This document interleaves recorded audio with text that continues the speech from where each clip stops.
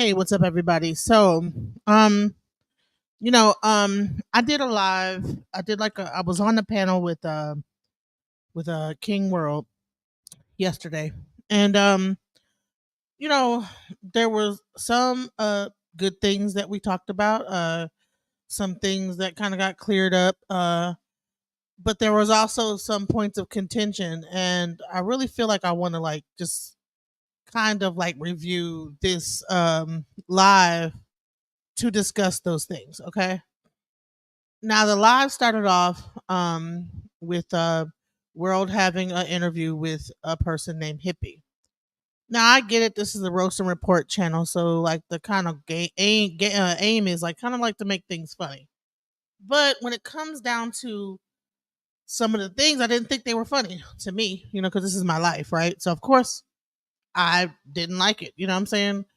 And then kind of into it, I began to answer the questions, and the questions that were asked of me I gave my answer to, you know and the interview started off smooth, but then other people joined, right? One particular person is a person named Michelle. Now there's been some, I guess Michelle kind of has some kind of anger towards me because she felt like I at one point threatened her. And I feel like, hey, what's up, Queen Sugar? I feel like the way that things were being asked of me was because of that feeling. You know what I'm saying? She already had some kind of built up frustration with me. And then the way that, the questions were being asked, it was almost like an interrogation. That's how I kind of felt. You know what I'm saying? It was almost like she's trying to catch me up in something, or some kind of she's trying to say, oh, well, if you said this, well, you said this back in, this time, and then I'm explaining to her the situation, but then it's being made to be like, oh well, you're not being 100%. So I want to review this interview that I did yesterday against I did this against advice. People had told me, hey, you shouldn't do that, you know what I'm saying? But or you shouldn't even talk about what was going on, with this situation, but I felt like I wanted to at least, admit that, what you guys said was right. So I went on their panel because at one point, they were saying, hey, you got these people in your house, they're not to be trusted, this, that, the other. And then, come to find out they were not to be trusted. Um, so then I talked about what happened, and then they began to review the content that those people that stole from me, what they did, and then there was questions, and they wanted to know what the answers to those questions were. And so then I in turn, was asked to come and further explain my side, after I had explained my side, right? So they had more questions, so I said, okay, I obliged them, not knowing that there would be this whole thing, you know what I'm saying, where I it's a long story, but so let's get into it, Man. It's on you. It's how you feel about Man, I don't know. This shit weird. Just come back with the bull. So the person that is talking right now is a person named Hippie. I'm gonna speed this up because we don't need to really take a whole lot of time really getting too deep into what she's saying. But bottom line is that Hippie is a person that was on Beagle at the time back in 2021, that was a part of the family with Shaka and them. At some point she had fell out with Shaka and them in the family, but she knew that, hey, I was on panels talking to Shaka and them, that Glitter actually was a family member. And for some reason, she's being kind of just because she kind of came up during one of the time when I began to talk about this, saying, okay, well, you did know this person. So at the time when I began to tell about what happened, I really didn't want to give Glitter no mention, so I said, this person, that person, right? But I guess Hippie felt like that I was just trying to not act like I didn't know who this person was, knowing that she had been in the Beagle family, which was really not the case. It was just that I wasn't trying to give her no shine, say her name, nothing. But Hippie decided that she wanted to bring her name into the fold, and that, and then try to make it seem like, yeah, that she had been trying to be with Shaka, and just pretty much kind of like insinuate things about what was going on in this situation, right? And this is the beginning of the conversation that happened yesterday. Bullshit. And it's no shade. I kind of believe Shaq and Nazim. As much as I don't like them, I admit that I kind of believe them. Can you tell me what's a few things that that you heard or that sticks out that got you kind of believing Shaka and Azim? I was listening to the replay, and I noticed how mad she was at the girl look. Like she kept calling her that bitch.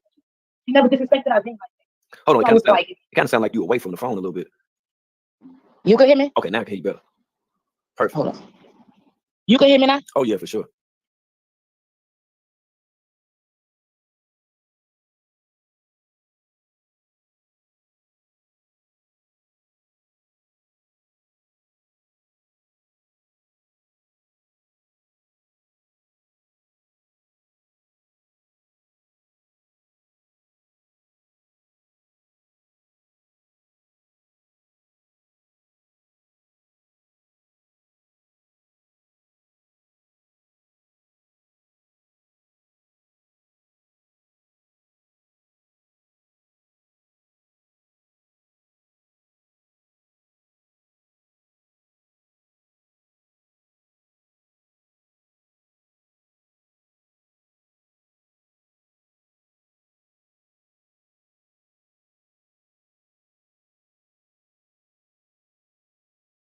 Yeah, I had to take that Bluetooth off. Okay, I was trying to figure out why she was so angry at the girl Glitter.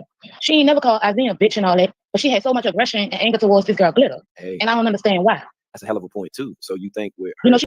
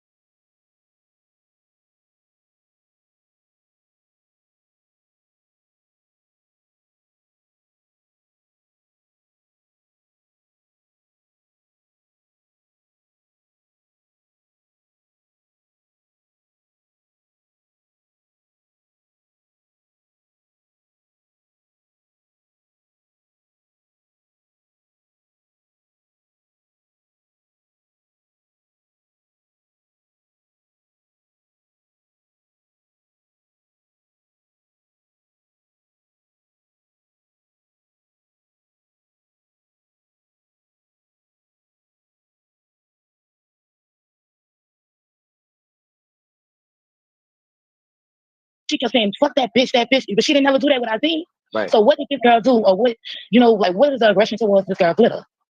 Something happened that we don't know about. I think it's that Glitter got something before she did. You know what? Okay, y'all couldn't So even hear me. I'm do you talking believe when mad she said shit. in reference to once I that couldn't hear she none I had to entered? say. Okay, so let me start over. My bad. All right, so the reason why I had a problem with Glitter, and she don't understand why I have a problem with Glitter, is because I don't understand how Glitter can come into my household and only be there for 2 to 3 months, and is on this live video with Shaka and Azine, and has her mouth open the most, explaining all this stuff and talking the most about what's going on in my house, and she's only been there for 3 months, right? Me and her were not really talking like that. I didn't talk to her like that. They were mainly in the studio. She would come out and say things to me here and there, but I wasn't really talking to her like that because I had already went through stuff with Shaka. I really wasn't feeling the situation by the time she came, and we went through. We had a few arguments, and she was there for them. So all she knows is what she knows from the point she got there. She saw the 2 arguments, and she knows from that point on. And everything else before that, she only gets by proxy of what they say. So I think it's disrespectful to come into someone's house who you know nothing about, and based on like a couple months that you've been there, you sit there and you're barely talking to the person, but you sit there on a panel with these 2 people verifying and co-signing all this stuff that they're saying. Now I get it because she's one of their wives, so therefore of course she's going to co-sign, but be the main one with your mouth open. She don't understand why I wasn't so mad at Azine. Azine was saying the least. So therefore, I didn't really have a problem with Azine. The person I had a problem with was the ones that was talking the most, Shaka and Glitter. Now, if Azine would have been talking. Now, the one thing I did have a problem with when Azine lied. When she lied and tried to come in there and say stuff that I was doing stuff and that I was the reason why Velvet came, and she thinks that the reason why I brought Velvet was because I wanted to like I was all about carbonation or some stupid ass shit. When she says that, now I got a problem with Azine too, right? Because she knows that's not the fucking truth. She knows goddamn well that Velvet did not have nowhere to go. And then that's when it became, because Velvet already had a place to go to, and that was like, okay, fine. But then when Velvet didn't have a place to go to anymore, that's when it came back to me and said, okay, well, can she come down here? So the fact that they're sitting up there lying on this live, and then this person's up here with her mouth wide open and laughing the hardest and yapping the most, and shocking them damn near falling out the chair. You know what I'm saying? Just bumping into each other, laughing, making up these stories. And this girl only knows me and only been in my house for 2 months. That's why I have a problem with her, and that's why I was so upset with her, because I'm like, how dare you do that? I opened up my house to you, open arms. You know what I'm saying? I let you sleep in my ancestor room where all my shrines and stuff are. I could have been told her, like, what the fuck are you doing? This is my, but I let her stay in there. You know what I'm saying? I let her stay in a very sacred area of my house where my shrines are at, my all this, and then you have the nerve. You know what I'm saying? I should have been told your ass when it go into the garage. I don't care if it's hot or not. You know what I'm saying? The AC hadn't even been set up yet. But okay, you know what? If you want to sleep up in here, since I don't know you like that, go ahead and sleep in the garage and get a fan. But I didn't do that. I let her go ahead and stay in my ancestor room, in the front room, where all my like shrines and ancestor stuff and from my religion is in there, and let her sleep on my couch. So to me, like it was the biggest disrespect from her to come there. Well, it was bad enough that they was super disrespecting me, and then on top of that, for her to come in there for that little 2 months and act like she been there a whole year and she got her mouth open the widest. That is why I had a problem. The door of her home, that stuff that took place with her and Shaka on the floor. Do you right? Because it's like, why is she so angry at this girl, especially with her so-called only being there for 2 months, which I already proved was a lie. Okay. Because she got it on her page. She got the girl Glitter on her page 16 weeks ago. That's longer than 2 months. So it's longer than 2 months. That's what I thought. I thought they had 4 weeks in a month. And 16 divided by 4 is not 2 months, my baby. Fuck, 2 months, 3 months. Bottom line is she wasn't there the whole year. Bottom line is she came there for the Charleston White event. She'd been there just as long as it was about to be the time to do the event, and then till they left. So whether that's 2 or 3 months or whatever, okay, you know what I'm saying. But bottom line is that she wasn't there the whole time. So for her to be with her mouth agape, yapping the most, laughing and guffawing the hardest, to me that's ridiculous, and that's why I had a problem with her. Because how do you come into a place where I barely know you and you're up in here judging me about what I got in my house? You ain't paying shit. I'm paying you to come and do this, and I don't really even need you to do it.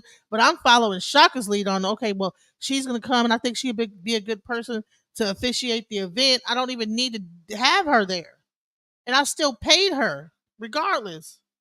So how dare you do that? And then got the most guffawing and laughing, and it's really you and Shy. If you actually look at the video, you're gonna see them bumping up against each other, laughing and ha, almost falling out chairs and just guffawing. And I'm like, dude, who the fuck are you in 2 or 3 months, whatever, whether it be 2 or 3 months, to got all this to say? And you're going off what they telling you. You know what I'm saying? Because anything before the time you came is what they told you. That's the disrespect that I'm talking about. You weren't there when the Ebo was done for my Orishas. So you're parroting back what he's saying, like you know, and you were there and you were not there. So that's why I have a problem. The person that was there, Azine, is speaking the less, but she's repeating back what Shaka is saying, and he's lying, and she's repeating it, parroting it. So those are the main two people I'm pissed off at, is the two ones that's lying and talking the most shit. Now I got a problem with the Zine for lying and saying all that shit about Velvet coming there and lying and saying all that she said. That shit ain't true. That ain't right either. So fuck her too. You know what I'm saying? On the cool, fuck her too. All three of them. See that now. See, that's a thing too. That's a whole thing too. Now, what do you think the reason is? That she said that about Glitter, because until that you came up there, it was as if she really didn't know who that person was. And she was trying. I think she was just trying to get her get back and make us feel one way. 222 up in this bitch. Towards like the girl and Shock, But mind you, I knew when I saw this girl, I knew who the girl was. I'm like, oh, she was in the family with all us. Right. So it was like, so when I'm sitting in the audience and I'm hearing her keep saying, oh, this girl, I'm like, Jen, you know this girl, stop playing. Mm. So that's what kind of confused me, that she was acting like she didn't want to know the girl. So in my mind, I'm like, okay, she's just trying to make us feel a certain way, or she's trying to paint one narrative. Okay, I can get that. I can understand that 1,000,000%. So what do you think the reason is why she was deflecting with that? Because of course we discussed that, it's something else. She could be hiding something. So then again, this is the problem I have with Hippie, is that, like, once again, I don't think you guys heard me to begin with. The reason why I have a problem with this interview and the fact that she's talking is because, right, she was a part of the Bigo family, right? So she begins to come into the situation and begins to talk about what she knows about the situation. I don't understand why she's considered like the authority on anything, or like she's the expert that knows anything, and why she's going to do what she has to say be in front of what I got to say. You know what I'm saying? But okay, he brings her up there to discuss about what she knows about the Bigo portion of things. Maybe it's about chronology. I don't know. But the bottom line is that Hippie was a part of the Bigo family, but then she ended up leaving, right? Then she brings up the back chat and this, that, the other. And I admitted what I did on the back chat. Okay, yeah, I showed my boob. Okay, whoop-de goddamn do. It was a lot more crazier and scandalous things going on in that back chat that was way worse than me showing my boob. You know what I'm saying? And bottom line is that, and I admitted to showing that, because I'm like, dude, ain't nobody gonna be able to tell and say I did nothing more than what I said I did. I know exactly what I did, and that's it. Ain't nobody gonna be able to try to like come and pigeonhole me and come out and think they're gonna release some shit like I did anything. You know what I'm saying? More than what I said. So bottom line is that somehow Hippie is being brought into fold. I think for maybe comedy relief, like to make people laugh. I don't know, because it's a roast and report channel, right? But the problem is that I'm having with this beginning of things is that it's seeming like that she knows more than what she actually knows. She has questions about things, but she doesn't really know, because she she's not there. All she knows is that, oh yeah, we were all a Bigo family, and then she's trying to elaborate on what she thinks, and that's not the truth. So that's why I don't like this portion of like this interview, because it's just a bunch of like speculation and what she thinks. And the bottom line is, it don't matter what you think. What's the main thing why she's so upset with Glitter, in your opinion? I'm telling you, that's what I think it is. Because what other reasons would she have to be mad at this girl? I mean, or maybe I can't see it. She wasn't mad at the other two boys that were staying there that she told us about. We didn't know it was two other men, so it can't be the fact that everybody was. That's what I think it is. The other two boys are not on the panel talking shit about me. Now, if they would have got up there talking shit about me, I would have been pissed off at them too. Like, who the fuck are you? Why are you up here too? You know what I'm saying? Exactly. Like, so if anybody comes and has the least amount of understanding about what's going on in my house, I don't see why anybody would have anything to say about what's going on in my house. It should have been just Shaka and Nazine. I don't know why they brought her in. I believe it was to be messy because she's a messy person. She's like a instigator, so to speak, antagonizer. Because in reality, we wasn't really having that many problems like that until she came around. So to me, I don't know whether like they felt more comfortable by having three people to like really like, you know what I'm saying, like the a triad to like be able to like really, you know what I'm saying, solidify whatever and have a third person to verify and agree. You know what I'm saying? But bottom line is that that shit is not, it's not cool to come in someone's house and have the most to say when you know the least. Mooching, because you didn't have a problem with everybody else mooching. So what's the problem with little mooching? And when you say mooching, you mean just like leeching off of freeloading? Okay. Because so not to cut you off, but I didn't have a problem with. I did not have a problem with Glitter mooching and freeloader. I had a problem with her being the main person with her mouth open talking shit. That's the part that pissed me off. You ain't see me say nothing about them, say nothing about Glitter until they be. I talked about Shaka and the whole situation with this event and everything. What he said, I wasn't even talking shit about Azine. It was Shaka that I had a problem with, but somehow she jumps in, Azine jumping. But I get it. That's their man. They're gonna, you know what I'm saying, fight for their man. But I had a problem with Shaka. You know what I'm saying, because he was the one who talked shit about me. He was the one who tried to talk some, do all that. You know what I'm saying? Talking shit to other people, and then I caught the replay. That was the person I had an issue with. That was the person I told Azine, listen, the fact that he did that shit is fucked up. You know what I'm saying? I communicated with Azine mostly, and by the end, very little to Shaka, and zero with Glitter. So for her to have the most to say, that's the problem.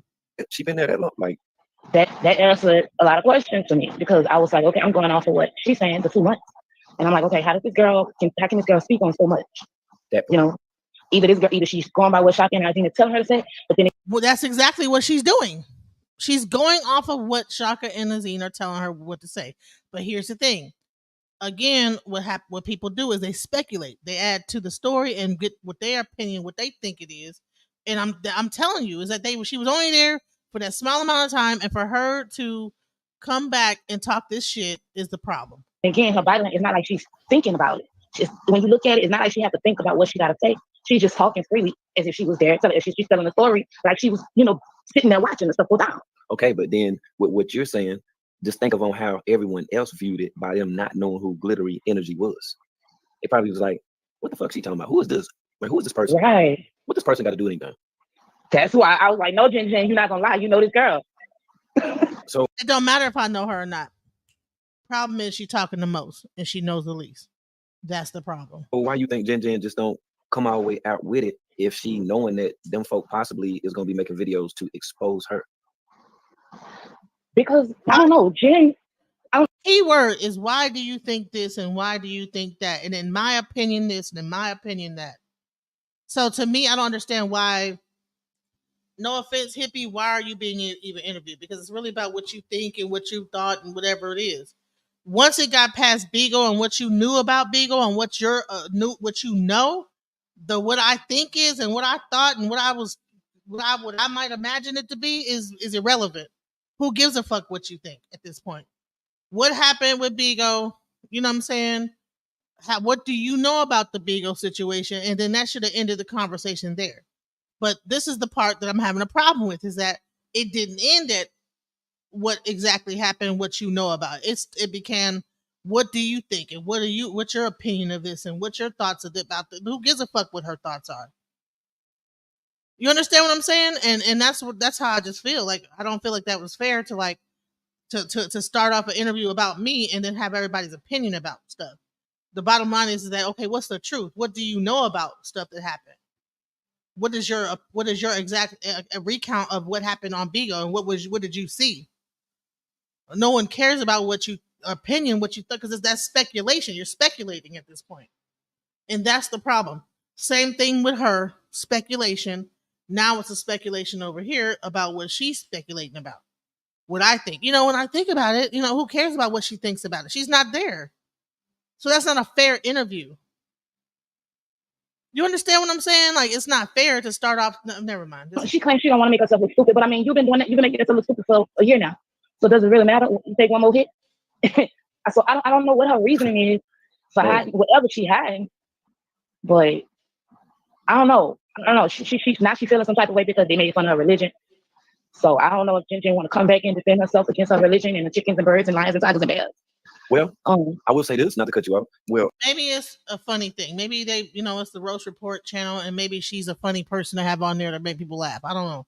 I'm gonna give them that. Maybe that's why she was up here with her recount of what she think. I don't know. She actually sent me information this morning in reference to the Babalawu, what she believes in, etc. So I might even get to, going into that. I would definitely like to learn, see what's up with that, because that shit shocking them said was crazy. And by Jen lying so much, it's kind of easy for us to kind of believe what they're saying over there, because I'd have caught Jen in a couple of lies. What's a couple lies that that you can just about her not knowing the girl? Then never said I didn't know the girl. I just didn't want to give her fucking name.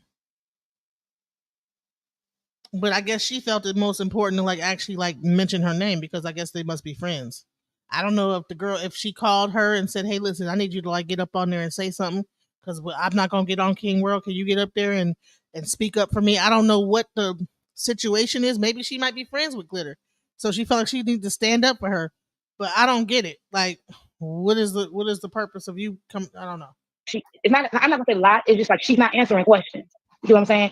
I asked her a specific question twice. I said, "What is it about these two?" Okay, I think you went out on me a little bit. Okay, for whatever reason, I don't have any audio right now. If you can't hear me, she would just say, whatever she said. You were muted out for about 5 seconds when you were talking. Oh, just now? Mm-hmm. When she came up on the panel, and she was in defense of Shaka, Tribe, Zulu, and everything that they had going on. Everybody, in the chat, the panel, we were like, you know what? Yeah, you there, you got Shaka there because you want some of that pickle. Okay, that's what we want. So I'm asking you, what do you think in reference to the reason why she said that she wasn't in the Shaka and he got a little pickle and all that stuff? Is it because she's mad now? No. I'm asking you this. Do you think that the reason she said that is because she really was into Azim? That could be because she did not disrespect Azim. Do you think that XYZ? What is your opinion of XYZ? Now, what he should have said was, have you seen Shaka's pickle? Do you know if it's whatever? Is she lying based on what you've seen? Because she can't say that she's seen it because she wasn't in the back chat. I was the one that was there, and I'm saying what I saw and what it was. Now, it might be something to somebody else, but it wasn't nothing to me. So, bottom line is, it is what it is. It could be. You want something? Because she did not disrespect Azim at all. Make it make sense. She disrespected Glittery and Shaka. She didn't disrespect Azim. Now, first of all, wouldn't that be creepy? I'm 46 years old. For me to be trying to get up with Azim, what kind of creepy ass shit would that be? That's super weird and creepy. You know what I'm saying? I don't even date dudes that's 26. Why would I even mature? I don't even date women, period. So my thing is that's first off the table. But then if I was into that, I sure as hell wouldn't be going all the way down to 26. I'm 46 years old. So let's get that straight. Make it make sense. So Ginger need to go and tell us what's happening with her and Azim. Why? Because she did say that Azim is a lesbian. So how you know that? Make it make sense. She did say Azim is a lesbian. So and then she said Shaka was zinging, but I don't. She's not a lesbian. She's bisexual, and they both do kind of whatever they do. They got their thing going on. You know what I'm saying? But I would never be a part of that because that's weird to me. It's creepy and weird, and I'm just not into them like that. I would never be into them like that. So I don't know why Shaka lied and said all that what he said, because I don't never have he don't have no nothing of me ever trying to come on to him. So for him to say that was clout chasing and bullshit. I don't Make think it make that. sense. Everybody say that shit. I said that too. But I mean, I ain't never seen the boy play with the boys. But then again, I wasn't around as much as them. So hey, You got a I point. can't. You got a point, and I don't mean to cut you off because that's just like every time I noticed in the past, whenever a motherfucker got mad at me, just because I smoke bud all motherfucking day, motherfucker be like, oh yeah, you a crackhead or this or that. Shit like, you know what I'm saying? See, He no Genesis. That's all I know about. devotee, so assurance of continue. So then when it comes down to these women that that you're saying, that basically was I had seemingly addressed with my issue with hippie is it's a lot of alleged, it's a lot of what I think, my opinion, what you think of it is, and I really don't care about what people think, you know what I'm saying? And so I had an issue with the fact that it was like a thing that's not based in fact. Like if the only thing that she really could speak about is what she knew about the Bigo panel.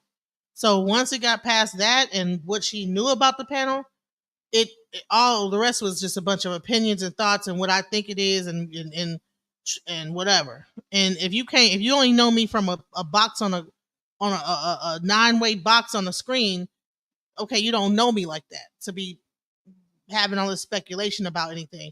First of all, we argued the majority of the time we was on Bigo, and I don't know why she didn't talk about that. You know what I'm saying? For her to be even talking about anything, she should be talking about, oh, okay, well, they was really pretty much arguing the whole time. You know what I'm saying? About whatever. You know what I'm saying? Because that was really what was going on Bigo. Is me and Shaka arguing at the time and going back and forth. So where she would get any idea that I was trying to be his wife is insane. attractive. Where does Velvet fit in, within all of this? Because Shaka had somewhat of an attraction for her, if not his wife. And got it. I mean, Velvet's not ugly. Okay. On the outside, I mean, her face not ugly. She's just not a good person. And about it. If you wanted to be offended about it or think people taking it too far, you shared it. You like this is like I said, it's new to us. I'm not gonna come at you disrespectful or none of that. Like I'm just trying to get some answers and make it make sense like everybody else. And people have different approaches. Now this part of the interview I don't have a problem with. Okay. There were some times, whatever, when I would say certain stuff that for some reason, I guess, they would take it like I was trying to promote Tribe Zulu or whatever the fuck it is. But that's not what I was doing. They would ask me a question, and based on that question, then I had to okay, bring in these aspects. Okay, if you ask me about the event or whatever, anything that happened or whatever, I have to okay, well, in order for me to talk about that, to not be sounding like I'm skating around what I'm talking about, I gotta say the thing, right? But it was like every time I would begin to explain, okay, no, well, don't say this, don't say that, you can't bring up these people's other channel. I don't care about that. But okay, well, that's a part of the whole situation, right? These are the things that were going on. So I can't really necessarily speak freely about what's happening. And I'm going to really take time and I'm going to create my own thing. You know what I'm saying? Where I break the whole thing down again for the 15,000th time because I don't feel like I'm really being able to truly explain stuff without being interrupted and it being about, oh, well, can't say this, can't say that. You know what I'm saying? I'll do it on my own channel where I can speak freely and not be interrupted because I mentioned a panel or I gotta cut my words and slice and dice what I'm trying to say or and then it sounds like I'm lying because I'm trying to edit myself the whole time. I need to be able to speak freely and say what I got to say and not be able to be told, oh, well, no, don't mention this and don't say that. Well, you keep mentioning this. You're trying to promote them on my. No, I'm not trying to do any of that. That's a part of the story. It's almost asking the person who wrote Mary Had a Little Lamb, well, how'd you come up with the story? How'd you the song Mary Had a Little Lamb? You say, well, don't mention the fleece. Don't mention the lamb. Don't mention Mary. You know what I'm saying? And then you got to explain Mary Had a Little Lamb without mentioning Mary, the fleece white as snow. You know what I'm saying? You can't really tell the story of Mary Had a Little Lamb. Don't mention Mary. Don't mention the lamb. Don't mention the fleece. And now tell the story. It's like, well, how are you going to tell that story? You know what I'm saying? It's going to sound like you lying, right? It's going to sound crazy, right? And that's what I felt like. It's like I'm being told to tell a story, but I can't mention any of the moving parts in the story. And then when I slip and mention something, it's like, oh no, you're trying to promote Mary Had a Little Lamb. Well, Mary Had a Little Lamb is the subject.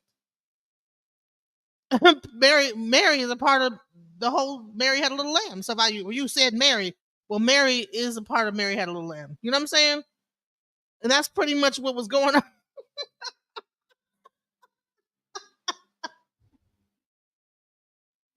That's what it felt like.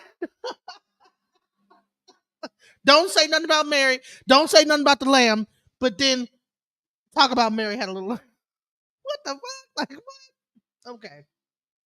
Here we go. With how they do things. Right. But It's when all you in the approach. It's all in the approach and how you say that thing gets a different response. So my thing is that, yeah, I did come out here with this story or whatever because people were broadcasting and blasting me out. So I brought the information here about them stealing my stuff.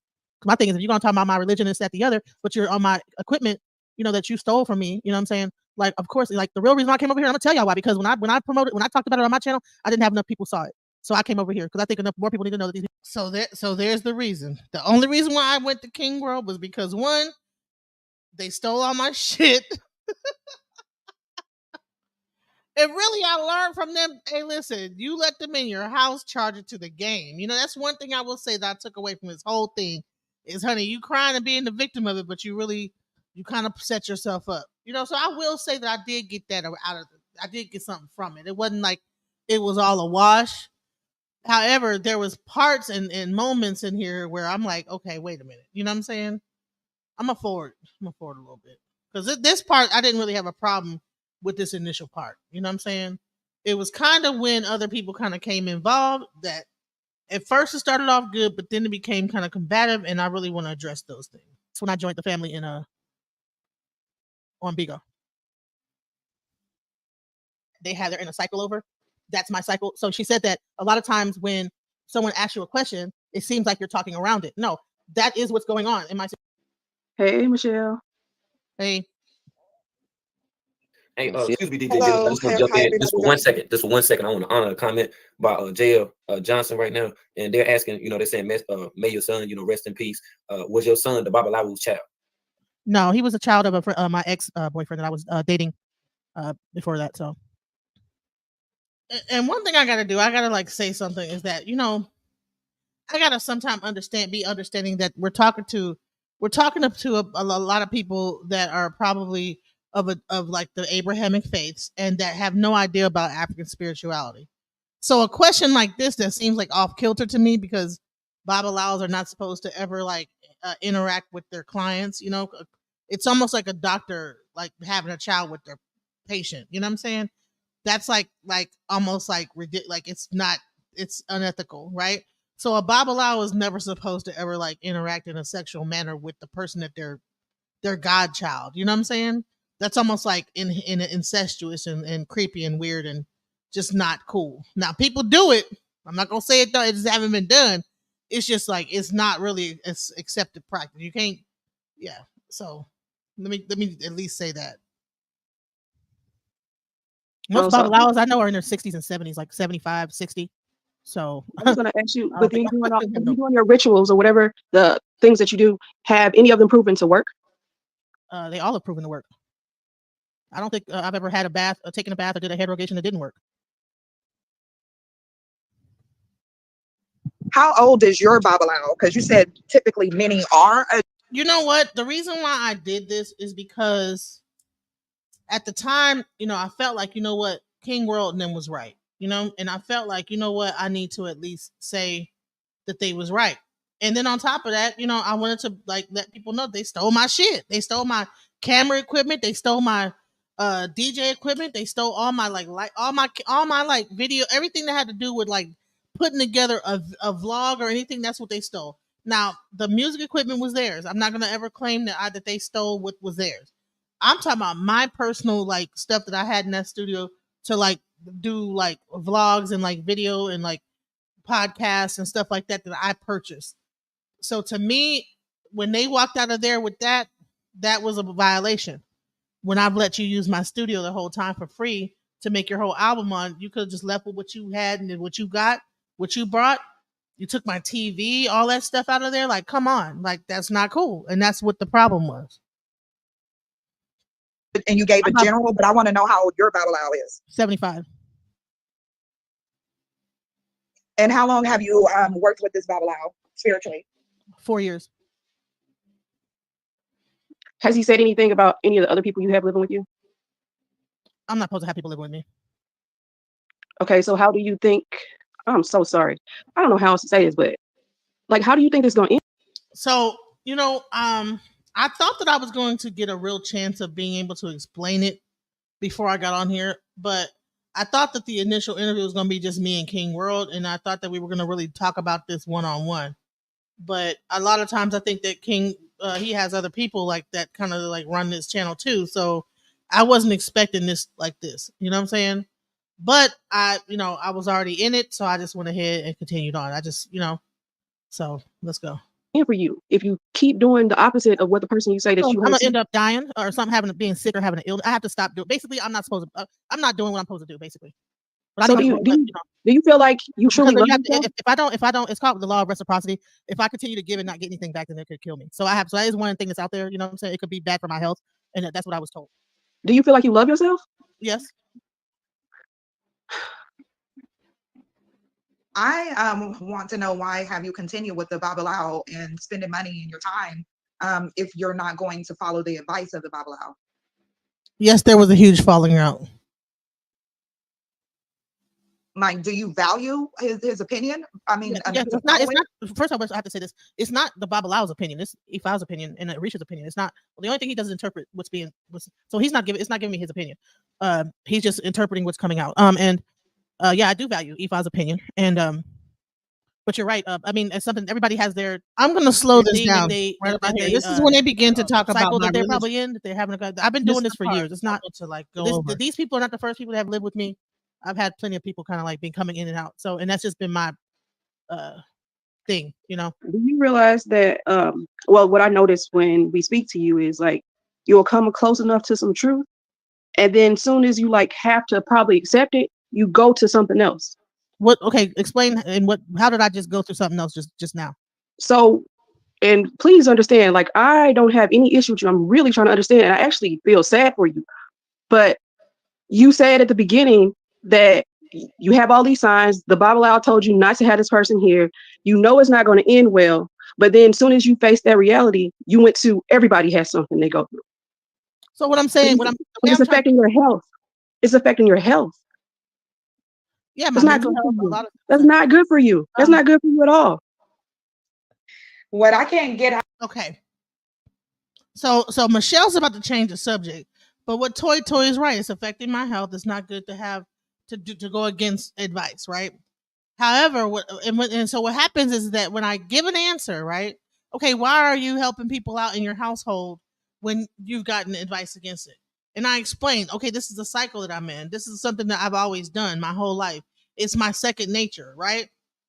That's my second nature. If someone comes to me for help or whatever, if I have help, if I have it to give, I'm gonna probably give it. You know what I'm saying?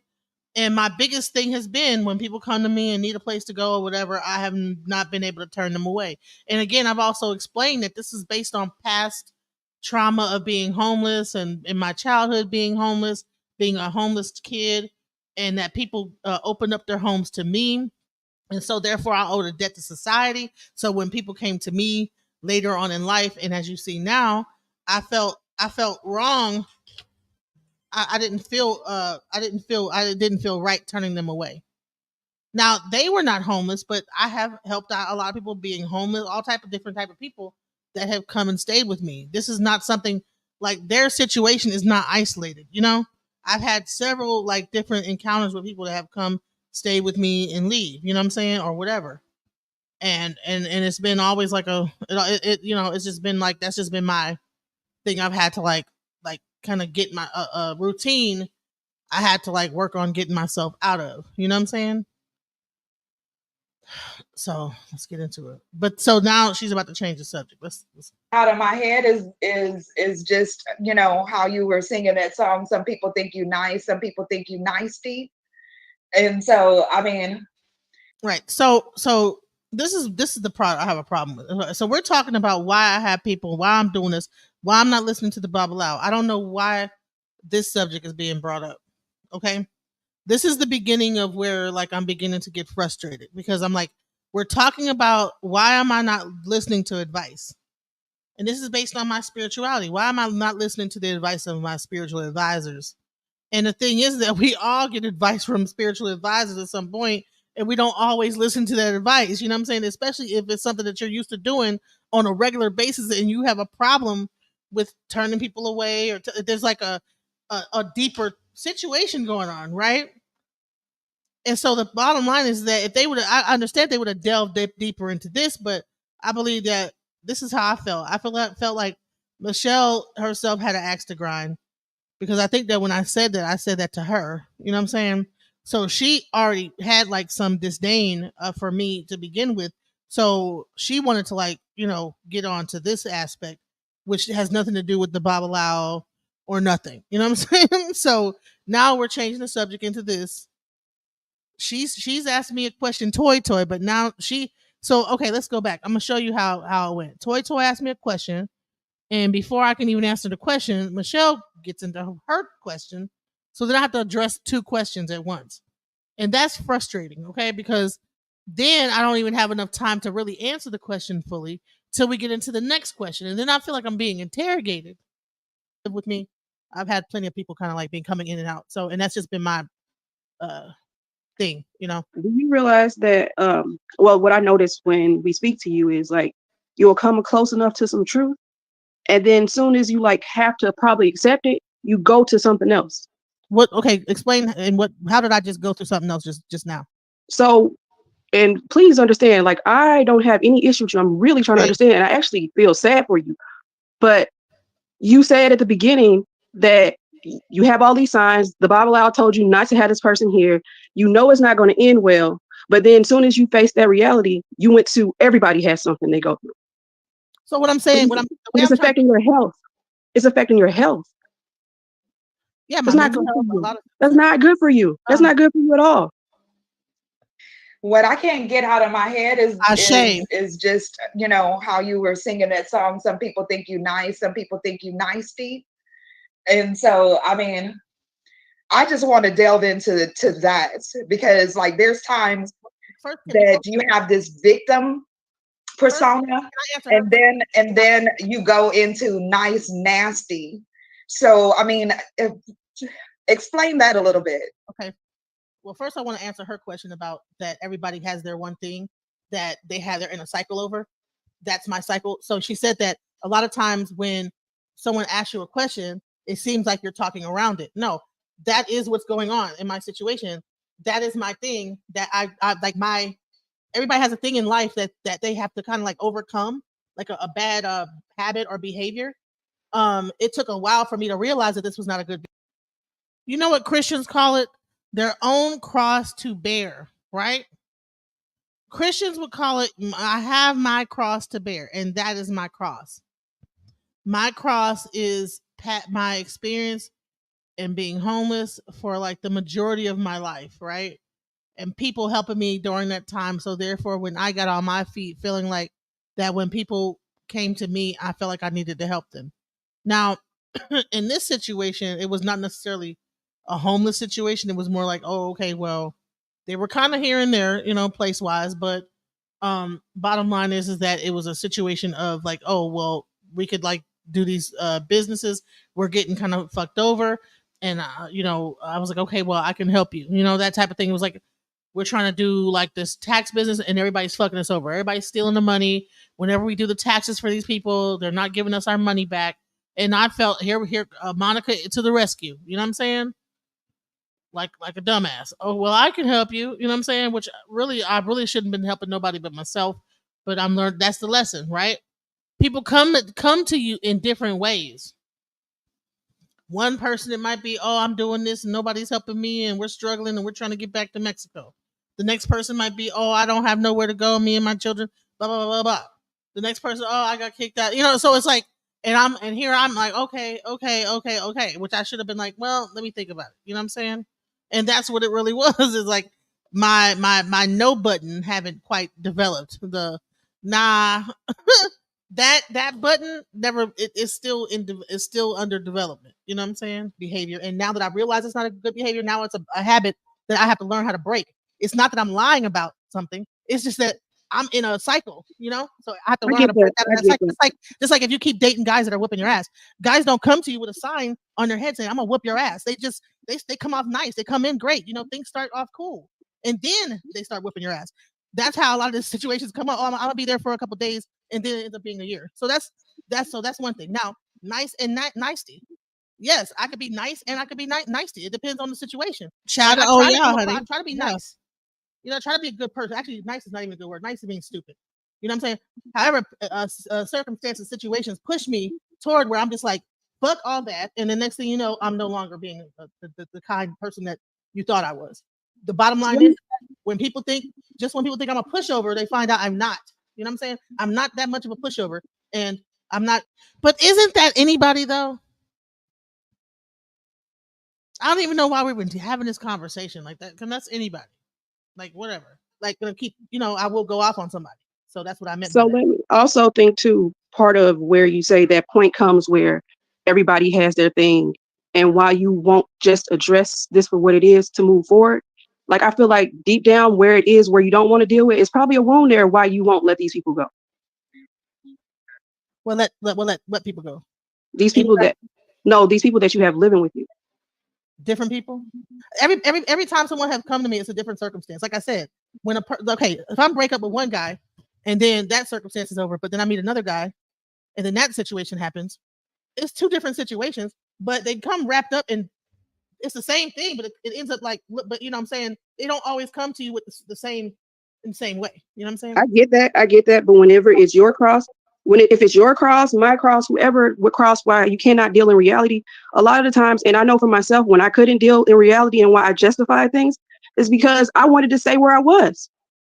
So do you think that I'm justifying, or am I explaining why well, you asked me why, but then when I'm giving you the reason why, I'm justifying and making excuses.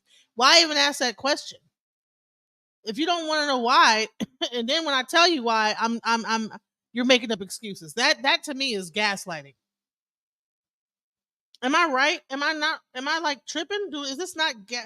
If you ask me, okay, why are you doing this? And I say, well, I'm doing it because of this. And then you turn around and say, oh, well, you're making up excuses. Like what? Okay. Okay. All right. Never mind. So here we go. But when I was ready to face the truth and stop justifying it and just move forward, that's when I healed. Okay. Right. And sometimes you got to take accountability for the choices that you made. And part of what I'm saying is that is what I'm working on, atmospheric. You know what I'm saying? Atmosphere.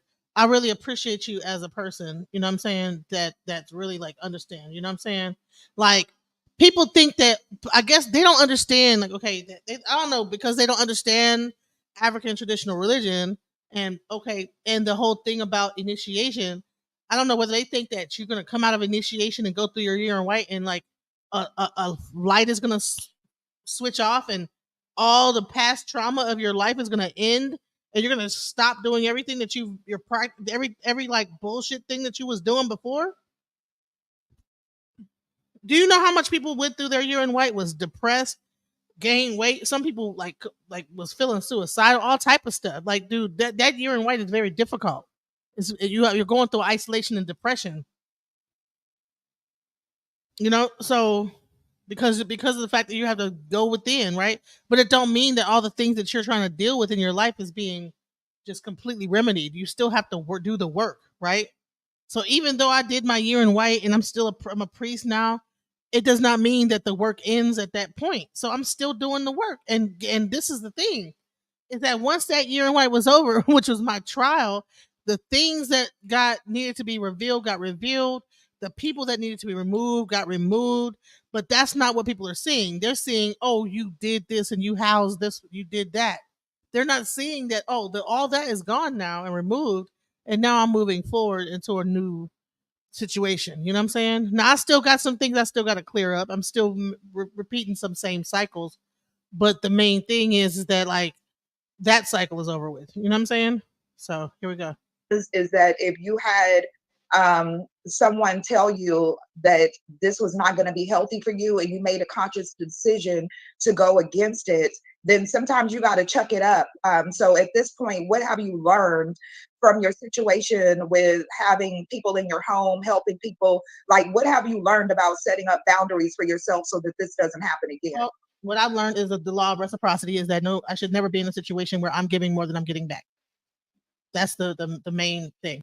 So that lesson came after they left. So that's when I spoke to my chief, because believe it or not, throughout my whole year in white, I was not really talking to Babalaos. You're not really supposed to get read or nothing like that. You're not really supposed to do nothing when you're in your year in white. Now, other people, I took them to see Babalaos, but you're not supposed to get readings.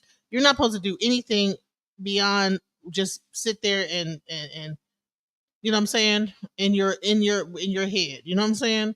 So bottom line is that people don't understand. Well, didn't you already get told? You got told this about the Bible? No, I didn't even. My first reading came after I finished my year in white, and that's when I had these people here and this, that, the other. And then after that, that's when I began to get readings again. I began to get told, and the actual reading from the Babalawo that told me that this was not going to work out came the day that I found out they were gone. So riddle me that. I didn't get any indication that what was going to happen until the day it happened. So there we go.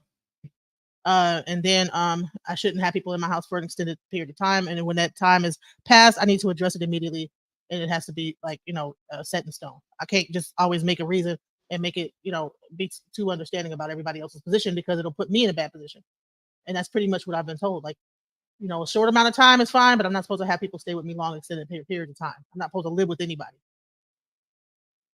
except Right. like a And I husband have or a another spouse. question, because I know it was kind of alluded that your relationship with Shaka and Azim were business related, and you got into all of that, so we don't have to delve into that again. But again, I just have a question, because like if I'm talking to somebody and they're like, "Oh yeah, I got this business going and this." Okay, now I want you to see how she asked this question 3 separate times. I answered all 3 times, but then each time she changes it and says, "Well, no, I don't think that you're understanding what I'm saying." And then it's changing the question each time. Then finally, but there's 3 separate questions, right? But it's making me seem like I'm not answering the question, when in reality I am. I'm answering every question. I want you to see this, because this is the thread that I'm like noticing that's happening. Is that like people ask me a question, then if they don't get the answer that they want, then they ask me another question, and it makes it seem like the other question that they gave me, I didn't answer it. It's like, no, I did answer the question. So let's go into it. Let's listen. Money, and I can link you up and put you on Bigo, give you 10,000. You know what I'm saying? I'm working on taxes. I'm doing this, doing that, and it's not bringing anything to fruition. But you're staying in my house, and it's supposed to be business, and it should be some money generating. Like at some point, I'm gonna have a conversation with you about why money isn't being generated, because there's still this obligation. You're not staying with me for free. You're staying there because you were working on business with me that was supposed to put money in all of our hands. And so I'm just still confused about how you let someone stay. Let me say this. Okay. So she said she's asking a question. Okay. Now she said all that, and finally we get the actual question, right? So she's made all these statements before she makes the question. You understand what I'm saying? But then I'm supposed to remember all that she's saying. But I'm thinking this is going to be a question, so I'm like memorizing this so I can answer the question. So imagine how confusing it is to have a question being posed to you, but there's a long statement before the question of what they feel about what you did, and you got this and that going on. But then here's the question after about like probably like 30 seconds of like a statement being made before that the question even gets posed. That to me is very confusing. I'm sorry. Maybe I'm slow, but how that question came to me, I'm like, what? You know what I'm saying? But I still answered the question. That again. But again, I just have a question, because like if I'm talking to somebody and they're like, "Oh yeah, I got this business going and this money, and I can link you up and put you on Bigo, give you 10,000." You know what I'm saying? I'm working on taxes. I'm doing this, doing that, and it's not bringing anything to fruition. But you're staying in my house, and it's supposed to be business, and it should be some money generating. Like at some point, I'm gonna have a conversation with you about why money isn't being generated, because there's still this obligation. You're not staying with me for free. You're staying there because you were working on business with me that was supposed to put money in all of our hands. And so I'm just still confused about how you let someone stay in your house for a year that you kind of invited to do business and all of y'all were supposed to make some money with, how you let it just go on for a whole year without making or generating any money off of them, and then kept investing into other businesses as well. Okay, so I think I already explained that. Okay. It seemed like the first thing that we were doing with the taxes did not go through. I didn't know that they were pocketing money and whatever. So then that's when I came up trying to come up with other ideas. Okay, well, I got these people here that came from California and the whole objective was to be able to generate the money and then maybe go along their way. So when the one business didn't work, then I felt it beholden on me because I'm the one who said, hey, we'll come down here, we'll do this. And when the things didn't work out, I felt responsible for getting them off and going back to Mexico. So I'm doing everything I can. Meanwhile, I'm not sure what they have going on. So Right. I'm coming up with ideas. I'm like, okay, well, maybe we'll do this TV station. Some residual income can come from there. Then we started talking about the music. So I don't have an answer to that question. If I had the answer to that question, I probably would have made some money in that situation. I wouldn't be broke. Let me rephrase it because it looked like y'all were investing in businesses together. But so I guess essentially what I'm asking is that if you weren't generating any money from all of the things you were investing in and not seeing a return, why would you continue to invest in those particular people? Okay. Like, so the Charleston White thing, even though I didn't get any money off of that particular thing. Now, the tax business, I wasn't seeing any money in it. So I moved on to the next thing. And that's what she said in the video, that when one thing doesn't work, I move to the next. I don't keep going, right? I move to the next business. That business wasn't generating no money, move on to the next business. Then I did the TV station. Now with the Charleston White thing, that was a success. It was not necessarily a financial success, however, initially. However, it did begin to generate some money on a monthly basis. But they were in control of that. They're in control of the channel. So right, okay. Maybe I should rephrase it a little bit. Maybe it was successful. It had 200,000 views. No, it had 5 million views. Hold on a minute. What I'm saying is maybe I'm asking too broad. Okay, so I think I answered the question there, but the answer was not sufficient, right? It wasn't good enough, right? Because I answered the question. The question was, if they were not making any money, why would you continue to invest in them? And I explained that at first, the first business did not make any money. So I said, okay, well, let's try something else, right? Moved on to something else, right? Then that one didn't make money, but it was successful in its right, that it had the potential to make money. And on top of that, it actually did make money. It didn't make the money that I expected, but it did make money. However, they were in control of that page that the money was funneled to. And so therefore I ended up not making any money. Because once everything was said and done and then they left, I don't have control of that no more. So therefore, I don't, like, whatever the payout was on that, they're still getting the residuals off that. I'm not getting anything. But that wasn't a good enough answer. So she's going to ask the question again. Let's see what happens, okay? Out of a question, so let me narrow it down. Okay, so they had a restaurant business in Mexico and other places, all of these things prior to them coming to you. So they were successful. They were essentially coming to you because they were already on taxes. Y'all were going to work together on business. So when you realized business wasn't working out, why would you continue to invest into someone who didn't seem destitute because they had all of these other businesses, a gym in Southern California, things like that you could have told them it's not working, go on about your business, because you along with them were giving this impression that they were good. So you didn't have to continue. You know what? You don't see that happening. And it's weird because, like I said, I'm a priestess, but I'm still working on myself, a lot of this stuff was done. I was kind of thrown into a lot of stuff. It's a long story and I'll get into that. But during my year in white, with the whole like Jaguar fiasco, all that stuff was happening during my year in white. So a lot of this stuff is me clearing up things and like the residuals of me going through that year in white. And I never was at peace in my year in white. I was never able to really sit with my Arisha the way that I should have. So that's part of like the mistake that I made is by bringing other people in and breaking that taboo. Now I'm suffering the repercussions. And this is actually a lesson, to anybody, is that, hey, when you get told, you're supposed to listen. So let's continue. Continue to invest in them as if they were destitute.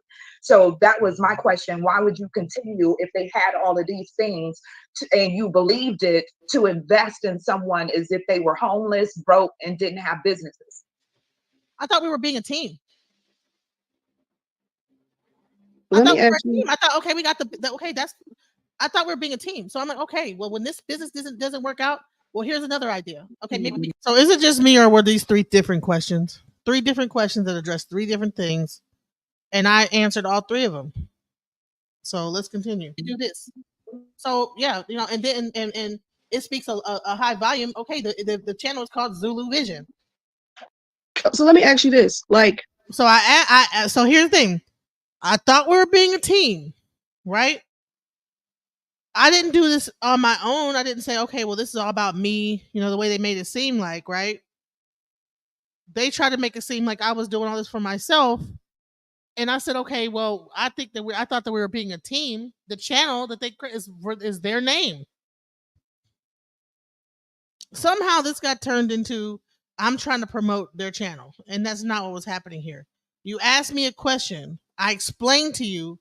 I thought we were being a team. I answered the other two questions you asked me about what was going on. Those were not good enough answers for you. So now I get more into depth about, okay, what was going on. The thing is that you keep pushing it. But then when I get more detailed about it, then all of a sudden, no, you keep promoting. It's like, no, you keep asking me the same question. And then that answer, the general answer to it is not good enough. The semi-in-depth one is not an answer enough. Then I get more in depth with it, and then all of a sudden now I'm promoting Zulu Vision. If you don't get come on now. And then now someone else jumps up here and starts cussing me out. And I'm like, wait a minute. If this person would have just took the first answer I gave them, instead of you're prying into it. But then when I give you like an in-depth answer to the pry, now I'm trying to promote something. It's like, dude, that's not fair. Don't keep prying then, because if you keep prying, you're going to get more detailed information. And that detail is going to mention, like, okay, well, you're saying, all right, so just like I said, Mary had a little lamb, okay? So who had a little lamb? Mary.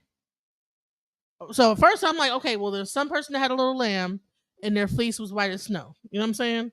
Well, who had, well, so, and everywhere that they went, that lamb was sure to go. Well, hold on. So then what happened to the lamb? Well, there was a lamb and this, that, the other. Okay. Well, who had the lamb? And I say Mary had the lamb. It's like, hold on. You why you mentioned Mary? That's what it's. Then they say, well, now you're promoting Mary. Now I'm trying to explain the damn story of Mary had a little lamb without mentioning Mary. But then you keep prying into who had the lamb and this, that, the other. And now I'm saying Mary. Now all of a sudden I'm the bad guy, and now you promoting Mary had a little lamb. Well, then don't get that detailed into the questions. Like, just, okay, you want to know I told you the answer. That's it. No, that wasn't a good enough answer. Let me try to rephrase the answer to like really get in depth with it. Okay, well, that wasn't a good enough answer. Let me just try to get more deeper.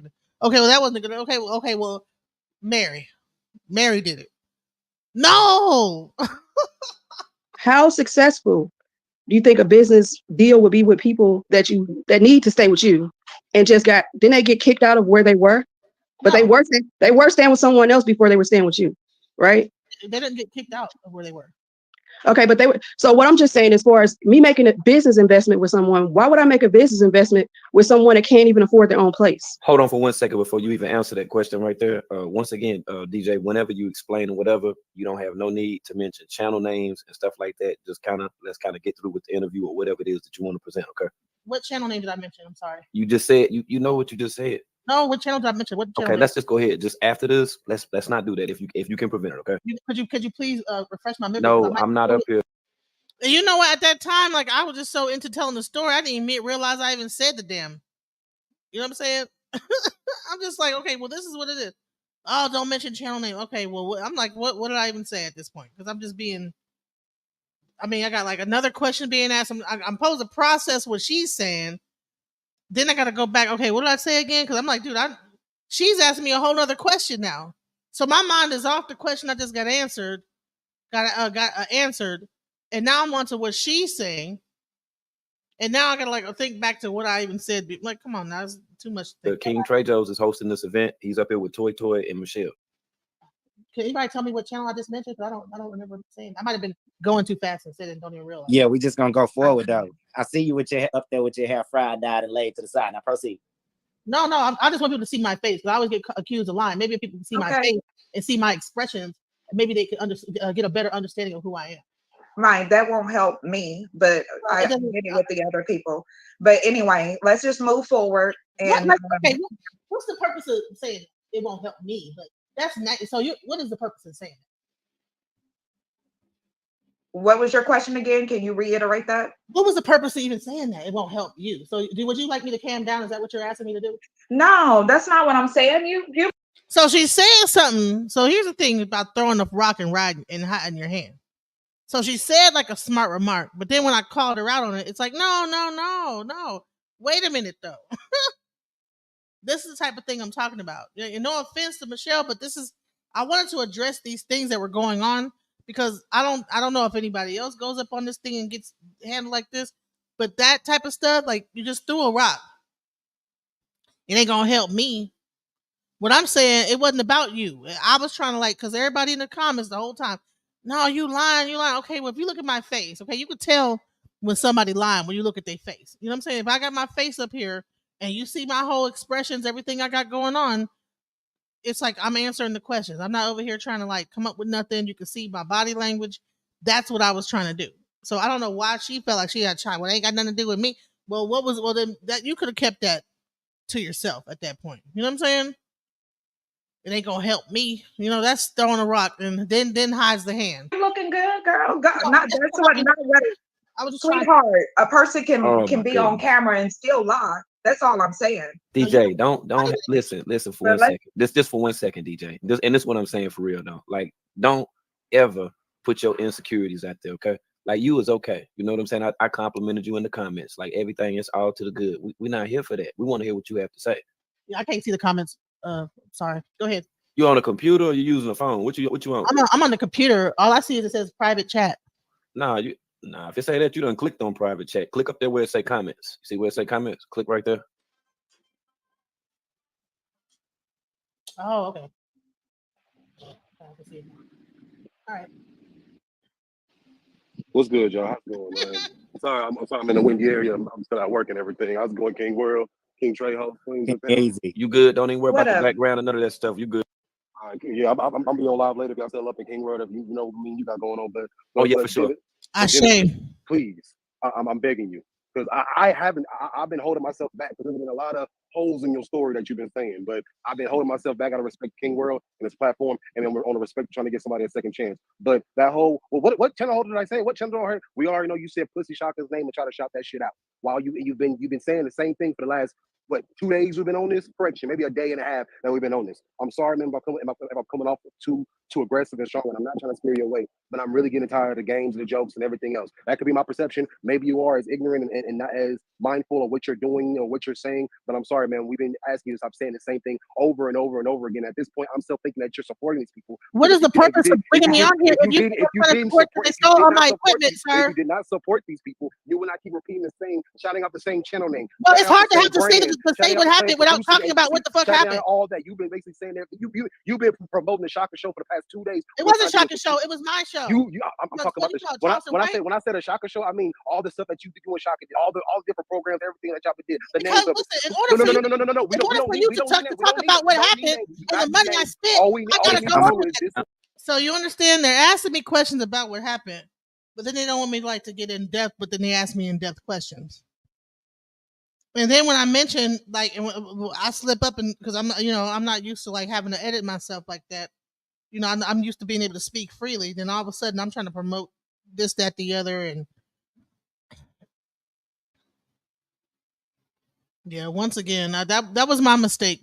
I should have just stayed on my little channel and just did my little thing. I don't know what made me, because I'm looking at it now. I'm like, dude, there was no way I was gonna get a fair shake because everybody sees me the same way. It doesn't matter. It don't matter. So Time out. Time out. Okay, we can't yell over each other. We do have an audience. Correction, yes.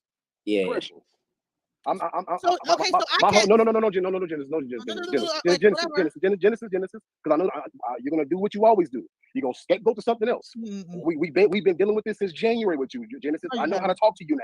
We haven't done with this since January. You want to check some time stamps, Genesis? Because if you want to be serious, I was the main one trying to tell you in the beginning of the year stuff. So here's the thing.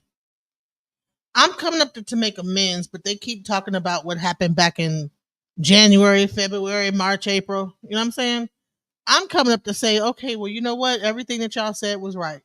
So even if I'm coming up there to say that, it don't matter. I guess they all felt like they was mad and they wanted to like take off on me. That's what it felt like. It's like, okay, y'all was mad about it. So this is like your time to kind of like unleash your frustrations on to me. You know what I'm saying? And that's how I just really felt. It's like, dude, I've already apologized about that. I've already said you were right. But I guess that sometimes even when you apologize about certain things, it don't erase how people really feel. So this is like their venting session. And I probably just should have like took it as that and let them vent. But to me, I'm like, dude, I didn't come up here for that.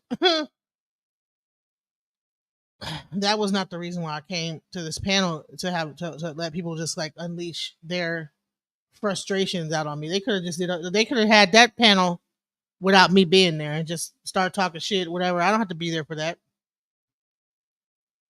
That wasn't the reason why I came. I came there to talk about what happened to me and to apologize and tell them that, you know what, everything you guys said came to fruition and you were right. Everything else really don't even matter. You know what I'm saying? Once I said that, that's it. You know what I'm saying? So around with fucking Shaka, fucking people like Solar and people like Velvet. I was the main one telling you. If all these people are telling you that these people are assholes, why are you the one to fix? Oh, no, I'm gonna have a different story, and you couldn't give me an answer for that.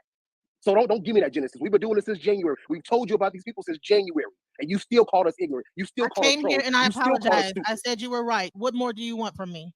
No, but you're acting. I got the experience exactly why what you said was true. You're acting as if we don't understand your character, and that's why everybody keeps calling you out about everything they're seeing about you. They're not doing it to be aggressive against you at all. I'm not either. My thing is, I'm a realist. When it comes to somebody playing and the people I fuck with face and playing in my face, and I'm hearing this shit because I'm a supporter of this channel. I gotta call out the bullshit. I'm sorry if I came off aggressive. I'm sorry, Queen. But that's what I'm saying. I showed the police report and everything. I showed everything. I don't have anything to lie about. I have no, like, I'm telling you what happened. Genesis, when did I ever say you lied? I don't know what you're talking about. When did I ever say you lied about anything, Genesis? What are you saying? That's the first one. All I said was you already know what we said about stop calling out these names. Yes, that's exactly what we said. Stop playing around with me, Genesis. Stop playing around with me. If you would just let him finish what he got to say and then rebuttal and then respond, it would go a lot better. We're not up here to argue. Let's just keep it like on a professional level here. And brother, I didn't come to argue. I just wanted to come up. They want me to keep it on a professional level, but there's nothing professional about what's going on here. I'm sorry.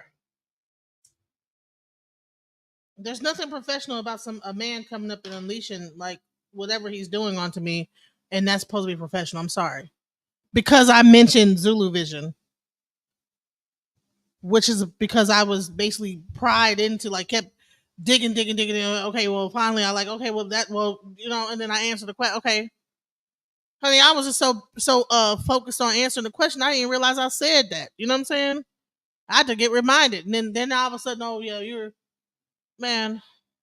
Said that, hey, when you're saying X, Y, and Z, you're referring to other things. So all I'm doing is give my own personal opinion towards it. Now I'll go back in the chat. Like I said, when I get off, I can go ahead and I can go have a whole talk with you, Genesis. But other than that, like I said, Genesis, we've been knowing your character and your nature. To be quite honest, this is really my vent. After this, I'm leaving it. I'm letting it go because Meeting the Other Minds is going to be airing tomorrow on Real Life Street Stars. I'm just going to be venting about this and let it all go, and then I'm going to move on to the next thing. Really, after this, I'm not really focused on it no more. They can do whatever videos they want because I'm be focused on throwing events. I don't care at this point no more. But I just had to address this because I really feel like I was just very frustrated with this whole thing. You know what I'm saying? Even though it ended good and they had a lot more positive things to say toward the end, it was how this middle went that just irked the shit out of me. When I rewatched it back, I'm like, that's not fair. Like that like you're trying to break me down, I guess, to build me back up. But it's like, no, that's gaslighting. You're trying to make me seem like I'm lying about something, or I'm purposely doing something I know I'm not doing. That's gaslighting. If I know I'm not purposely trying to promote their channel, but I'm being asked questions to the point where I have to get more detailed about it.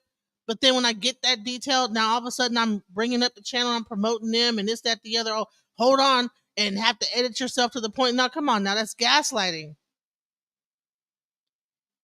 For the past 10 months now.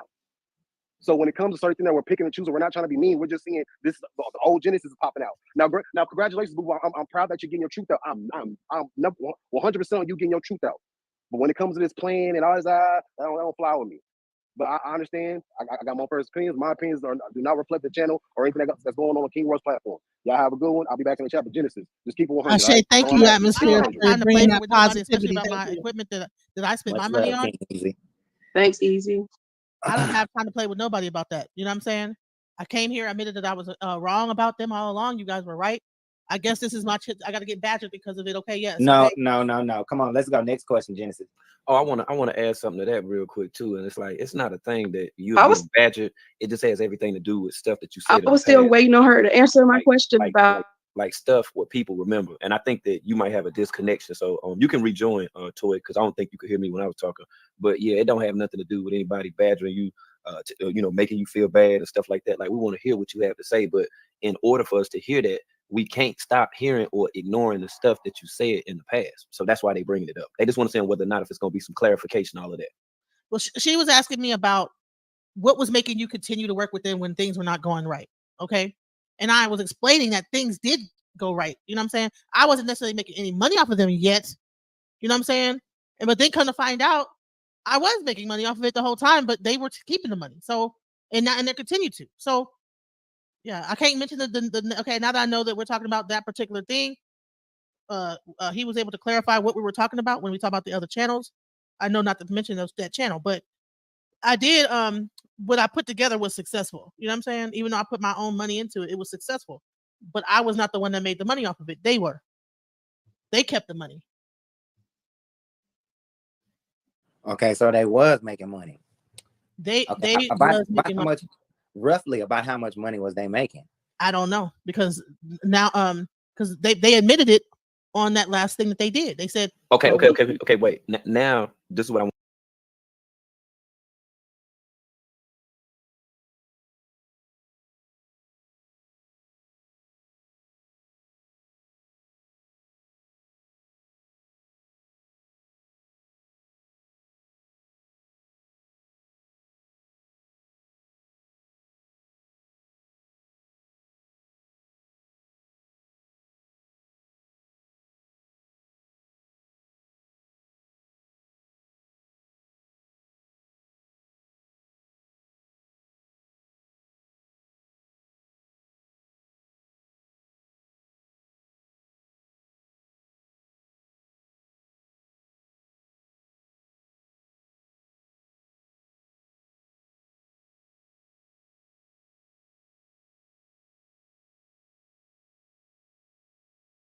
Want to show you from what I just stated, and I'm gonna drop back down. But this is why we're asking you these questions. I'm sorry. Prior to this statement about 15 minutes ago, you said that they were not making any money. You said the entirety of the time that they stayed there, they didn't even pay you. So you said, hey, I didn't know that they had any money and that they were sitting on it, so for a rainy day or whatever, and they were basically playing you. That's all I just want to show you. Okay, so listen, I believe that, right? Until they just came out with this video, and in the video they say that they was making money on the side and pocketing the money. That I didn't deserve any money because I didn't do any taxes. Now let me show you just. Now I said this about 4 times.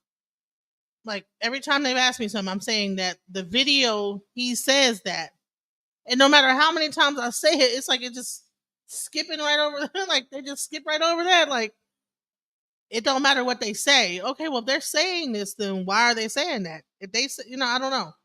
But it doesn't even matter what they're saying. They're like, listen, they were actually admitting that they pocketed money on the side, but none of that matters. You understand what I'm saying? Like none of the matter, nothing, whatever they said don't matter. But okay, what do you have proof of? What you? I didn't make no money, and I keep saying I didn't make any money.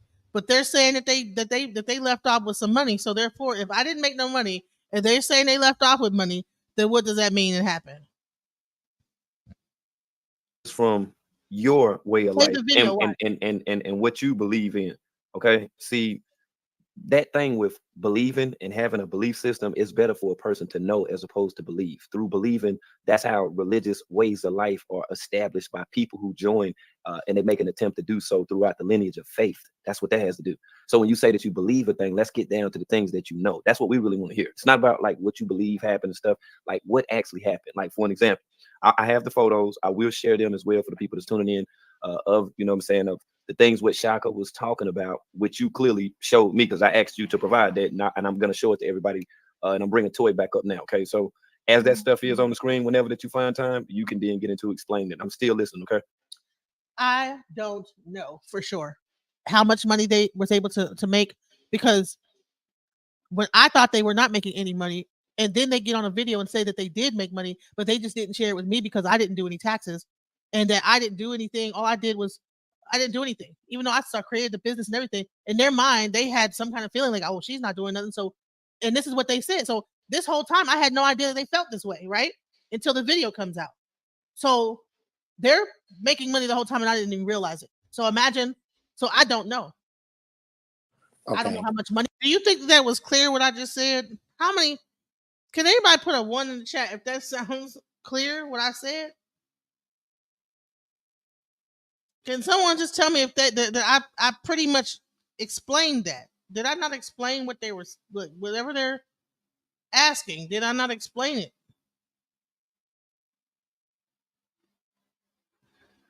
I don't understand what the question is. I'm like, I explained it. Like, what do you mean?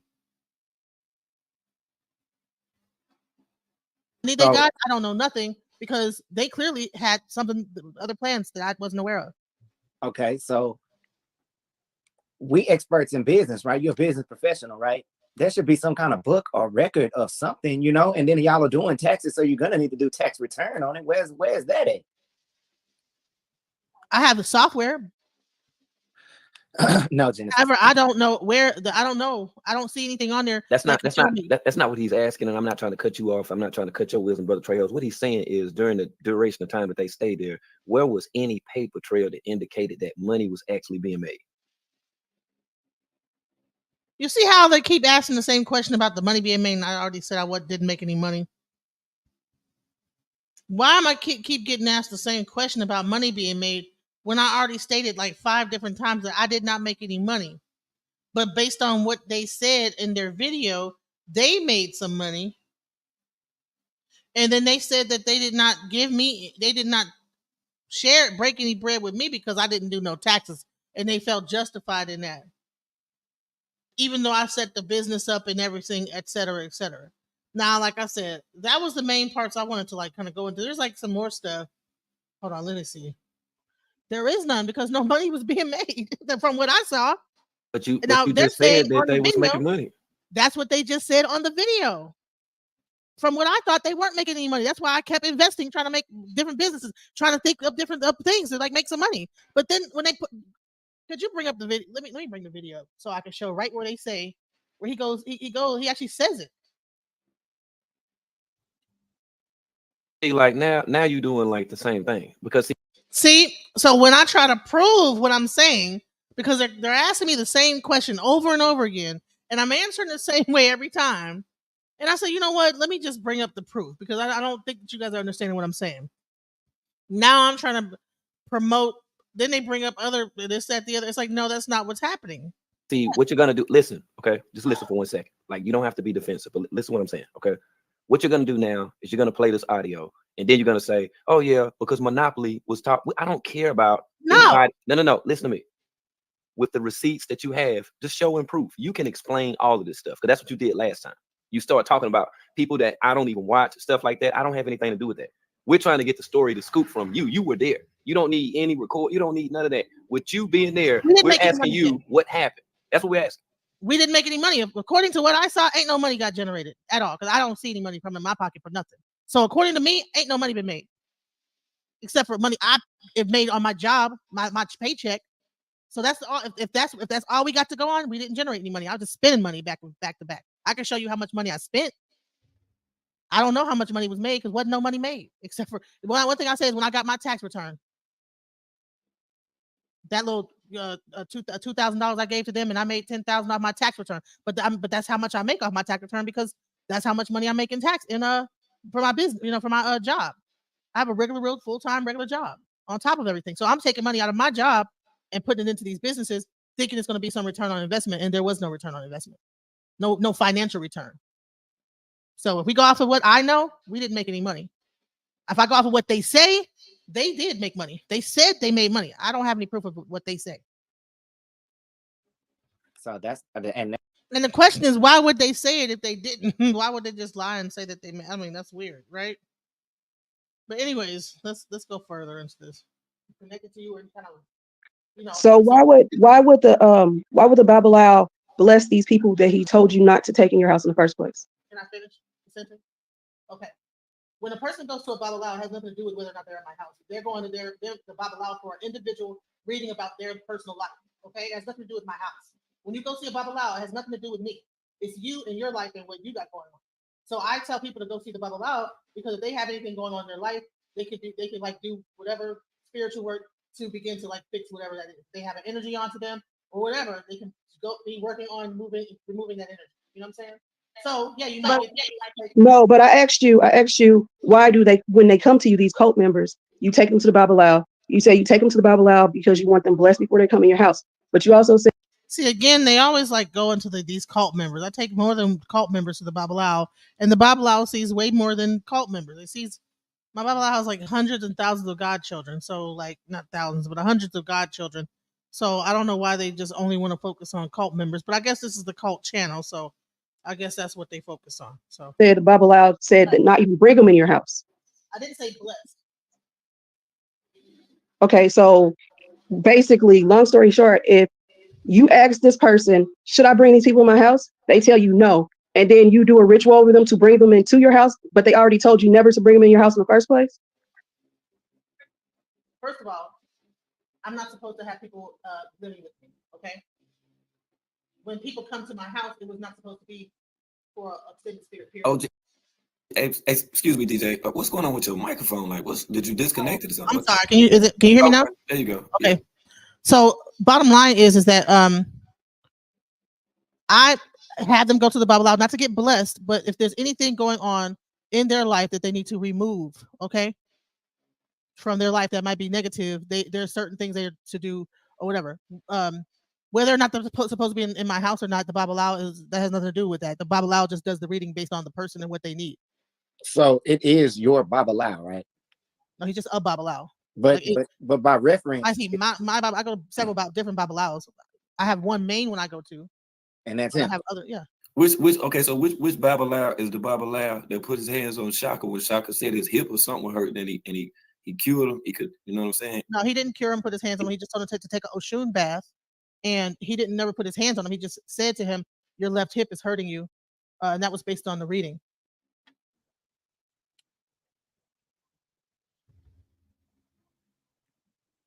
Once again, you go to the Babylao, you get something going on with you. He gives you a prescription on what you should do to fix whatever that is, and that's it. So these people, okay, so these people don't know this Babylao, right? That you're taking them to. No. But they end up going through you. You know what I'm saying? That's your Babylao. Okay. Yeah, that's So, but at the end of the day, whatever you say, even though the Babylao leaves multiple people, it's not just one person. So, okay. Hey, he sees 100 different people. Okay. It's not like he's just working for me. That's understood. So the question is, when Shaka was talking about the Babylao had the chicken by his neck and he was swinging it like a helicopter and stuff, is that the same person we're talking about? Yes, that's how old again? What's his age? So disrespectful. 5. He was not swinging it like a helicopter, but he's 75. Okay. He can drive by himself and stuff? Like he operates a vehicle and stuff? Yes. Okay. So does he ever speak how you to doing? people, or do you have to get a reading or something? How do I connect with the Babalawo? What do I got to do to be able to give you his phone number? Okay, and he'll just chat. Okay, because I want to see, you know what I mean, if the stuff what Shaka was saying in reference to what he asked them, because Azim said during that interview that the Babalawo had got a whole bunch of stuff wrong. She said even he got the stuff wrong about Velvet Box, and all that stuff Box was asking in reference to was Shaka supposed to be like her husband and stuff or whatever. Said Babalawo got that wrong. Okay, so let me explain something to you about African spirituality. The Babalawo is only an interpreter. He's only interpreting what is coming out based on the stories that are. I'm a Babalawo then. I'm one then. I'm a Babalawo. Oh my God. Oh my God. Woo!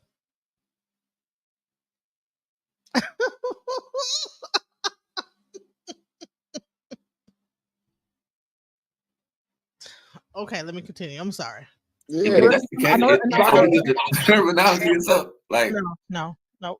In order to be a Babalawo, you have to be able to throw a puele, know all the patakeys. It's like a very and be underneath another Babalawo for over 5 years. I did that stuff. Me too. Now at this point, this becomes disrespectful. Flat out. Like, if you don't take anything seriously, if you don't take my religion seriously, understand this is the ages old religion tradition that has existed beyond anybody that's here on this panel. This has existed. It's like thousands upon thousands of years old. This whole tradition and way of life, right? And to mock and laugh at it is not cool. Sorry. That's like me talking about the imam or I wouldn't say the Pope, but you know what I'm saying? Like, there's a certain level of like disrespect that's happening here that I'm not cool with. So let me say that. And you can probably see it in my expression that I'm not down with what's going on here. But I wanted to do this live because I wanted to like point out these things. Because I don't want to like make it seem like I'm down with what's happening here at all whatsoever. Like this part right here was disrespectful. And I'm gonna play it. Me too. And the thing is that what I don't understand is why you are so into this Babalawo, but it sounds like, I mean, you take him serious, it seems like. I don't take him serious. Okay, but this is a person who apparently has an interconnection to Ifa. Okay, so what I'm saying to you is, if this is the person, like a minister or a priest or whatever, that you claim has one-on-one connection with your God or whatever, all I'm like, see, if you don't know what you're talking about, like, why not ask a question about what's a Babalawo and get more details upon that before you begin to be sarcastic about it? This is a very sarcastic way of addressing something, and we're adults, right? So it's very sarcastic, it's very dismissive, and it's like, grow up at this point. You know what I'm saying? I'm saying to you is that they're telling you stuff and it seems like you're serious about it. Why aren't you following? Because see, you want the people that come into your house to follow the advice. Didn't I fucking explain this already? Didn't I already answer this goddamn question? So I answered the question. Once again, I answered this question. Now we're back at square one with the same question. And now I'm answering the same question all over again. I'm not sure if she wasn't there when I first answered this question, but this is frustrating at this point. And then when I begin to become frustrated, it's like, okay, well, I'm wrong. Like, no, it's very frustrating to answer a question and then answer it again and then answer it again with sarcasm going on and dismissiveness of my religion. Like, come on. Like, I don't even know any. If I was a Muslim, man, they would be like, they'd be on some Allah Akbar. They'd be ready to, man. It'd be, man, you couldn't do this in any Abrahamic, like, if a real true, like, anything. But for some reason, African spirituality, it's like a joke and it's sad. It's like, dude, really, this is a joke to you? ancient tradition that has existed for years upon years. And especially like you're talking about babalawos, people, come on. May the ancestors, okay, have mercy on you. Maybe may Oromila and all the like Orishas have mercy on your soul, because that right here that's going on is so disrespectful.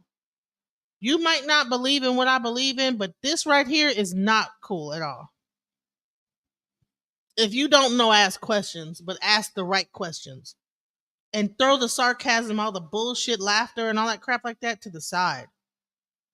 Because this is the type of shit they say, oh, we're witches and we're witchcraft and we threw a spell on them and all of the, they like to believe that shit, right? But this was the moment to really have clarity and understanding. But that was so dismissed because of people's wanting to make me look stupid. So therefore they don't understand that they are really disrespecting a 1,000-year-old religion that has over 100 million followers. Like, come on. Because you want it clean and wholesome and things like that in your house. But again, you're not following it and you're sending these people to your Babylao. So what I'm saying is how do you expect to have all the things that you're going to your Babylao for if you are going against the very thing that he's telling you to do? Because he obviously has an ear of your God. Obviously, that's what you believe, right? It's not God. There's only one God, Olodumare. I said the ear of your God, right? That means your God listened to him, right? No.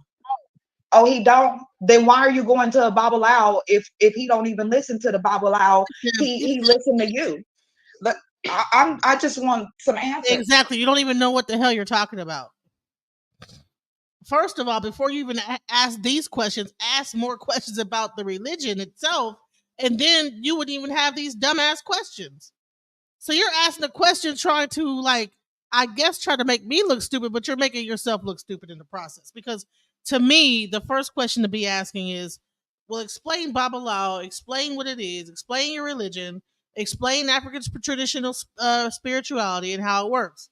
Then I could have went through all that stuff, and then you would have had the answer to your question without me even have to, like, you see how I'm looking back like, what? Like, come on now. I'm like, really, like, that's almost like a person that don't know nothing about, so she does not know nothing about what she's talking about and trying to somehow like be sarcastic and funny about it. And it's not funny.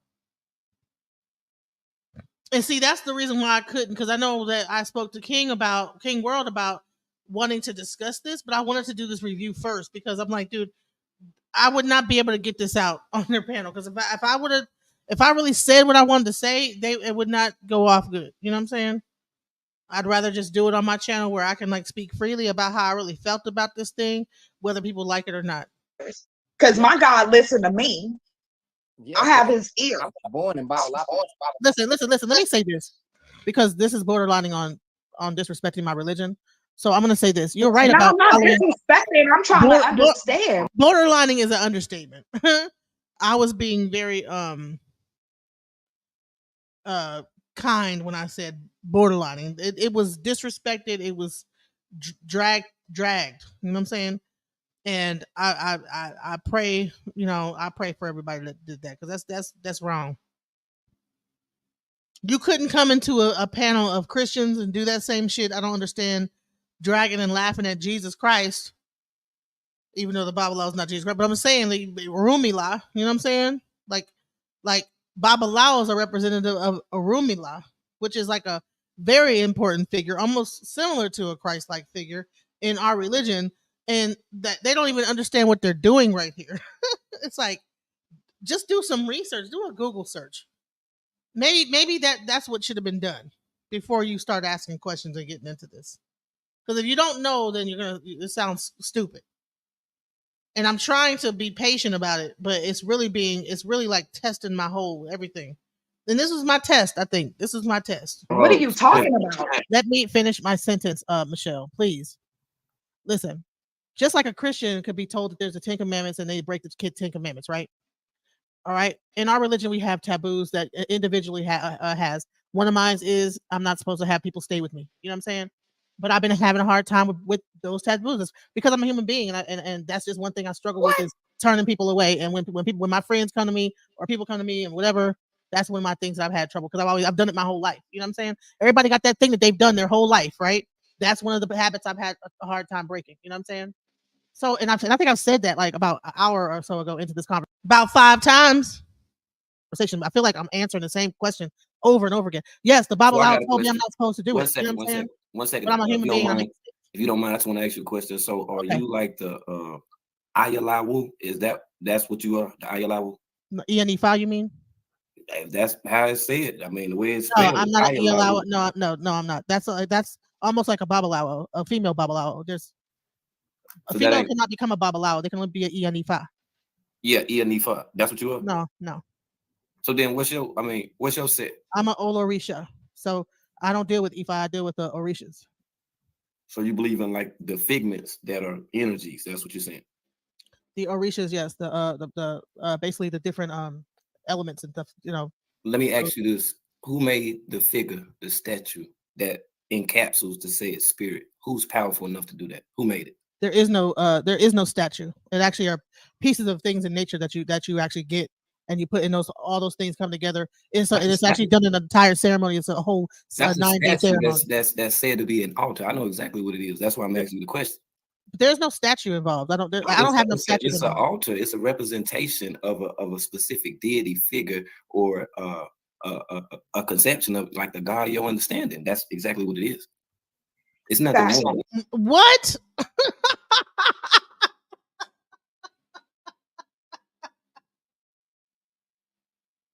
And it was said so matter of factly that you would think that this was the truth. If you don't know, just ask. I think I'm gonna have a panel, a live that I do when I actually go into the Holy Fa tradition because this right here is. But you know what? This conversation needed to be had. You know, I'm seeing it. Like I believe that Olodumare is using me to explain this stuff because this right here is ridiculous. Like, really? And I can't be mad at the misunderstanding. I can only laugh at it because it sounds kind of funny and crazy, but no. Like, if you don't know, ask, but don't like ask in a way where you seem like you know what you're. That's not the truth.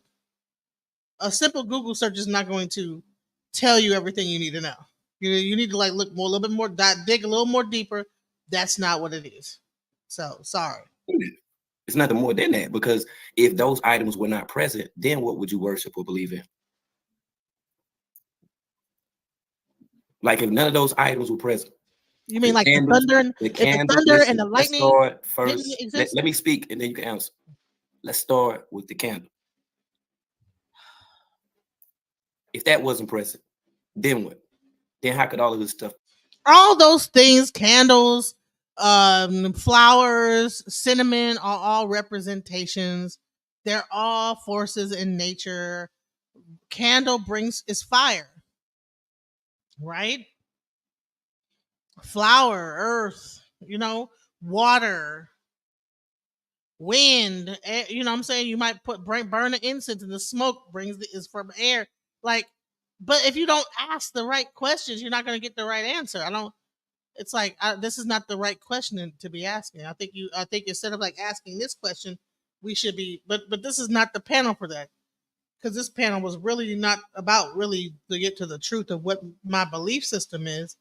It was more to really question me on why I'm doing what I'm doing, and so therefore that's why it's in an interrogatory format where it's like, okay, well, you got 4 people up here asking one person questions back to back, and then I'm supposed to explain quick, without getting too in depth with it, because the next question might come at any moment and get cut off. So there's a lot of pressure right here, but you know what? It's okay because this tells me what I need to really do with my channel is explain it a little bit more. So I'm not mad. It's just that, there's a lot of not explaining to do. So take place. How could I'm just asking. What's your thought? What's your head? What's your ori? So why do you need any of those things? Because they must not mean that much to you, because you still went against what was stated through your belief with allowing for people to stay with you. Mm-hmm. Facts. So my thing is that, okay, it might be against your religion to have sex and they call it adultery and fornication, but people still go out and have sex in Christianity. My thing is that it's the same thing. It's like, that's one thing that everybody got their thing that they going against their own religion, what they're doing. You know, that's one of the things I'm doing. So you're basically saying you're addicted to having people live in your house that don't contribute and fuck up your shit. I didn't say I was addicted to it, but I say I'm in a cycle of it.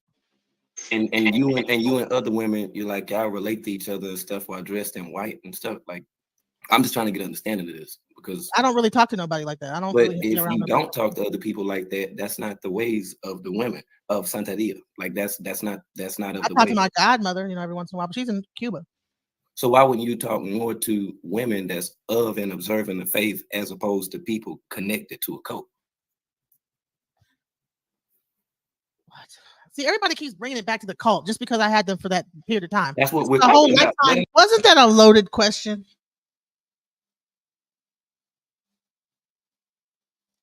Why don't you talk to other women dressed up in white from your religion as averse to speaking to people in the cult? What? First of all, I knew Shaka and Azine and them before I ever got initiated into the religion. Second of all, like, what? People are they're so fixated on the cult aspect of it. It don't even matter. Like, if you take the fact that they were in a cult out the situation, these are just regular human beings and people. Like, but people want to focus on the cult part. Well, they were in a cult. Not to mention that I don't even want to get into how certain other religions are a cult as well, but never mind. Because he brought up Noble Drew Ali and shit like that. But if you look him up on the damn cult watch, cult is right there. So were you in a cult with Noble Drew Ali in the Circle 7 Quran? Was Malachi Z. York and stuff a cult? Because I see you mentioned some of his stuff too. Those are cults, right? So even I'm not trying to stick up for these niggas in any kind of way, but I'm saying, like, people just want to keep saying cult, right? But all this shit is cult like. You know what I'm saying? African spiritual traditions are individualistic. I don't need to sit amongst a bunch of people in white. It's about the individual. It's about the self. You know what I'm saying? The individual goes to the Babalawo. I don't need to sit around a bunch of women in white and talk about my problems. That's not how it works. African spiritual tradition is individual, about the individual person and their relationship with Ifa and Olodumare. Ifa helps them to be more closer to what their destiny is. That is what the religion means. Whatever your individual destiny is, it's not about a group of people. You don't see Babalawos with a whole congregation of people preaching to them. They talk to you individually. That's what a consulta is when you go see a Babalawo. It's about you as a person, what your problem is. They're not talking to 15 different people. It's you. This is what you need to work on. That's the difference between African spirituality, as far as Ifa, Isheshe, Lukumi, Vodun, all these different African traditions. It's about the individual, not the cult. So yes, it might have been a bunch of cult people in my house that was in a cult at one point, and I tried to bring them to a Babalawo so they could focus on themselves as an individual. Each person's reading is individualistic of their self. Whatever one person has going on, that's what their reading is. Another person is their reading, what they need to work on. It's not about everybody getting into a room and everybody following one person. It's about what do you need to work on. And I needed to work on what I need to work on, and I'm focusing on what I got to work on now when I wasn't back then. But to keep pounding this into my head, like, I get it, okay? And this might be a spiritual thing. Hey, you know what I'm saying? And the spirits are probably talking through them, like badgering it into my head. Can't keep doing it, might be talking through them like, hey, this is what you need to work on. But also at the same point, we need to also clear up the misunderstandings about African spiritual traditions. Let's be real. No. Listen, that's what we're talking about. But no, people look, check this out. Check this out. Wait. I'm gonna let you speak too, but look, check this out. This thumbnail right here. These two people on the left and the right are of the code. They stayed in your house, not mine. Okay. So that's why we're going back to the code. That's why we're asking these questions. But I don't see what that. Initially when we were asking these questions, but then months later when you came back and you said that we were right. Now I'm making an attempt to show you something. I still want to show you the right way. See, you don't have to like put up a defense or a guard to me because I ain't the one trying to do something to you. I warned you before. So with me asking you these questions, like just be real about it. So in other words, what you're saying is you observe this way of life only through look, but not through faith. No, I observe it and I'm still a human being. No. Nowhere within. Just because I became a priest does not mean I fixed everything. You don't even do that to the Bible loud. So you don't talk to me. See that he makes a statement.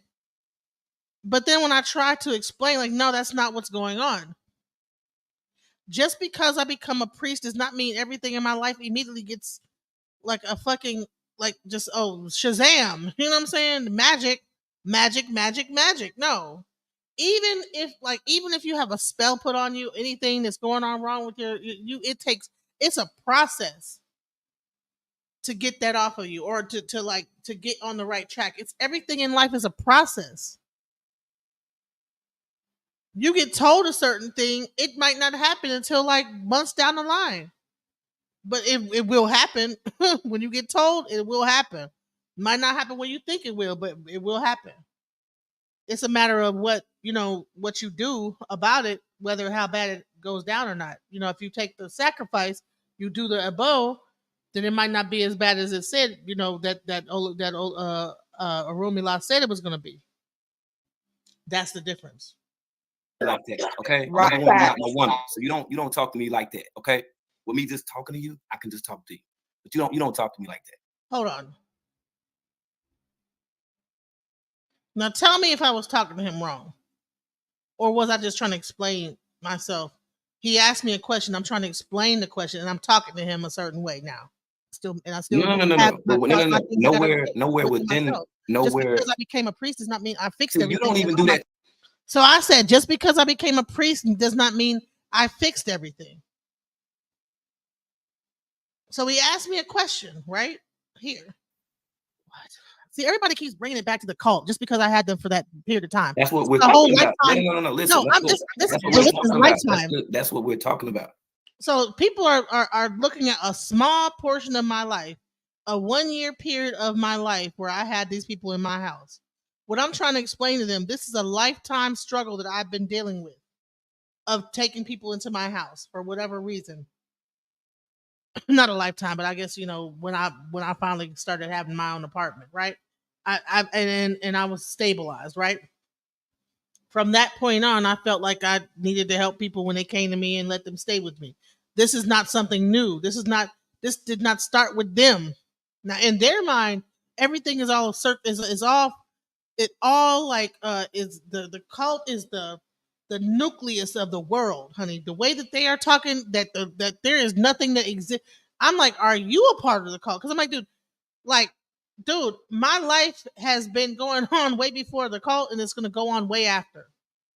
Now, they were in my house for 1 year. I'm 46 years old.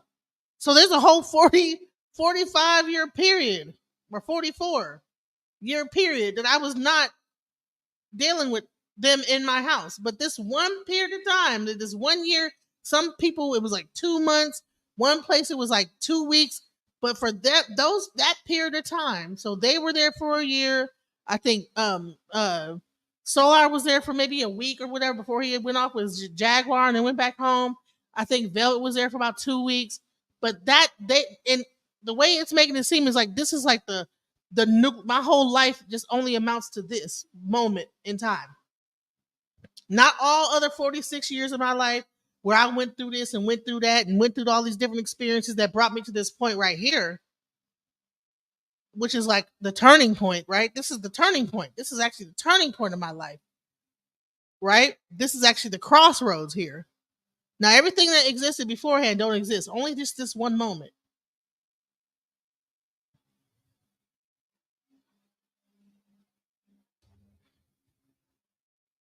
But no, two this people. Look, check this out. Check this out. Wait. I'm gonna let you speak too, but look, check this out. This thumbnail right here. These two people on the left and the right are of the code. They stayed in your house, not mine. Okay. Okay. So that's why we're going back to the code. That's why we're asking these questions. But I don't see what that. Initially when we were asking these questions, but then months later when you came back and you said that we were right. Now I'm making an attempt to show you something. I still want to show you the right way.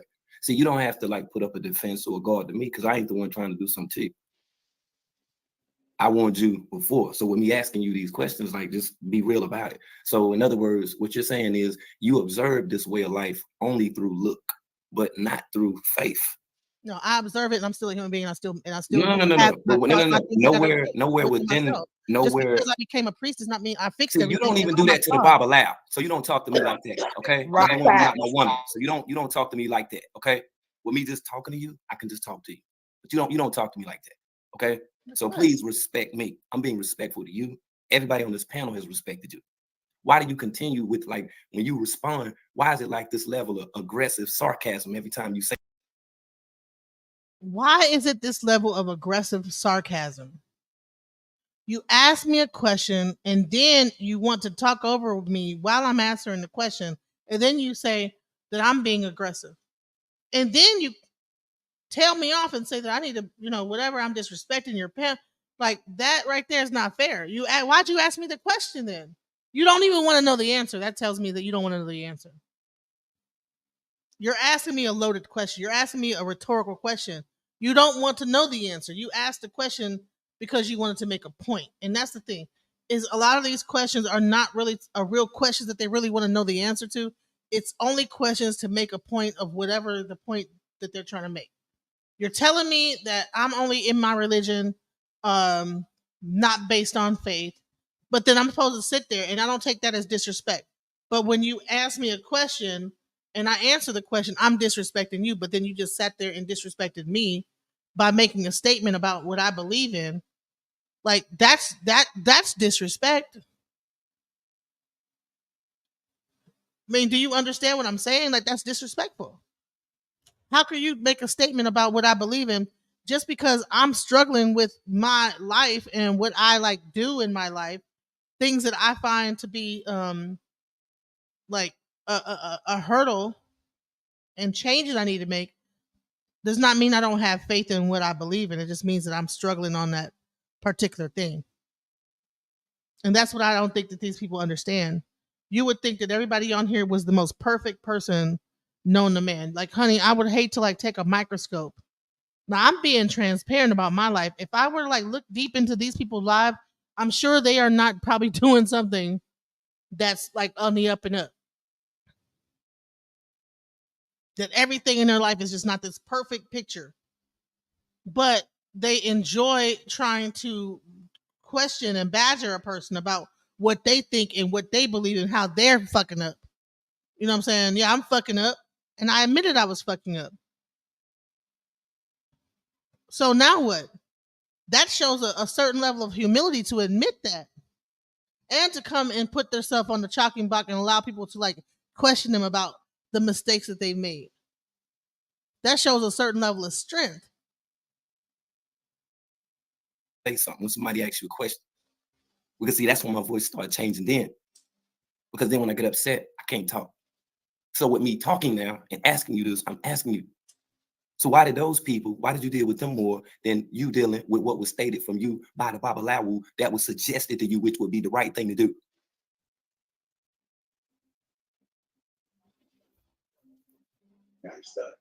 At this point, I'm afraid to even answer the question because I don't even know where I'm going to get cut off or like what. I think I already answered this question. This is like the 8th time I've been asked this question. Maybe this is the Orisha's asking me the question. I don't know.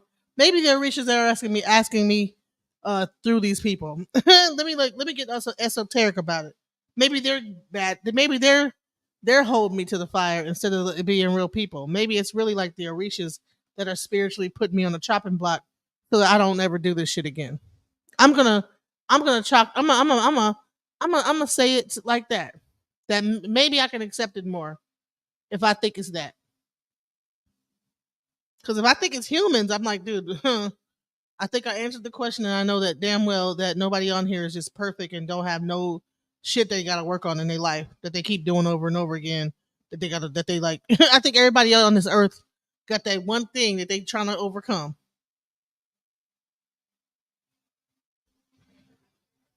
Same question I asked. She gets stuck again. No, I'm not thinking I already answered the question. No. Because I'm like, I did not already answer this question about 5 times. No, you're No. not. You don't like the answer. Like, swear to God, I can rewind the tape and show you where I've answered this question on several different occasions. Trejo asked it. The girl, what's the girl? Toy asked this question. Then Michelle asked the question. Now King World's asking the same question. I think I think somebody else gonna come and ask the question again. It's the same question. The people in the comments was asking the question, same question, and I answered the question with the same answer each time. It's like, dude, I don't think they want to know the answer to the question. Maybe they need to ask the question of themselves because there's probably something in their life, and maybe I'm the example to show, you know, whatever that thing is in your life that you need to like that you're repeating over and over again, to pay attention to it so you don't repeat it again and you fix it. So you don't end up in my situation. Maybe that's what the lesson is here. You don't like the answer. It's not. Look, it's not about that. This is not about surviving the Beam team or surviving the panelists or survive whoever they want to join this platform and speak. That's not what it's about. It's about surviving DJ Genesis. We're making an attempt to ask you this stuff. That's what we're doing now. That's it. Like I said, because I'm a human being and I'm in a cycle, and I've been in the cycle for a very long time. And just because I become a priest, and just because I might get baptized in the whatever I might have did, it does not stop that I might have certain bad habits that I'm in a cycle if I keep repeating. Okay, that's so the repeating cycle I'm in, and I keep doing that with people. Excuse me. It has nothing to do with carbonation. It just has to be one of the people I did it with. Okay, excuse me, sis. That's what I'm saying. Jesus. That should tell you after several attempts where that you failed at, that there has been an error, that definitely shouldn't be a practice, a suggestion. Practice in your life. And listen to me. And the reason why, see, like even when I'm telling you this, you don't even want to hear it. Now, what I'm telling you, you don't have to listen to me. Like I don't know nothing. I don't know nothing. Okay. Hey, King World, throw me out you, King World. What shouldn't be a suggested practice? What do you mean? I'm gonna go ahead and throw it to my brother. Okay. Now I have a question. Not really a question. I don't know how to say this, but so you said that because just like in the Christian religion, how we have the 10 commandments and people most Christians, whatever, break the 10 commandments at least once or twice, whatever, in their lifetime or, whatever, right?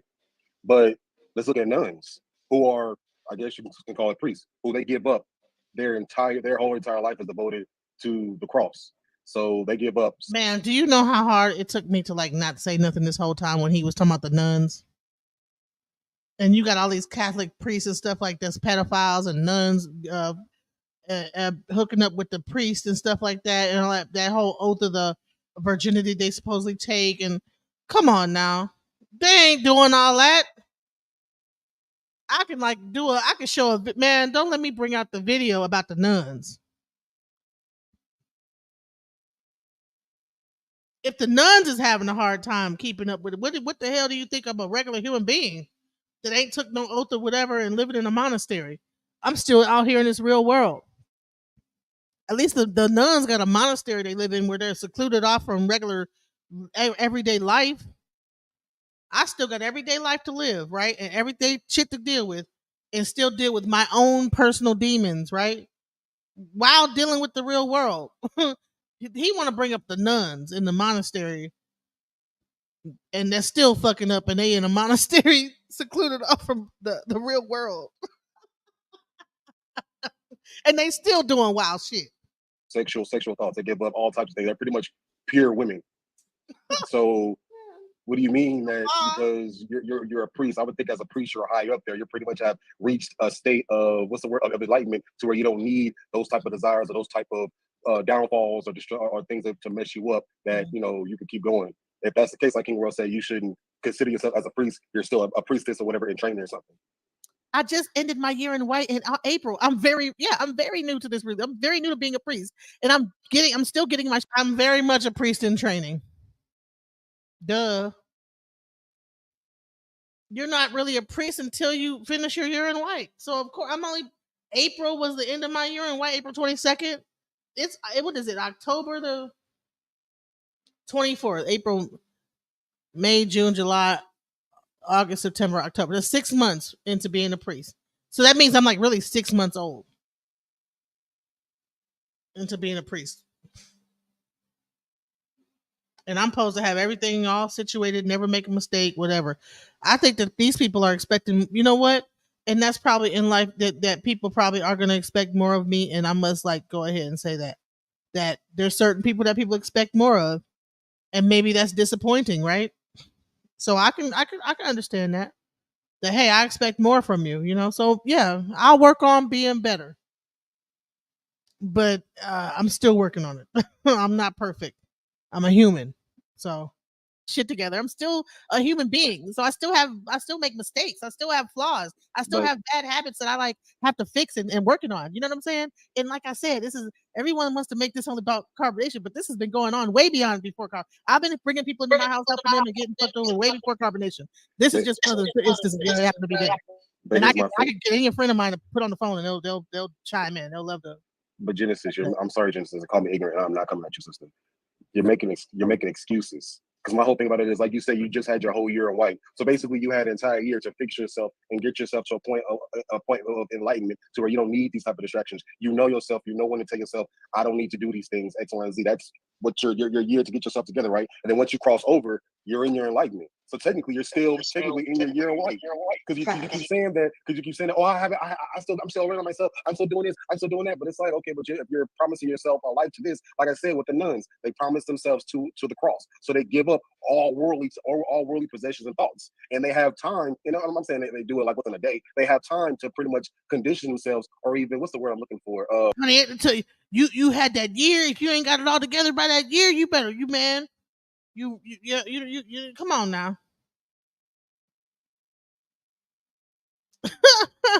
46 years of programming got to be over within a year. Let's be real. If I have been doing the same shit for 46 years, it'll take almost like at least half of that time to really like completely. I won't say I'm not even gonna put that burden. I'm gonna say, you know what, it's gonna take less time. Let me not speak that into existence. But hell, you listen, a person can break up with a person and it take longer than a year to get over that person. We're not being realistic about like how we are understanding like life and people, man. We're not. This is actually this is actually like a good a case study to like look it over. You know that people expect a certain amount of a certain person, certain type of people. If you say you put the priest on your name, they expect you to like become superhuman and almost like a goddamn alien. It's like no, that priest or that whatever they still got the same. They don't become like sentient beings once they like take the oath of priesthood. They're still on this earth and they're still human beings now unless they like get a whole new body and ascend up into the sky and be come on now, still a human being. Got 46 years of programming to like undo, unpack. So 1 year in white is not gonna just do that. Just seriously, you gotta still work on yourself. Every day is work. It's all about like doing the work, you know. So yeah, that's what I take away from this. You know, I'm gonna get a little bit more into this, but I'm gonna eventually like I'm not gonna go through this whole video. It's 3 hours long, but I really wanted to like just talk about like expectations, like realistic expectations about life. You know what I'm saying, about people. And when you see a person within their flaws and then they come and say, you know what, I made a mistake. You know what I'm saying? How people will still like be upset because you didn't meet their expectations. That's really what this was, is that people expected more of me and I really made a mistake. You know what I'm saying? And because I didn't meet their expectations, right?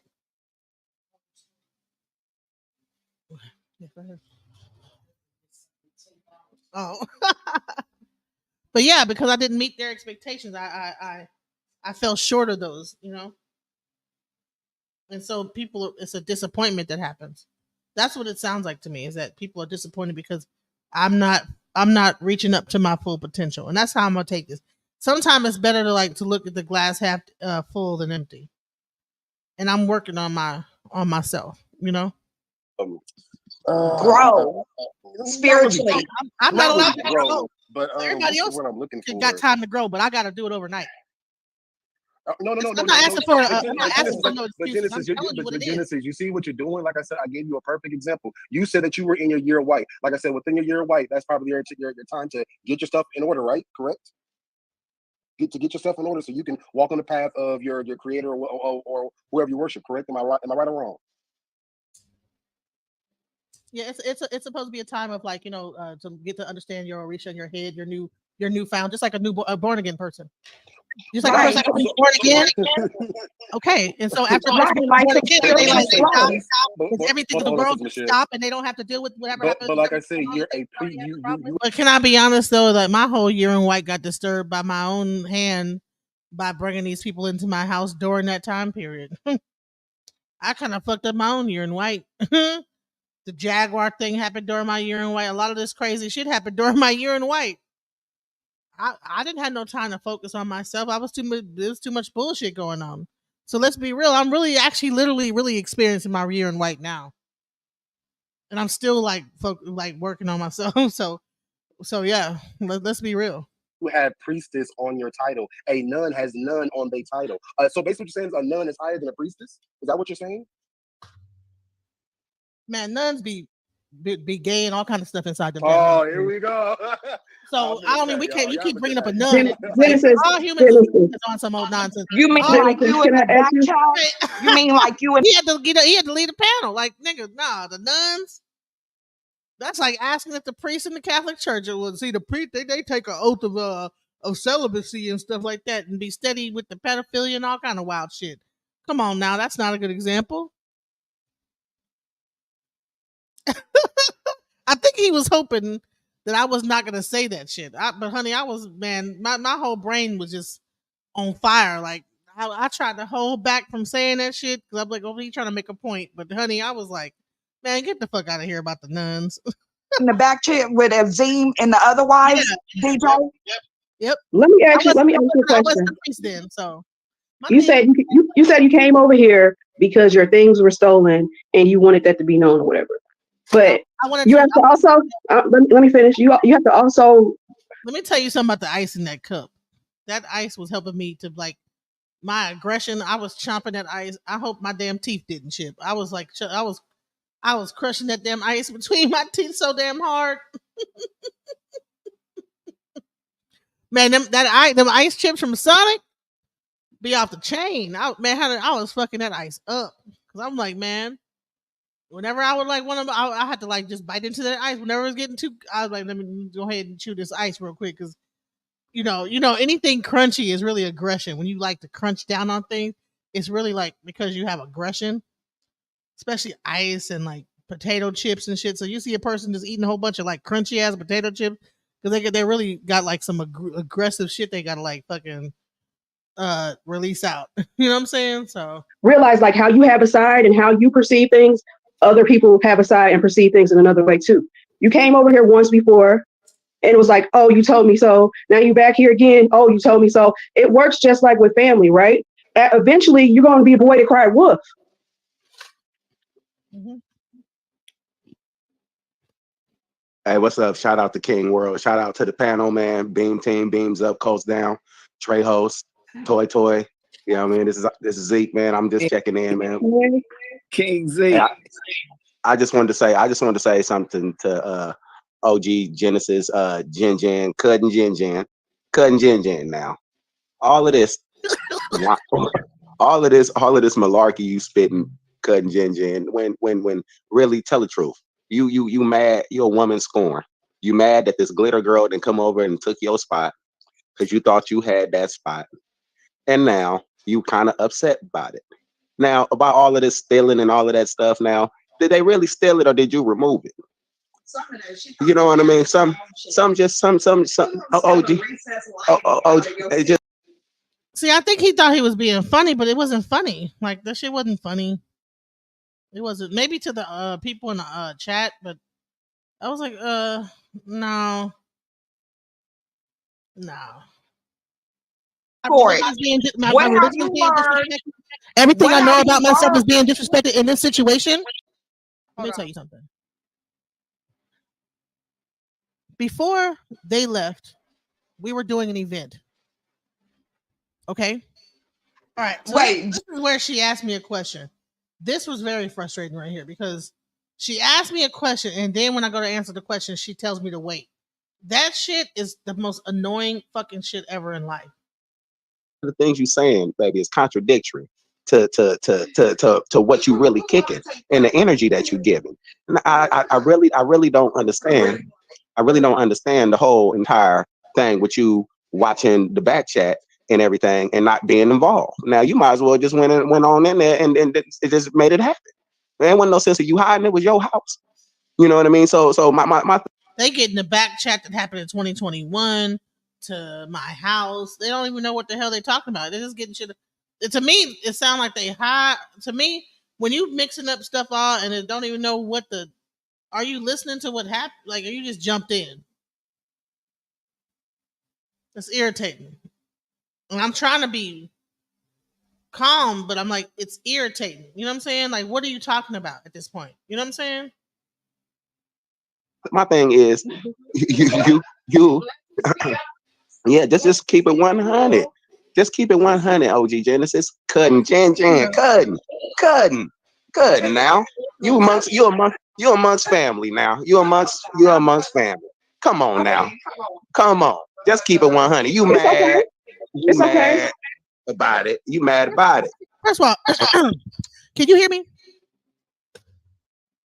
Yes, cutting, Jan. I hear you. I hear you, sweetheart. Listen, let me tell you something.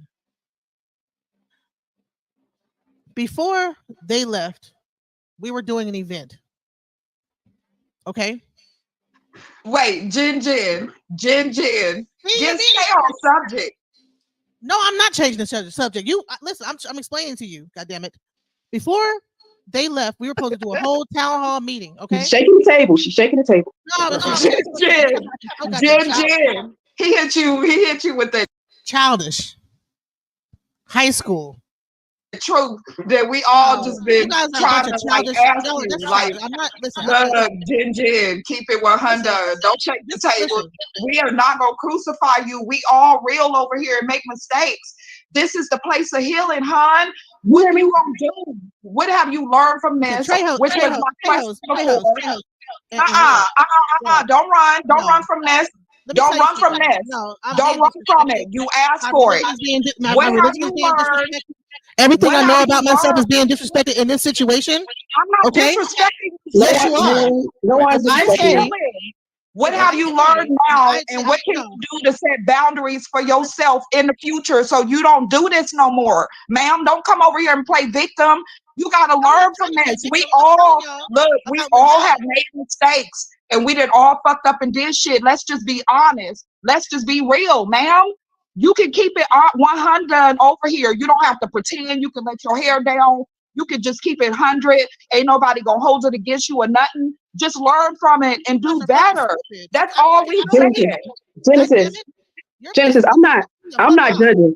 I'm not judging. Calm down. It's okay. Bullshit. Listen, y'all can't understand that. We not judging you.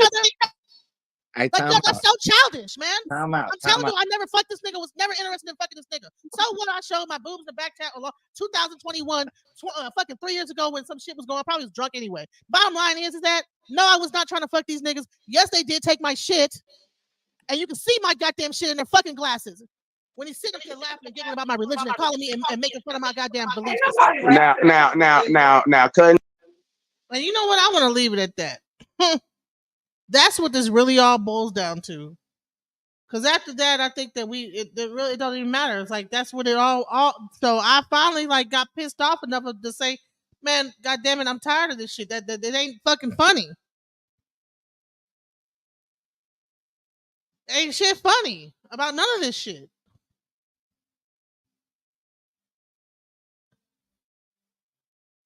Wasn't a goddamn thing funny.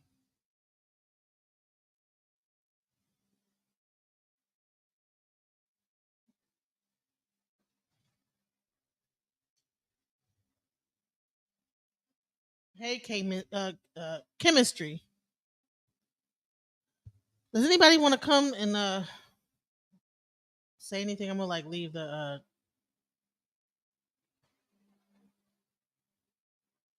I always want to say K mystery. I don't know why. Anybody want to come up here and say anything? Because I'm gonna leave it right there. Because I think at that moment, that's when I was frustrated enough to address them in how I really felt about how like people were kind of like making light of my religion. Eventually, the chat and ended up like calming down the bullshit. You know what I'm saying? And we was able to have a real conversation after that. You know what I'm saying? But like those moments, you know what I'm saying? I think there was like some more shit that happened after that, but super frustrating. You know what I'm saying? And I told World I was going to do this. I said I was going to review this. I was going to discuss it. Um, but the takeaway, right? She says, "Okay, so what did you learn about this whole situation?" Because that's really all that matters, right?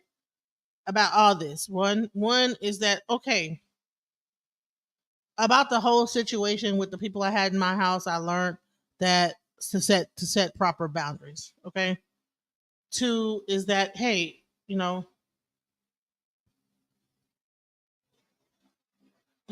listen to what you're told by the Baba. You know what I'm saying? The shit it don't fail you. You know what I'm saying? If you listen, um,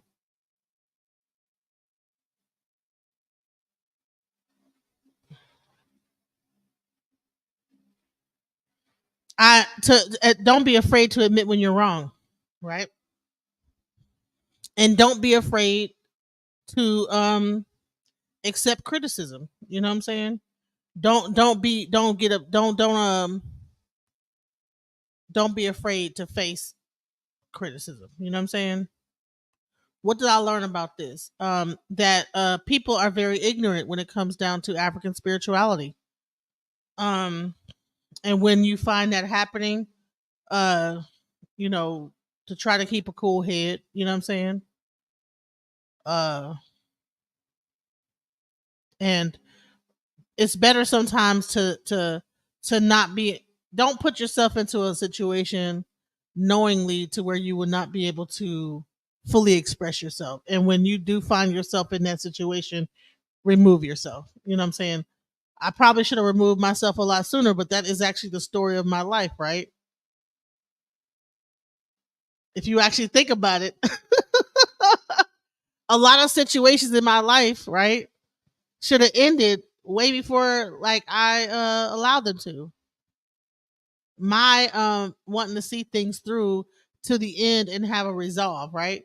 Now, what I would say in this situation at the end of it, there was a resolve. I will say that. After that whole thing, King World came up there, he had some points. I'm not sure if like he probably was just trying to stir the pot earlier, but he actually made some very good points at the end, which made me think, okay, well, he understands a lot more than what he's letting on in that situation. You know what I'm saying? And actually, I actually cried a little bit because he talked some real shit. You know what I'm saying? But the main thing is that like nobody's perfect. You know what I'm saying? And we're all on this earth. We all have our like thing, our cycle that we're in. Find out what your cycle is, because that's what the takeaway from all this is. You know what I'm saying? I'm getting cursed out, right? But it's all really because of the cycle that I found myself in. You know what I'm saying? That I put myself through, and take responsibility, the fact that I was there alone was me taking responsibility. The fact that I was there and able to and sitting there through all that was me taking responsibility. People might not have understood it as that or saw it as that, but that's what it was, because anybody else would have just dealt with their stuff and never would have admitted that they was wrong. But the fact that I could go into a thing where I know that most of the people on that whole like panel in the comments everywhere looked at me with like I was a liar and this, that, the other. When I went into that tiger pit and said, you know what, tigers, I was wrong. Now, if they ate me up after that, okay, you know what I'm saying. But at least I was able to admit, you know what I'm saying, and that was my own my own I would say like testament of my strength. So I did that for a reason for myself, right? Because if anybody's going to give any narrative about me, I'd rather be the first one to put myself out there. I'm not going to allow someone else to like paint no narrative of me, and then I hear about it later, and it's like now I'm in the back. No, I'm gonna be proactive.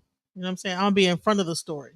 So that's what it really was. Okay, I already know this shit's, but they're gonna get wind of this. So you know what? Let me go ahead and let it be known what happened and face it. You know what I'm saying? And face everything. You know.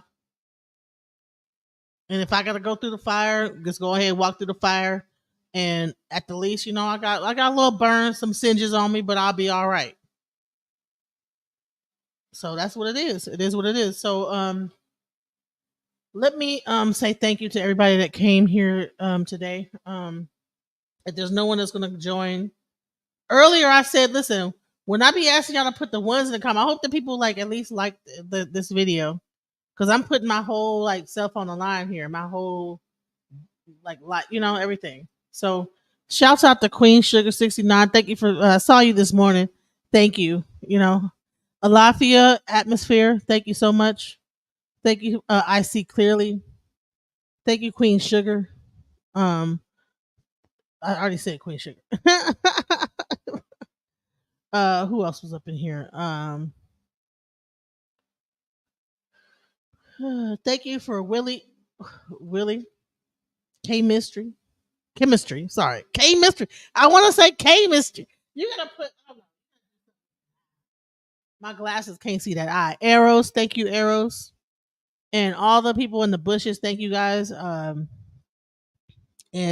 thank you for like, you know, just being here to you know, be with me through this situation, you know.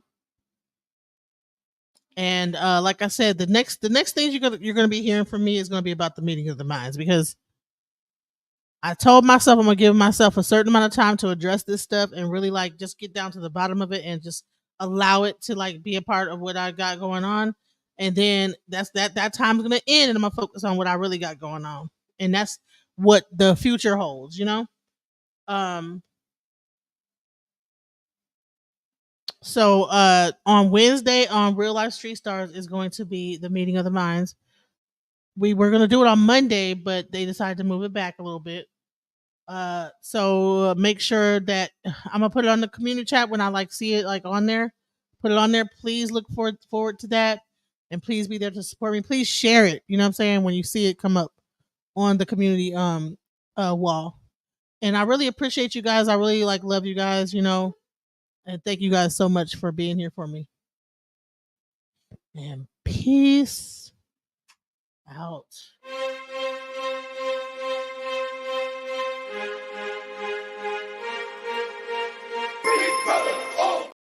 Let me stop this. Didn't know King World was here. Okay. Hey, King. What's going on, DJ Genesis? Hey, King World. How's it going? It's going. I see you up on the live stream now. So, from what you had spoken on earlier, is that what you're talking about? As far as, you know, pretty much explaining your perspective, what you were unable to do as you stated on my platform. Yes, sir. Yep. All right. So can I ask very quickly while I'm up here, because I know you done been on here for a minute or whatever. Like, so what was it mainly about my platform where you feel as if that you were prevented from expressing yourself? Well, I would say that for the most part, I felt like I was asked the same question several different times, in different ways, and no matter how many times I've asked the same question, answered the question, like I got asked it again and again and again. And then it got kind of heated to a certain extent when if I'm explaining the situation, right? Because they would ask me the question one time and then I would explain it. Well, let me ask it another way. Explain it, and then okay, let me ask another way. So then when I would go in depth with it and bring up names, then I'm being looked at like I'm trying to promote different channels, and then I got people up here hollering at me because I'm no, you're trying to do this, you're trying to do that, you're trying to promote Shaka and this, and then it becomes almost like a paranoid thing where oh this whole thing is like a setup, and it's like okay, hold on, you know what I'm saying? So to me, like the first time should have been sufficient enough, like right when I answered the question, and then that same question after I answered that 3 times, once again later on, got asked the same question by another person.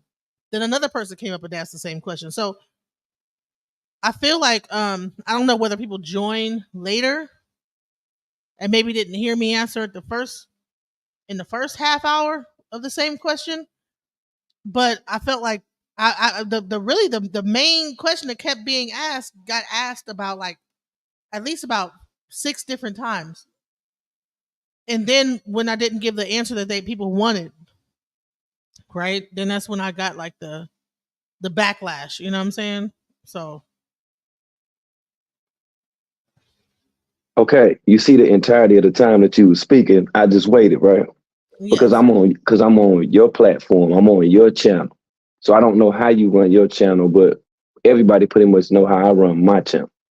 So then for you to say that I stated to you not to promote people, I'm pretty sure you know well enough like what you were doing and how you were doing it, because I've heard you on several other platforms. And to do that, you know, when you're talking about yourself, when it's supposed to solely just be about you, like I really didn't see a reason for you to continue to name various people's names just so that you could make a point. okay. So okay. So I think I explained that like earlier in today's live. So I tried at first to say, okay, say I'm explaining Mary had a little lamb, right? But I can't use Mary, can't use the lamb, and then she had it. So I'm trying to explain the story, or no, the fleece, right? So Mary, the lamb, and the fleece. So I'm trying to explain about Mary having a little lamb without using the Mary, the lamb, and the fleece being white as snow, whatever. So the first time I explained it, it sounds like it's vague, and then people saying I'm lying. Then they re-ask the question, so then I add more details. Well, there was a person that had a lamb, and this, that, the other. Then the third time I get asked, well, finally I'm like, well, Mary had the damn lamb. And then people jump up, oh, see?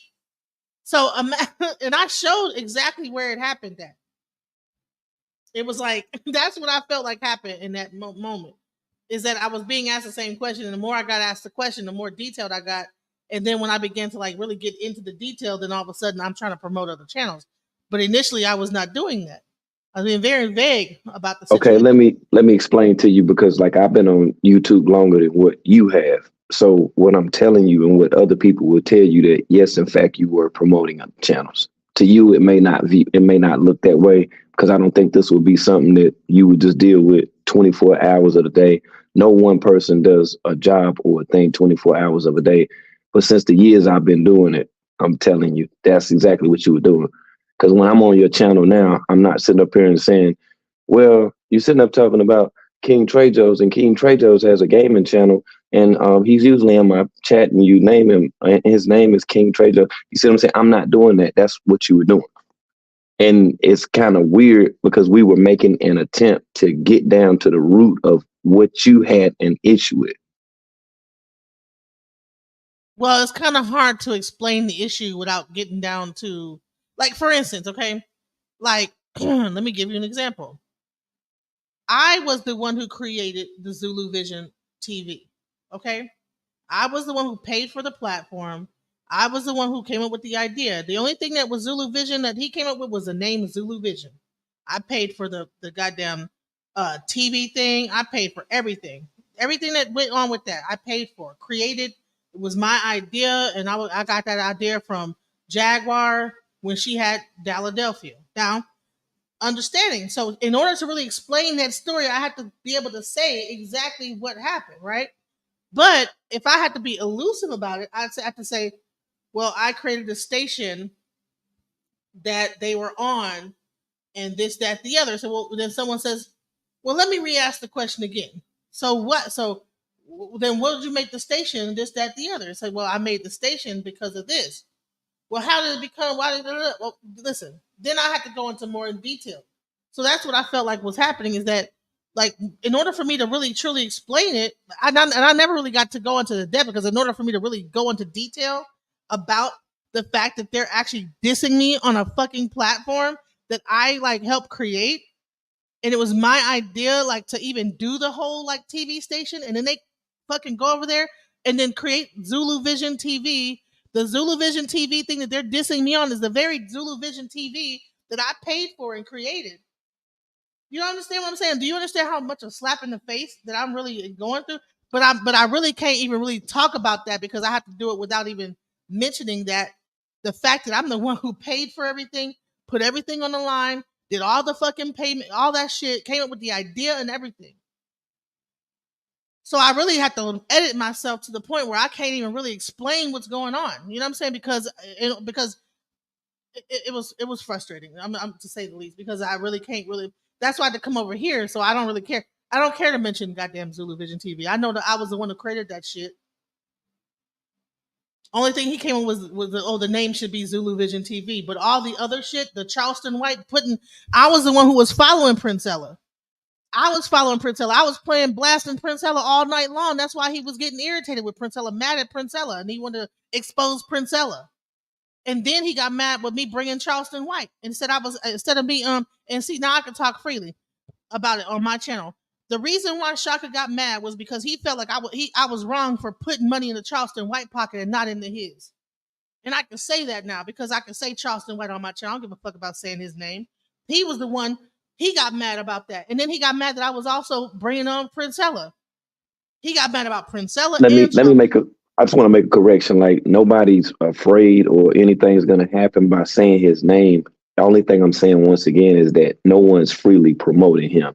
And as far as like, I was trying to promote it, I'm saying that's the story. That's what happened. Genesis, listen. Okay, listen to me for 1 second. Okay, what I'm saying is people already know who you're talking about. The people who were asking questions knew well aware of who you were talking about. We just wanted to get down to it because there were some things that were conflicting. That's all. That's why they continue to ask you questions. And I explained to you what a catechism was, meaning that it's a question and an answer. That's what a catechism is. Not I ask a question and then you give me a 5-minute, like a 5-minute answer. Because people that are listening after like times prior that they've heard you say things, that's why they continue to question you based off of things that you said in the past. The bottom line is that to me is that there's a lot to the story. There's a lot of moving parts to the story, and it's very difficult to really get down to the bottom of it without mentioning certain situations because those situations were the nucleus of the reason why we were falling out and having a problem to begin with. When I'm getting no. What I'm saying is that's not the root issue. I mean, what you're saying is you're making an attempt to explain about the falling out. Okay, y'all fell out. That's that. So why wouldn't you be describing or being more illustrative with things that happen as opposed to just simply mentioning their name? Like I don't really it's not really a thing with their name and them being stated that solidifies or justifies what you're saying. So let's get down to the root of within your house what was going on with these people. Because if you were around them for a year and y'all had that level of a relationship, as much as you've been talking, you spoke to me. You said you didn't even want to talk to me, but when you spoke to me on my platform, you was around Shaka more than me. So why wouldn't you have just simply reached out to him and then y'all went over this? By this time, it was nothing to reach out about. You took my stuff. The only thing that's going to reach out to him is the police. I don't have nothing to say to them. But say what? The fuck? I'm not gonna say the zine. I get it. I get it. Damn it, man. I ain't got nothing to say to none of them. Like for real, there's nothing to say. Like the moment you took my things, because here's the thing. And then people say, well, you kind of deserve it because you let them stay in your house for a year. Listen, No, I said that. I said you deserve it because you allowed for them to be there. So they right? knew the type of person that you were. So with you leaving your items, your prized possessions, where you do your job and conduct your show, you asked for that. When you were moving all of your things, to my knowledge, I think it would have been best if you would have just took those things with you. It would have been best. You're right about that. But I'm gonna tell you something. I've lived with people and I fell out with them, and I've never stolen a thing out their house. I've never left and stole nothing out And nobody's house. that may just be the issue, DJ Genesis, that you're individualizing every situation and compartmentalizing it as if that it's you. You feel me? Like not every situation is based off of what you would do in that situation. You feel where I'm coming from? As far as Shaka, you couldn't expect for Shaka to think, move, react the way that you would do. That's all that I'm saying. You know you better than you. Now, as far as people that you were living around for over a year, well, a year somewhat close to it or whatnot, you should have been accustomed to know what they would or what they would not do with your stuff. I would put like this: is that it was a surprise, like, because they've never stole nothing.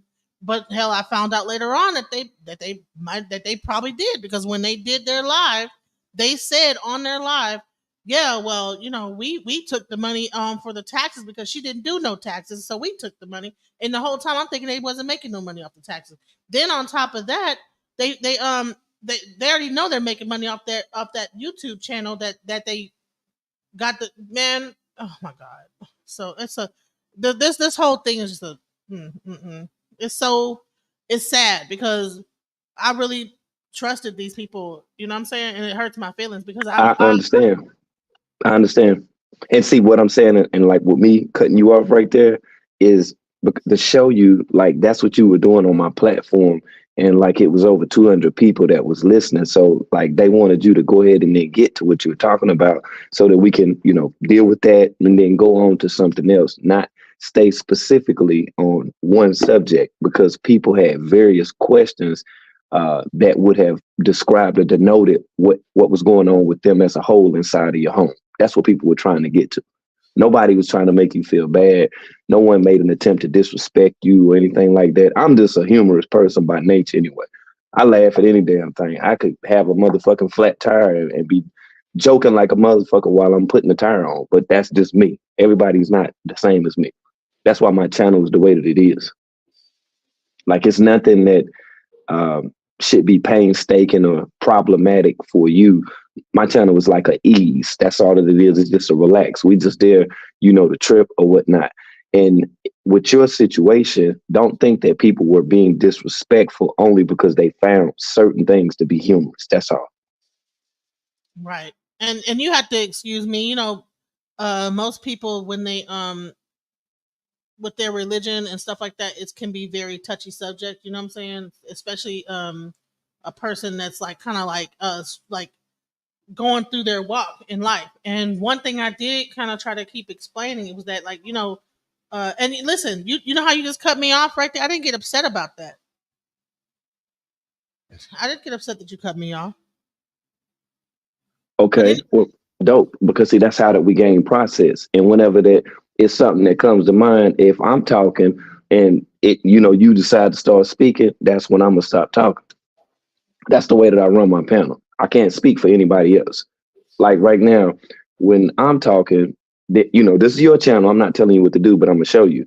Like when you start talking, you will notice if you look at your screen that I always push mute on the microphone. I'm not talking.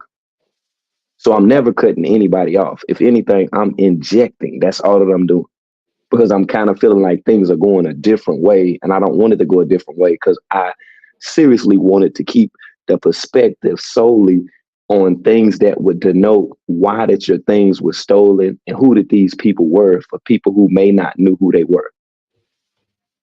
Okay. Well, there was a time in that live that there was a question asked, well, a statement made, and then like I would say I got kind of heated about that, you know what I'm saying? And I did kind of like was addressing it. And I apologize if I came off disrespectful, you know what I'm saying?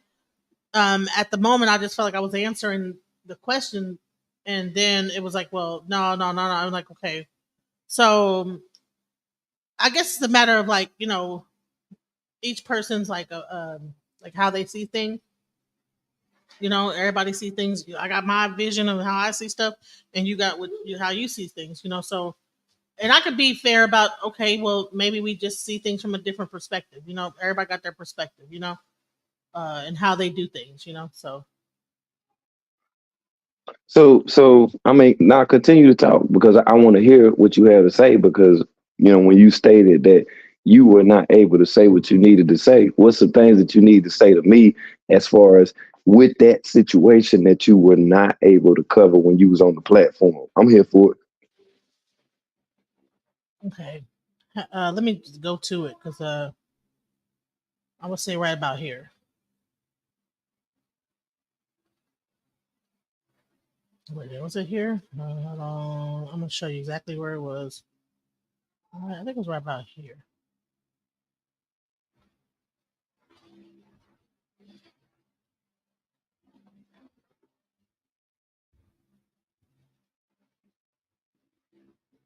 Who's putting this stuff? What up, said Baba? I got that wrong. Okay, so let me explain something to you about African spirituality. The Babalawo is only an interpreter. He's only interpreting what is coming out based on the stories that are. I'm a Babalawo then. Okay, so right there. Kind of felt disrespected right there. Because and then everybody else began to chime in. Well, they're a Babalawo. We're all a Babalawo. You know what I'm saying? Well, let me just play it. Let me play the whole thing. I wasn't then. I'm a Babalawo. Yeah, That's the case. Terminology is up. Like no. In order to be a Babalawo, you have to be able to throw a prelate, read the Odu, know all the patakeys. It's like a very and be underneath another Babalawo for over 5 years. I did that stuff. Me too. Me too. See, hold on for a second.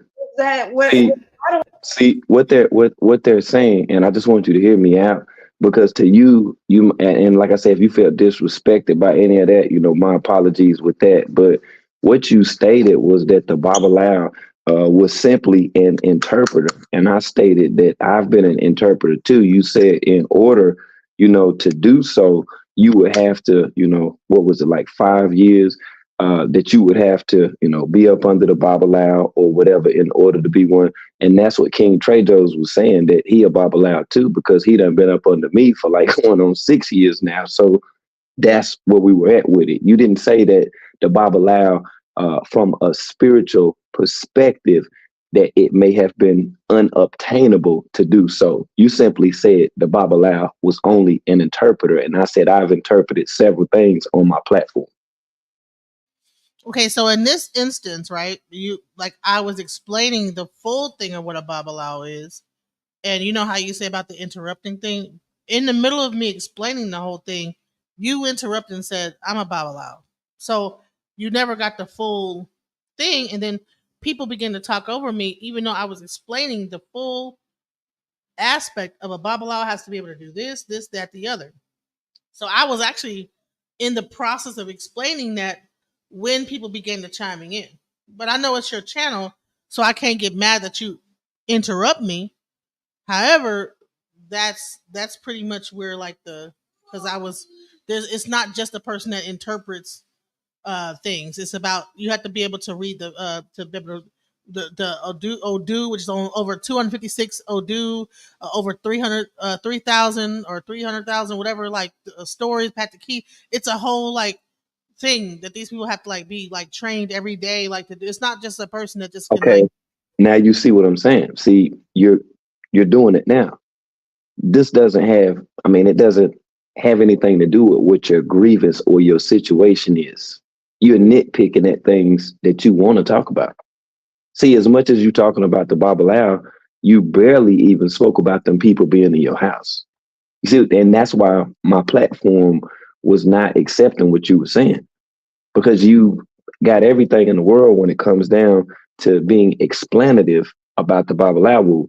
But when it comes down to Shaka and Exim, you're not that explanative. And then whenever that somebody makes statements or asks questions about it, then to you, there becomes an issue.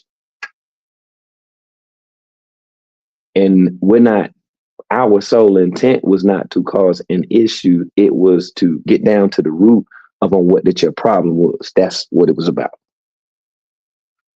Okay. Well, part of the problem was that Shaka and Azine were disrespecting my religion, right? When they did that video. Okay. So the Babalao and all that stuff that they talked about was a huge part in the disrespect that Shaka and Azine had done, right? And that's even why the conversation was going.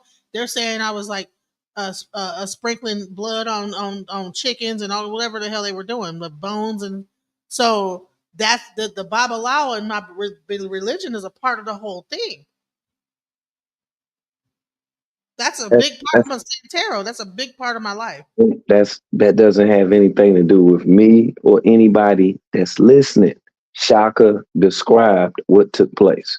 Can you tell all of us what took place?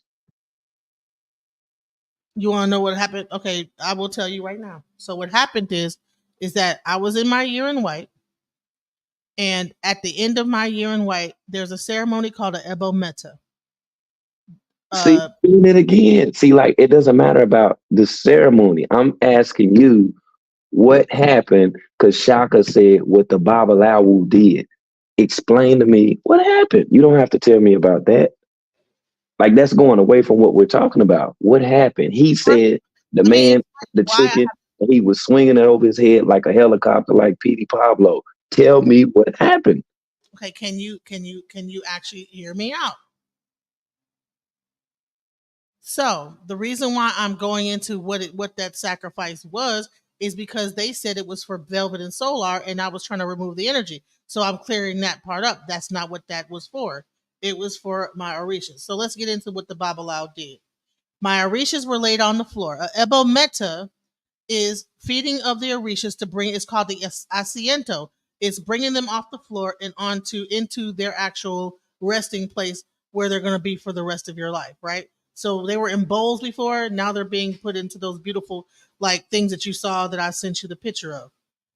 He took the chickens, different orishas and different things, got like different animals that you sacrifice to them to feed them, right? You feed them the blood. So they actually cut the artery of the chicken, and then they bleed the take like a knife, and then they trail the blood down onto the orishas into their respective where they are in the bowl. Okay. Now, for like certain orishas, they're not allowed to be cut, so they have to actually break the neck of the rooster or the hen. So hens are given to Oshun. So her protect her hens and doves. So, but the doves got actually like let free, and the hens they got their neck kind of wrung. You know what I'm saying? So he wrung their neck, like meaning like turned their chicken head all the way around and then ripped the head off, and then that blood was then with poured into that was left over was poured into the Oshun, all the things for the Oshun. And that's pretty much what happened is that the blood, and so there was no blood being sprinkled on stuff the way he's making it seem. No one was sprinkling blood on everything. They did not like put no blood on me. When the chickens were and the hens were alive, I turn around in a circle, and then they rub those alive hens on me, and then they pour the blood into the thing, and they are bled out and completely until there's no blood left, and then the leftover carcasses sit there overnight, and then the next day that's where I said, hey, can you take me to the cemetery and to the place? And because of the fact that we're going into a public place, I needed someone fast because we're going to a cemetery. I don't need to get caught my fat behind trying to do this and then run back to the car. He's a little bit faster than I am. So we have to discard the bodies. The certain ones goes into the cemetery. Other one had to be left out into a field so that they can go back to nature. And so that's pretty much what happened. Okay, but I want to, like I said, I'm showing you again about this situation, and you still didn't answer the question. And I'm asking you once again, what happened that day? You simply explained dealing with your way of life. That ain't what I'm talking about. What happened that day when the Bible owl came to your house? Start right there. When the Babylon came to my house, he went into the garage. My orishas were in bowls, were put into bowls. There was hens and stuff like that in bags. And hens. Okay, wait. So when Hens, you said he went into the garage, Shaka and Azim, that's where they stay at, right? So no, they stayed in the house. The garage only just had the furniture and everything that was going to be for the studio. The studio hadn't been made yet. So up against the wall, right next to the door of my garage, I put all the bowls to my orishas. And then the Ebo Meta commenced. That's when, like I said, certain animals based on the orisha were sacrificed, meaning the blood was put onto those orishas. Using like certain ones that you cut the artery with the knife, and then you use that knife to trail the blood into the orisha, so there's not blood just spilling all over the place like a murder scene. Then other orishas, you wring the neck. You don't kill them with a knife. You wring their neck. That you can't use a knife on those. I mean, I've explained it, so I don't. And then the next day, that's when there was no ringing to taking the chicken and swinging around like a helicopter. Nothing like that ever happened. He took the chicken, and imagine you take a chicken and you take the head and you just turn it around and you rip the head off, and then you it sounds kind of brutal, but that's pretty much what happened. okay, now what he was doing was, so what you're saying, that being that didn't happen, I guess what he was doing was being sarcastic. So you stated that you felt disrespected due to sarcasm on my platform, but were you not upset with Shaka's sarcasm by him saying that about the chicken, being swung around like a helicopter? PD Hell, pop. Yeah. very much so. Yes. Okay, so then why aren't you going deeper into explaining to the people what are some other things that he was doing that might have offended you or rubbed you the wrong way while he was in your home?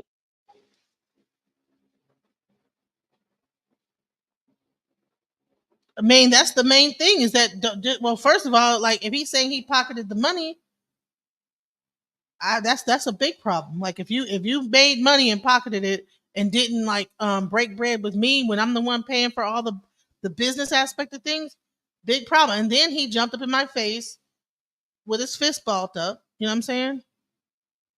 About like some other what was it about the man? That's man. This whole thing. It was a whole bunch of times. Jumped up in my face about the taxes, about me not wanting to give Azine $2,000 of my tax money when I paid for the software that they were even doing taxes on. Then on top of that, he got mad because I brought Charleston White and Princella, and he said that I was spending money on them and not I should have invested the money into him and gave him the money to like invest into his thing. And then he said that I was trying to control them and make it so that they couldn't move forward because I'm investing into. I could have gave him the money instead of like investing into Charleston White and for the TV station and Princella. Then I should have like given him the money to like do Zulu vegan cooking and what they had going on. Like I should have invested into them. And so I'm looking around like there's like everything says Zulu Vision on it, even though I'm investing in Charleston White. It's looking like you guys are doing everything, even though I'm the one paying for everything. I'm the one putting everything together. I'm the one who got Charleston White and Princella put the whole event together, including got the camera guy. Everybody that was there was people that I have made made it happen. Paid for the furniture, set the studio up, got the cameras, all this stuff, and then you had the nerve to say, "Oh well," he said, "Well, all this stuff is your stuff." You know what I'm saying? I don't own any of this stuff. Rather than investing all this stuff, you should have like given the money to me. He says, but I'm like, well, this is a TV station. We should both be a part of. You guys are trying to do content, trying to do this. Okay, well, here's a station. Here's this. Well, we didn't want that. You should have invested in something that I wanted you to invest in about what I took my ideas. You're just doing these businesses and creating businesses and not asking me what I think about it. And so I commenced to ripping everything down in the whole studio. Then they said I was out of line for that because I said, well, I'm up here looking at a Zulu Vision banner that I paid $250 for, and he's sitting up there in the studio hollering at me about, well, you should have invested into me instead of Charleston White. None of this shit means anything. I didn't want this. So I said, well, fuck all this shit. And I ripped everything down, and I ended up stabbing myself with one of the lights stabbed me in the arm and everything. I was bleeding. And they talked about that, right? And then I was out of line. I was doing too much. You're doing the most. What are you doing? You're tripping out. It's like, well, dude, I'm up here investing in a business that's going to help you guys to have residual income, me to have residual income. It should be something that takes off. And the very thing that I'm trying to do, you're trying to tell me that, no, I didn't ask for this. You should have gave the money to me and let me do my whatever the hell. I said, well, y'all restaurant ain't doing nothing. I don't see any evidence of anything actually being done with that. I don't see where it's my return on investment is gonna come based on that. Nobody is looking for you.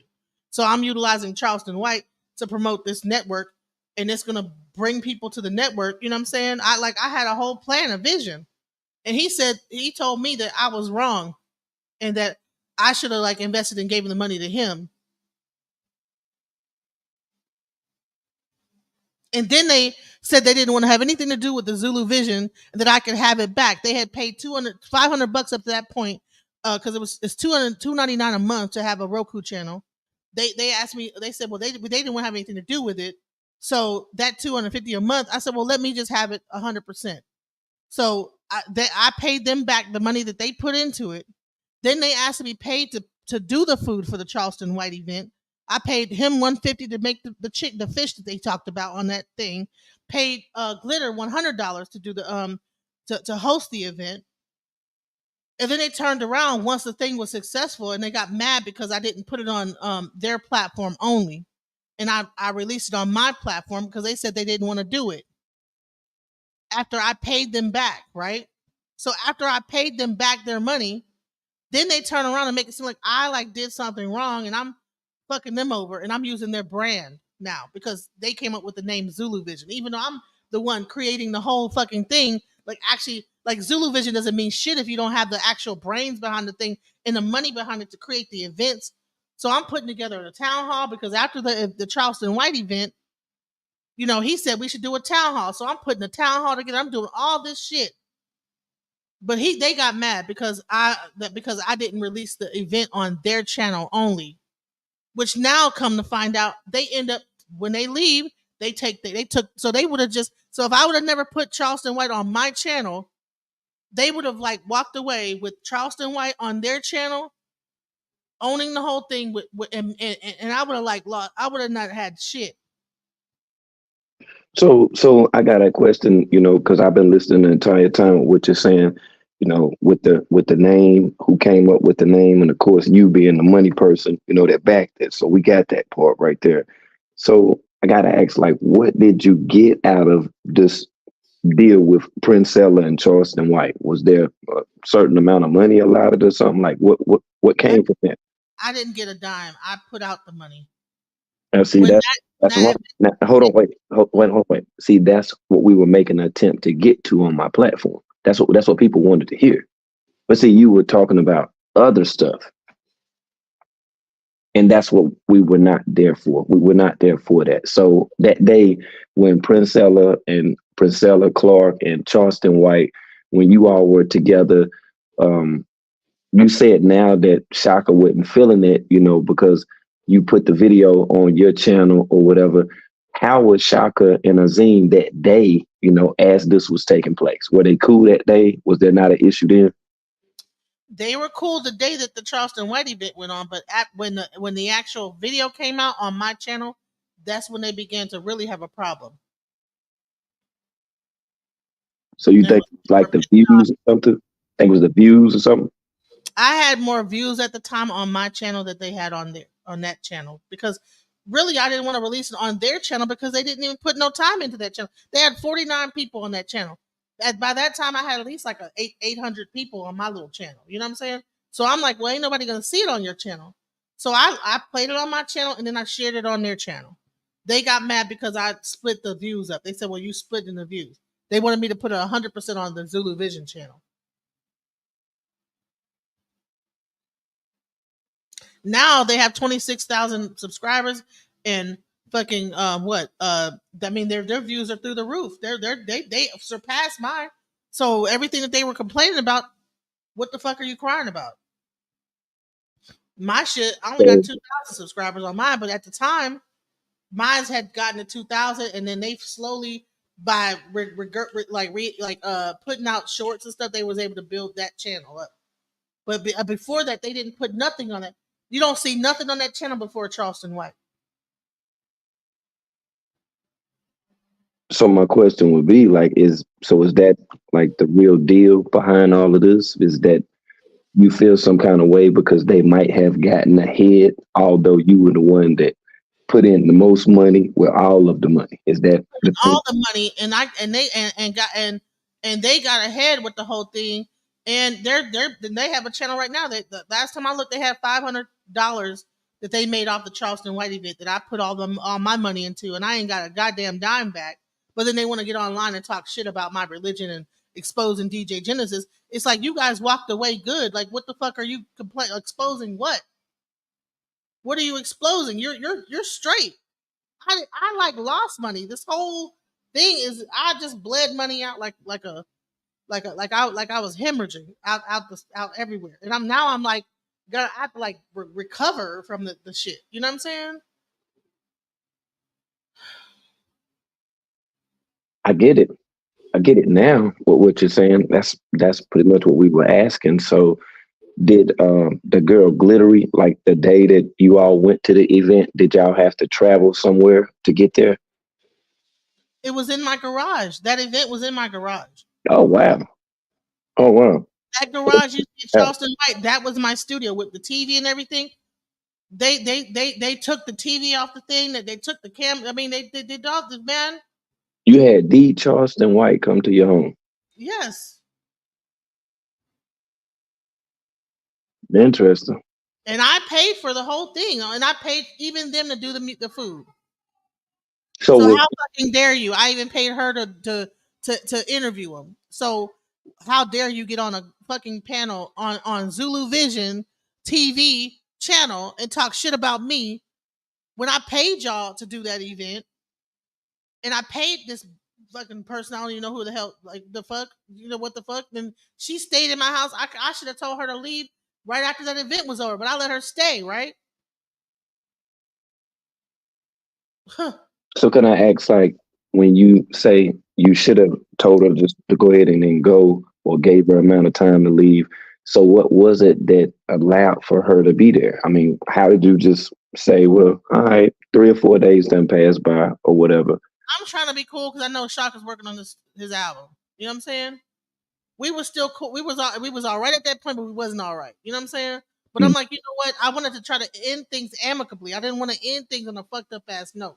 So I'm over here just trying to like, I'm staying to myself to the side. Like, I don't want to have a fucked up ass ending. You know what I'm saying? This shit is about to end. I don't want to shake the shake things up and have a fucked up ass like end of the. I want things to end cool because little baby Shaka and I said her friends.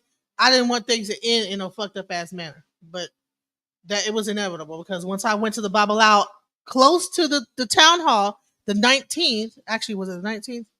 The 19th, I went to the Babalao because I was not allowed to see the Babalao during my year in white. I went to the Babalao and I asked him, well, what do you think is going to happen? And he told me it was not going to end amicably that day on the 19th of September. And then I went to the house and all the shit was gone. I think it was the 19th or the 15th. When I found out that the day that I found out that they did that shit, you see that video that went up?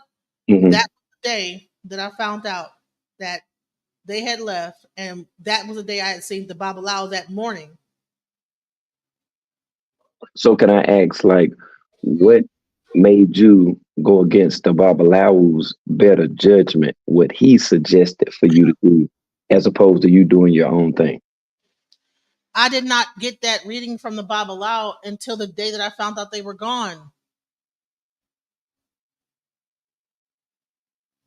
Okay, that leads me to ask, what made you decline with your contact with somebody spiritually that would be somewhat of a guide for you? First of all, during the year in white, you're not allowed to get read by a Babalawo. Okay. Okay. So was there not anyone else like that? I mean, like within the family of people that you deal with, I mean, that you could have just, spoke to just to be able to, to release or vent, so to say. I did talk to, there was another, okay, and also my Babalawo, my main Babalawo, he's older, and so it's a little bit hard, and he's Cuban. Oh, so okay. It's hard to understand him sometimes. So I was seeing another Babalawo, but I really wasn't focused on them, so to speak. It was more about how the event was going to go. Like, they didn't get brought up by that other Babalawo. He's actually a much younger Babalawo that I began to talk to after my year in white. So I didn't get told what I was told that I told y'all until the day that I found out that they left.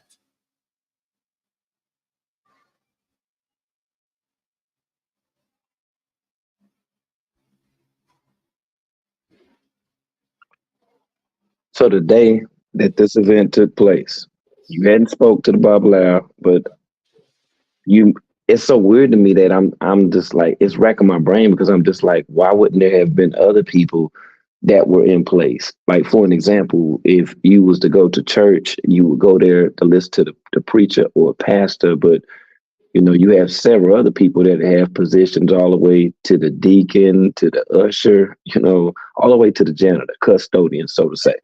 Let me tell you. All people that would in fact lend their ear. So why didn't you speak to people that was within that community that you could relate to more about the situation? So let me tell you about that. The problem sometimes with African spirituality is it either comes out of Africa or out of Cuba. Okay, I got initiated in Cuba. Okay, my godmother speaks 100% Spanish. She don't speak no English. Okay, so my community is not even in America; they're in Cuba. Now, I talk to them, but it's like Google Translate. Very difficult to communicate that way. That the only bad thing about sometimes getting initiated in a place like that, unless you speak Spanish, that you're on your own when you get back to America. You know what I'm saying? That's the downside to the religion, is that once you like get initiated in Cuba, unless you can speak fluent Spanish, there is a you know what I'm saying, a barrier. You know what I'm saying? Normally, yeah, if I spoke Spanish, I'd probably be. I mean, they reach out to me every day, but there's a language barrier. Even with the Babalawo, there's like a slight. He has an accent. It's hard to understand him sometimes. So I did end up getting a younger Babalawo that I've been like talking to like kind of understand things a little better, and I'm learning more like by getting more in tune with people that's in America, that's in the religion. But by being initiated in Cuba, it's like a barrier that happens there. Okay, it's like with everything that's stated, everything that I could possibly ask you as a question, and anybody's asked you as a question, it's like you always have like an excuse, like there's something else would be the reason for why you would not do something, or why a certain thing didn't happen. Like, are you willing to just accept that you're just too nice of a person? People recognize that, and they've continued to take advantage of you. Okay, so when you say an excuse, give me an example of an excuse. You're saying that what I just gave right now was an excuse, or you're saying in other situations? Are you asking Yeah. I think now, if you let me speak, I'll just explain to you why I think that it's an excuse. Okay. Because I asked you, I said, so, why wouldn't you have taken the word from the Babalawo, or why wouldn't you have contacted him, or why wouldn't you have listened to him, as opposed to, simply talking to other people, including myself and every damn body else. And then you stated that that was, prior to where the situation had to happen, when you had spoken with him. So being that the situation has taken place, my question was asked on whether or not if you could contact people within the community, of your way of life or religion. You then made up an excuse and said it was because you was initiated in Cuba. The only separatism whatsoever between you and Cuba is the idioma, and that means language in Spanish. That's the only thing. That's the only thing.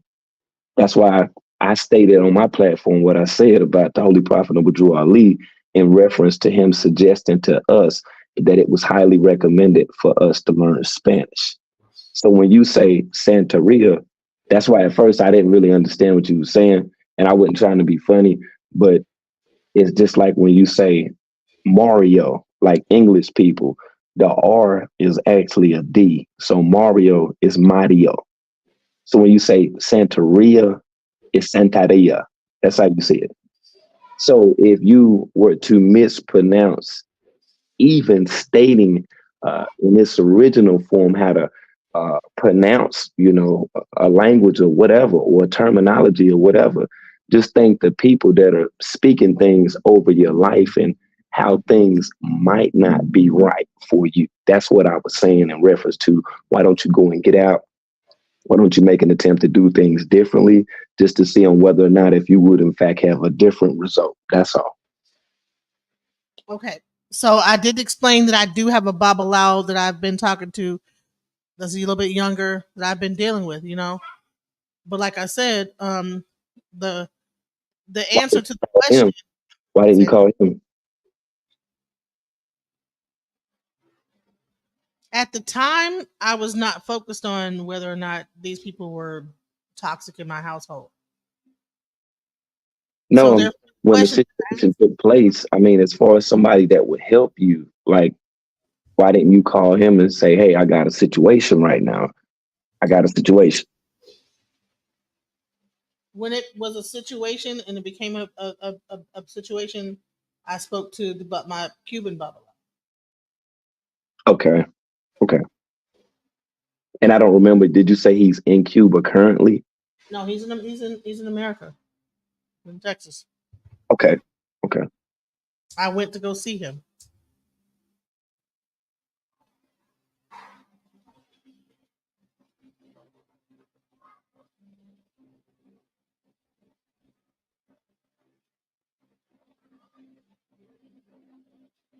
Oh, no, I'm listening. I mean, I have more questions, but, I was listening to what you were saying. Okay, so bottom line. Okay, so I really answered the question. I wasn't giving excuses. Okay, when you said the community, right? So the way that these houses are set up, right, is that you have a godparents, you have Ayugbona that would normally support you when you're in your spiritual walk. The separation is that they're not really in America speaking English to understand everything, right? However, I am in communication with them. There is a language divide that sometimes gets in between us communicating. It gets frustrating. You know what I'm saying? So I began to like not as much communicate with them. How long has this been a practice in your life? 4 years. So within this 4 years of practice, one of your first words that you can learn today is practical, and practical means practice. Okay, so within that 4 years that you've been dealing, with this way of life, you could have at least made an attempt to learn the básico, the basics of Spanish. Because if that's a language barrier, a issue, a problem, for you with conflicting with them, I mean, with you communicating with them, you should make attempts to make it easier so that y'all wouldn't have a problem. So whenever that you have an issue, you could tap in with them and see on whether or not if they can offer some advice.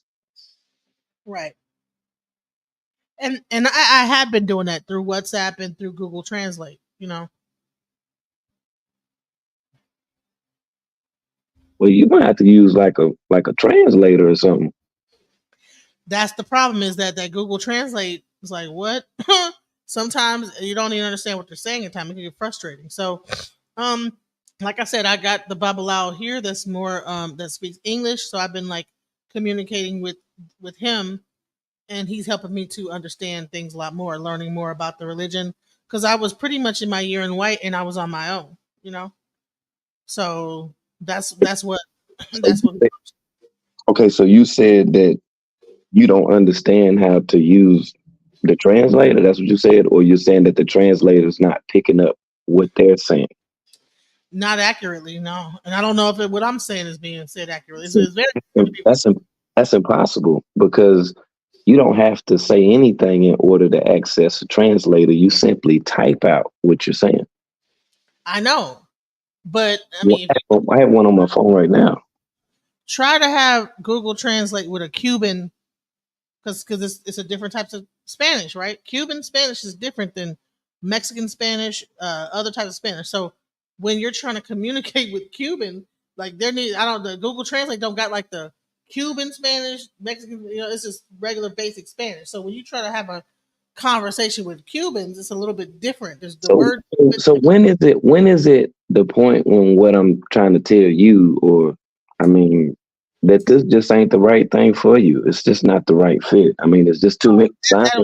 That'll never be That, that. that's what it is because I mean, it's like you keep finding reasons for there not being a reason for you to contact people or to not understand what the hell is going on. Like, and I just don't get that. And this is going on the third day, and you still like are confused and perplexed to a degree. And if this Babalawo was supposed to be someone with the most knowledge, then this would be a person that I would think that you would be in close and deep contact with.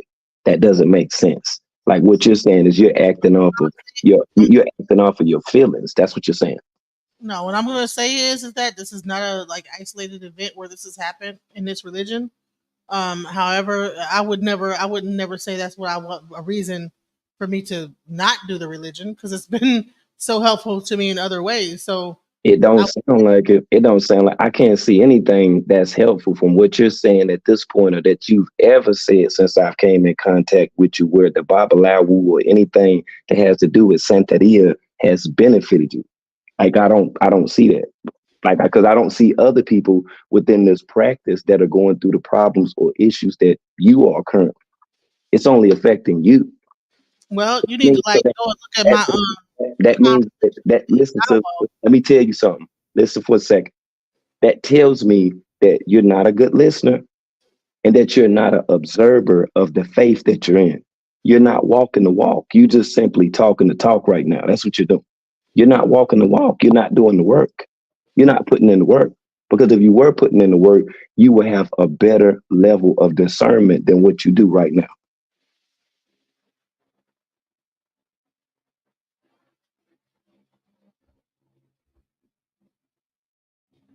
Okay, I can see that. Need to do more work. You're right. And my aim is not to be right, but only to give you somewhat of a clarification of understanding. Because evidently, the people within the way of life that you're in they haven't did that yet. Like, and that's kind of strange, Genesis, even for your age. That's why people were questioning you, continuing to act certain things because it just seems somewhat impossible for a person not to know this stuff. I would say this. I'm not the only one. It's not an isolated incident. You know, with people that go over to Cuba and come back over here and they're on their own. Um, that's not that does not mean that the tradition is wrong. It just means that the route that you took was probably incorrect. You know what I'm saying? Or maybe could have been better. You know, or not incorrect, but the route you took was a more difficult route. You know, if I probably would have went to Africa, it might be a little bit different. They speak English, you know, but Cuba is what they were 100% Cuban, and they didn't speak a lick of English. So, So why um, would why would you want to deal with 100% confusion because you don't understand the language? Tú no entiendo la idioma cubano. You don't understand the language of Cuban. what I would say is that the religion is not a Cuban only religion. It's 100 million people that practices Once religion. again, you don't have to tell me about Santeria. I explained to you I was in the Dismal Crypt for 13 years. I was the Imam and the Grand Sheik. You don't have to explain it to me. That's why I don't deal with any principalities that have to do with Africa or Egypt. So with you speaking about Santeria, which is in fact denoted from Espanol, Angitibula. So that's what I'm trying to tell you. Like I'm good on the religion. I'm just trying to help you with the situation. You stated it was some stuff on my platform that you were in disagreement or disliking of. Like in other words, you're not here to like integrate me into your way of life. No. Nor my subscribers, the people that follow me, my network. So that's what I'm saying. Let's get to it. Like, you don't have to explain all of that. Like, if I wanted to know that, if it's something that I didn't know, trust me, I'm the first person to tell you that I don't have to figure something out because it's going to be figured out. So I'm just going to research it myself. And that's why people were getting frustrated with you, because when you speak and when you're talking about Santeria, you speak to the effect where a person will dislike you because it's not welcoming, nor are you for that matter, because you're continuing to run on with like additional run on sentences. But then you complained that Michelle was asking you like question after question after question after question. As I'm sitting back and I'm listening to you, you're going in so many different directions that we're not even able to get down to the root of the situation, because this is a problem. I stated to you, this may not be for you. You're going to sit up and tell me, oh, no, you can't tell me this. Tell you, yes, I can tell you that. And that's what I'm telling you. To you, I don't know who these people are that you around or whatever, or how they even came into your life, for that matter. But this definitely cannot be the right thing for you, because you're confused on too many different levels at this point. Like, I am not even playing with you. Once that you become a part of a religious way of life or any type of group, that there's a solidified foundation, what you do over periods of time is that you begin to grow. Certain people excel faster than others. One of the people, as an example for me, was El Hajj Malik El Shabazz, which most people call Malcolm X. Within, the Nation of Islam, he excelled faster than other people. He then became one of the chief speakers or ministers within the Nation of Islam, although he was not the leader of the Nation of Islam. And see, I don't want to do that, because see, that's what you would do whenever that I would ask you a question. And that's what I'm saying. I just want to get down to it. I don't want to, get into explaining to you who all these people are and stuff like that. And that's why everybody kept coming. I know who Malcolm X is. I know who. I know what you listen. You don't have to explain Santeria to me. Like, as I told you before, I don't know if you knew or not, but yeah, I speak Spanish for that matter. So I know exactly what you was talking about instantaneously. So for me not to even see Negro de Latinas, Negro de Cubano Latinos, none of them even making this practical, that just tells me right there that there's more of a usage of things within this country as opposed to that way of life. And the people that you've been dealing with that are not a part of that way of life, you chose to give them more energy than your way of life. And that's why I told you that basically you can't be mad, you can't be upset. You were the one rightfully so that knew better. You're the homeowner, Genesis. You're the older person. You were older than everybody in the house. Like, so how is somebody even going to play you anyway? Because that's what happened. You got played, and you know that you got played. And I'm guessing, thinking that you're just not willing to accept it at this point.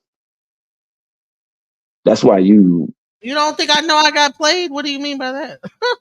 Right. So if you look at your numbers on this live stream, but then you look at your numbers from you talking about Charleston White and Prince Ella Clark and all these other people, you can see the difference, kind of like with that right there. So why wouldn't you be working more to doing that than focusing on this that's not doing anything for you?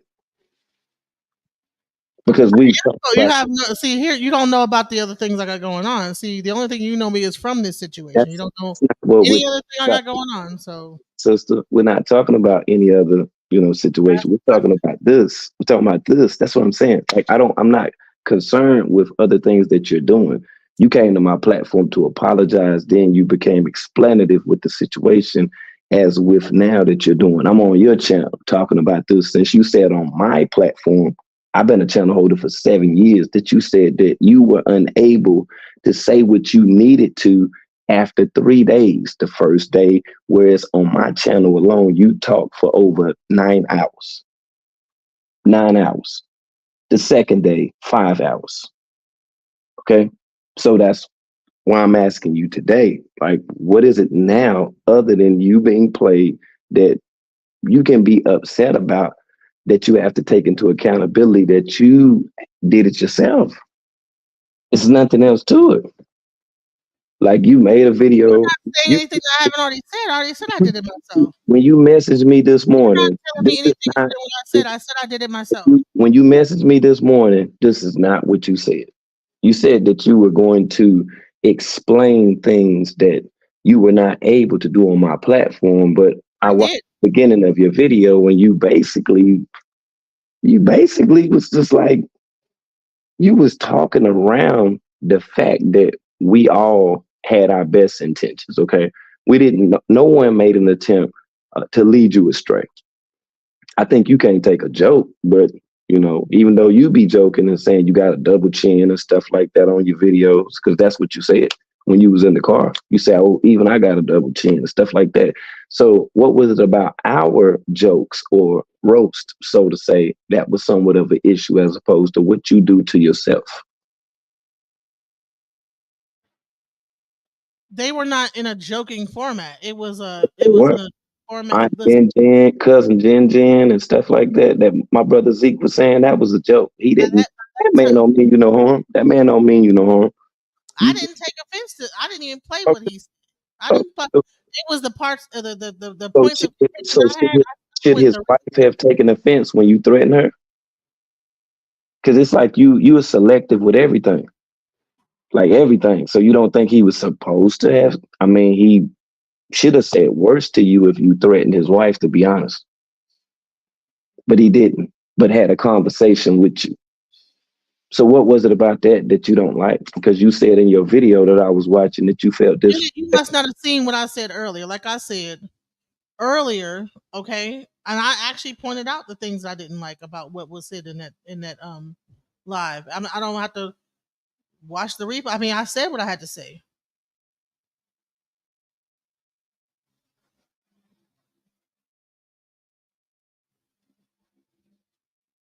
I pointed out all the reasons what I didn't like about the conversation. I told you, I pointed out all that. So, I mean, like I said, but I did give you props on the parts that were good, and I said, okay, but these are the parts I didn't like, and I didn't even play the whole video because I said, you know what, the rest of it wasn't even a problem. It was just these parts, this aspect of it. I didn't like this part. Okay, so then after today, will you go on to continue to talk about what you didn't like about my channel, or will you continue to go on to talk about how you don't like that Shaka and them left you and took your stuff? Nope. When I closed this, when I was about to close this thing out, I said my next thing is my meeting of the minds that's coming out on Real Life Street Stars on Wednesday, and that's all. And I got more events coming up, and that's what I'm going to focus on from this here on out. So when my platform review this video, you do understand that we are going to review your video, what you said about my channel. You do understand that, right? So, okay, so then once that happens, so you're going to continue to go on. After you say, I don't care. I'm done because at this point I said what I had to say.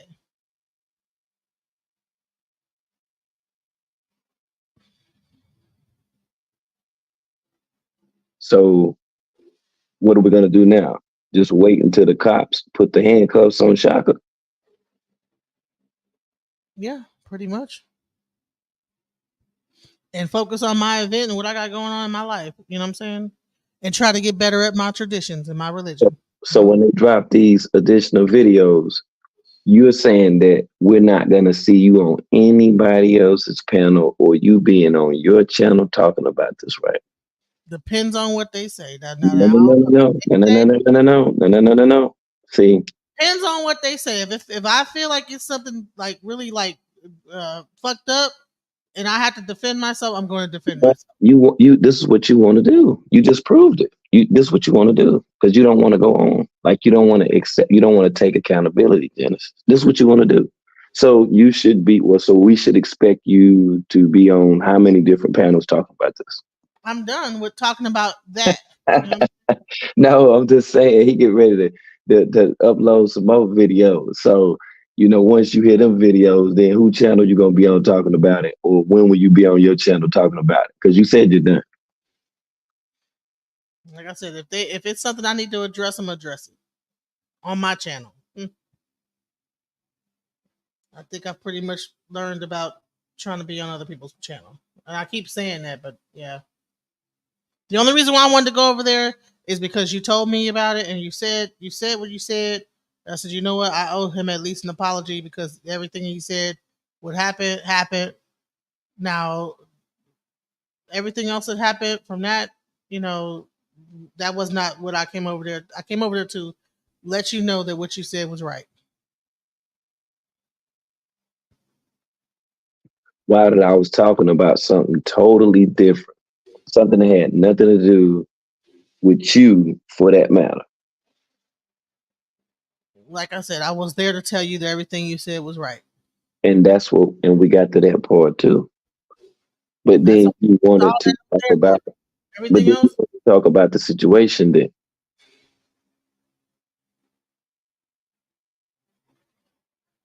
So my thing would be like, why wouldn't you have went to Princella Clark and talked about the situation? Why don't? Because like she has a fan base, right?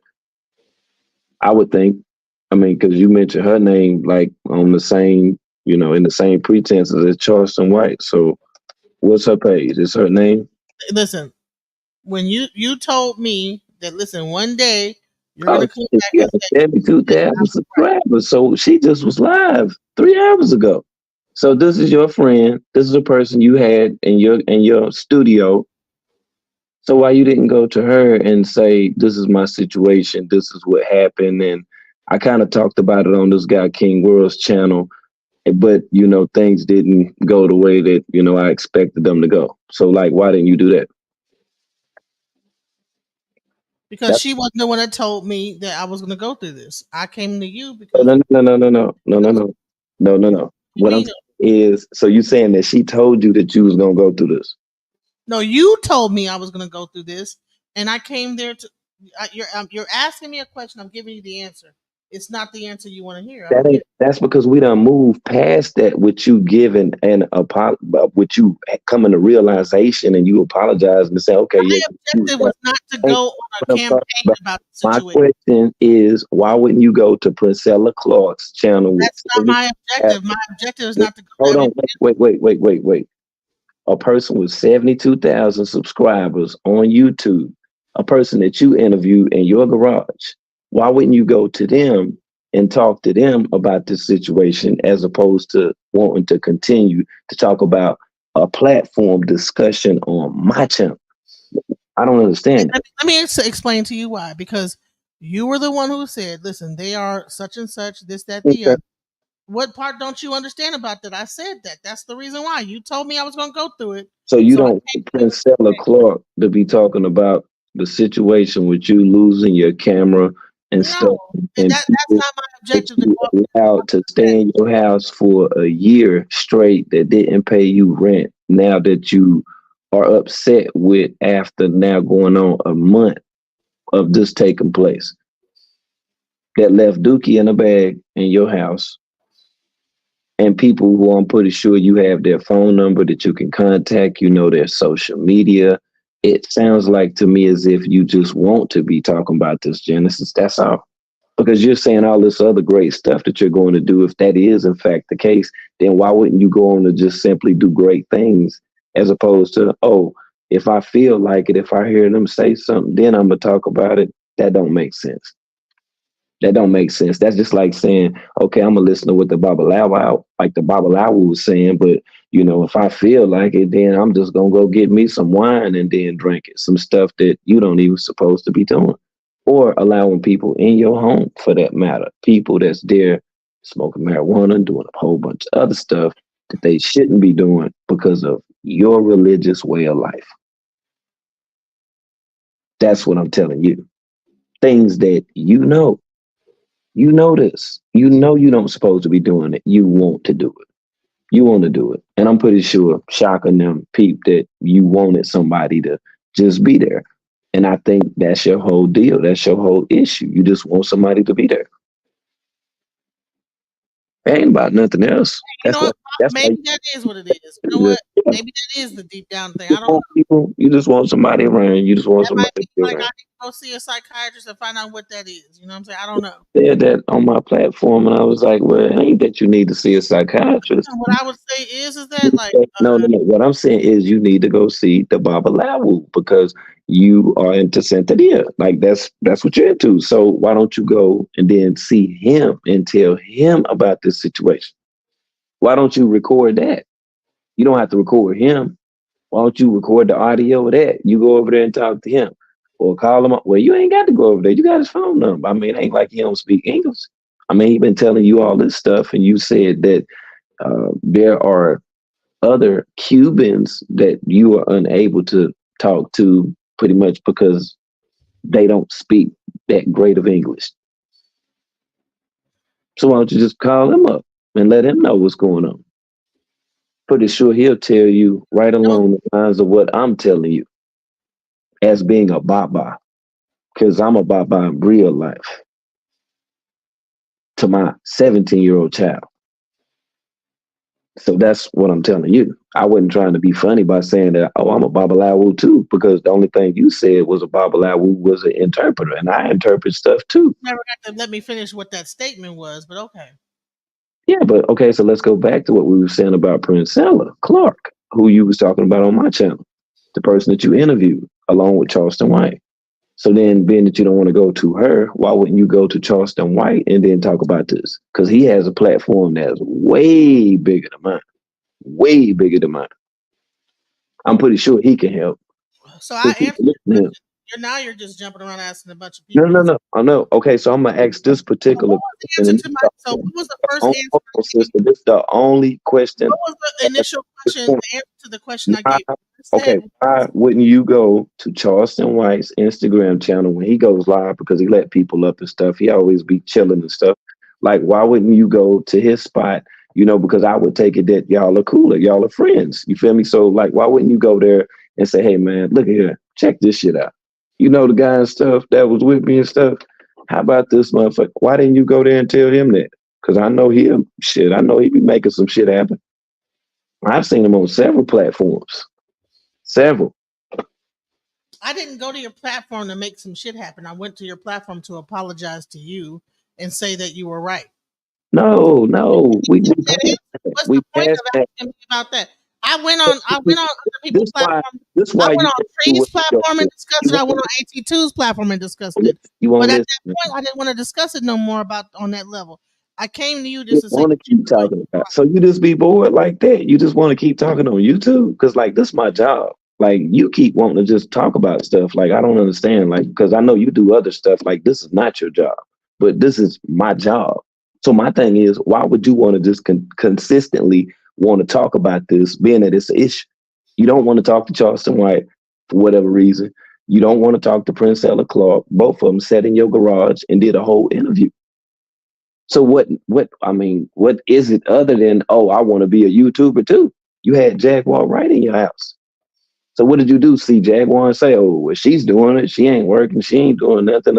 Oh, I can do that too. I mean, can you answer that? I don't really understand what you're asking. What I'm asking is, this whole thing with YouTube and you saying, "Oh, now I'm about to do this and about to do that, etc." But then if Shaka say something about me, then I'm gonna make a video, as opposed to you receiving advice from multiple people for consecutive hours on a consistent basis, which made 3 days. That's all I'm saying. It's a very, very like I don't really get what we're getting at right here. We're just talking in circles. Now we're not talking in circles because I'm telling you what you want to do, and I'm asking you, why is that an issue for you? Why is what an issue for me? Why do you just keep letting people like dog you and doormat you and shit? Like, why do you keep doing it? Like, what's your deal? What do you get out of that? Are you masochistic? Because you said you need to see a psychiatrist. I'm not one, but are you masochistic? No, I'm not. Okay, so then what is it about this that keeps you to continue to allow for people to stay with you and your daughter? So we done went from yeah, because we passed that. We done talked about that for 3 days straight. Let's talk now since we on your channel. Let's figure this thing out. Because you're not asking the Babalawu or anybody else. And I don't think right now that you're able to pick up the phone and call a psychiatrist. So let me fill the slot. So let's get into that. So what make you feel like that? Why do you always have to have somebody staying with you? I already explained that I was always opening up my now for your subscribers, since they don't understand. I already explained that. I said that because of me being homeless as a child, I was a childhood homeless kid, street kid. Okay. How many years ago was that? I don't even know. And I was homeless all the way up until I was in the military, and then got out the military. I've been homeless until I was 30 years old. What does that have to do with you letting people stay with you? So okay. What did that have to do with anything? So you jump, right. Like what do you mean? Listen. Because I explained all this, and the people that are like the few like little followers I got, like little 12 followers I got, already know this story. Me being homeless, what happened is people took care of me and they helped me out. You know what I'm saying? So I felt a debt to society. I felt like that. You know what? Because I went through this, I felt bad turning people away. Now this a lot came from my Christianity. When I was a Christian, like you can't turn nobody away. It could be Jesus Christ knocking on the door and this, that, the other. And so at that point, I never wanted to turn nobody away because people never turned me away. So I felt like I owed that to people. You know what I'm saying? That when I had friends or whatever that was going through things or whatever, and then I also wanted to dedicate my life to being a philanthropist and being like a person that actually took care of the homeless because of my own life of homelessness and going through that my own self in my life. You know, I like in my mind. You gotta change your ways. You gotta change your ways because by you allowing for people to stay with you and stuff, it ain't doing nothing but bringing you down. All this stuff that you telling me about this philanthropism and stuff like that's irrelevant at this point. You gotta stop doing that stuff. I know it now, but imagine, like I said, I spent a lot of I've already went through this in this live today. I spent my whole life with this mindset. So now I have to change this mindset. But old habits die hard, you know. So I'm in the process of working towards that. So if Babalawu is not helping you work towards that, why do you speak? Listen, let me tell you, the Babalawo only just tells you what's going to happen with you if you're on path or off path. Well, did he not tell you what Shaka was going to do? Because if he didn't, then Shaka tell him the truth then. Because Shaka said, him and Azim said that the Babalawu had got 3 things wrong. So that means that he got a bunch of shit wrong with your life. If you didn't, I mean, if you were not listening to what he told you about people that took advantage of you, because I'm just not guessing, thinking the Babalawu is even going to allow for some stuff like that to happen now. Now, why the Babalawu just going to do that now? Come on now. Yeah, now the Babalawu just ain't going to do that now. Listen, a Bob, like that's almost like saying if you have a preacher in a church and he's going to allow you to do something, he ain't going to just allow you to do this, that, the other. No, a preacher can only tell you and give you the sermon and whatever it is, and then it's up to you to like go ahead and execute that. It's not his responsibility he does not rule your life. So it's your fault. What it is, listen, he tells you what it is, and then if either you have the chance to either do what he says to do or you don't, and if not, you suffer the consequences. So the Babalawo is not the person there to run your life or tell you how to live your life. The only thing he tells you is like, listen, this is what's right, this is what's going on, this is what to look out for, and that's it. So either you do what you're told or you don't. Period. Okay, I feel what you're saying. Like you do what you don't. I mean, you do it or you don't. Okay, all right, cool. But it shows that you never did anything. Like you never did it because he would have gave you suggestions on things that would give you principle in life that would serve as somewhat as a navigational tool in your life. Like I don't know how in the years that you've been living that you wouldn't have thought it was wrong for somebody to be staying with you for over a year if they're not your children or relatives, for that matter, that are not paying you money. Have you ever gotten a reading by a Babalawo? Yes or no? No. Okay. So you're talking about something you don't really understand. I ain't got no. Believe me, I understand. I don't have to know anything about the Babalawo. I've never gotten a reading. I will never get a damn read. I don't need no reading. I don't need it. If what happened to you, as I'm seeing right now, that's done taking place, I don't never want no read. I don't never want to talk to no motherfucking Babalawo. Okay, so you can't speak on something that you don't even know what you're talking about. Bottom line. If I see that you got you in a situation, listen, you're listen. If you don't know what the throw your stuff and left, you are speaking on the functions of a Babalawo, and you don't know know house. They have whiskey in your house. Listen, you telling me that that's the right thing to do? Like, no, nothing. That's that not has nothing to do with the Babalawo. That's me. That's my. That's something I have. My struggle I have to deal with. Okay, but you're going to continue to forever struggle. You're the person that want to struggle. Listen, the only thing that he's there to do is say, you know what, that's the wrong path. It's up to me to choose at that point whether or not I'm gonna continue to do. You don't have to mute me. You don't have to mute me because I wasn't doing that to you on my channel. Like, if you want me to go live, I can just go live now and discuss all of this. I'm the one that's trying to tell you is that you're saying I'm talking to your channel right now. That's what I'm doing. And whoever this weird ass tripped on the way over, you are irrelevant to what the fuck we talking about right now, period. But back to you. What I'm saying is, being that the Babalawo is the person that you entrust things that he suggests for your life. It shows and then proves that you haven't taken him in the highest consideration. I never said that he's the person I trust with my life. That once again, like I said, it's your religion. It's your religion. That's what you said. You don't know what the function of a Babalawo is. I don't want to know. I don't want to know. I just want to know about. That's why you're speaking on something you don't even came know. To my channel. That's why. I didn't want to know. That's you're hollering, right? That's. I'm not even don't mute you. Talking. So I can speak what I'm saying. And then you want me to speak over you and argue with you? Okay, you good. You good, Genesis. You good. You gonna forever get played because you want to get played. But if you want to talk about it, I ain't got no problem talking about it. You just give me something else to damn do. Okay, you want to talk about it? Let's talk about it then. If that's the case, then we can talk about it right now while we on your channel, and I'll be live too. So let's talk about it. If that's the case, let's talk about it. That's what we're gonna call it. Let's talk about it. You ain't got nothing to do. I'll just let my panel talk about it then, since it's like that. Because you seem like you got an issue when I'm making an attempt to explain to you where I see where things went wrong for you. If you didn't want me on your platform, you're not that. Okay. So just like on my channel, you want to do all of the talking. I do all of the talking on my channel. So I'm gonna go live on my channel. That's what I'm gonna do. Okay, well then. Okay. Oh, we're gonna still be live right here though. But it's all good.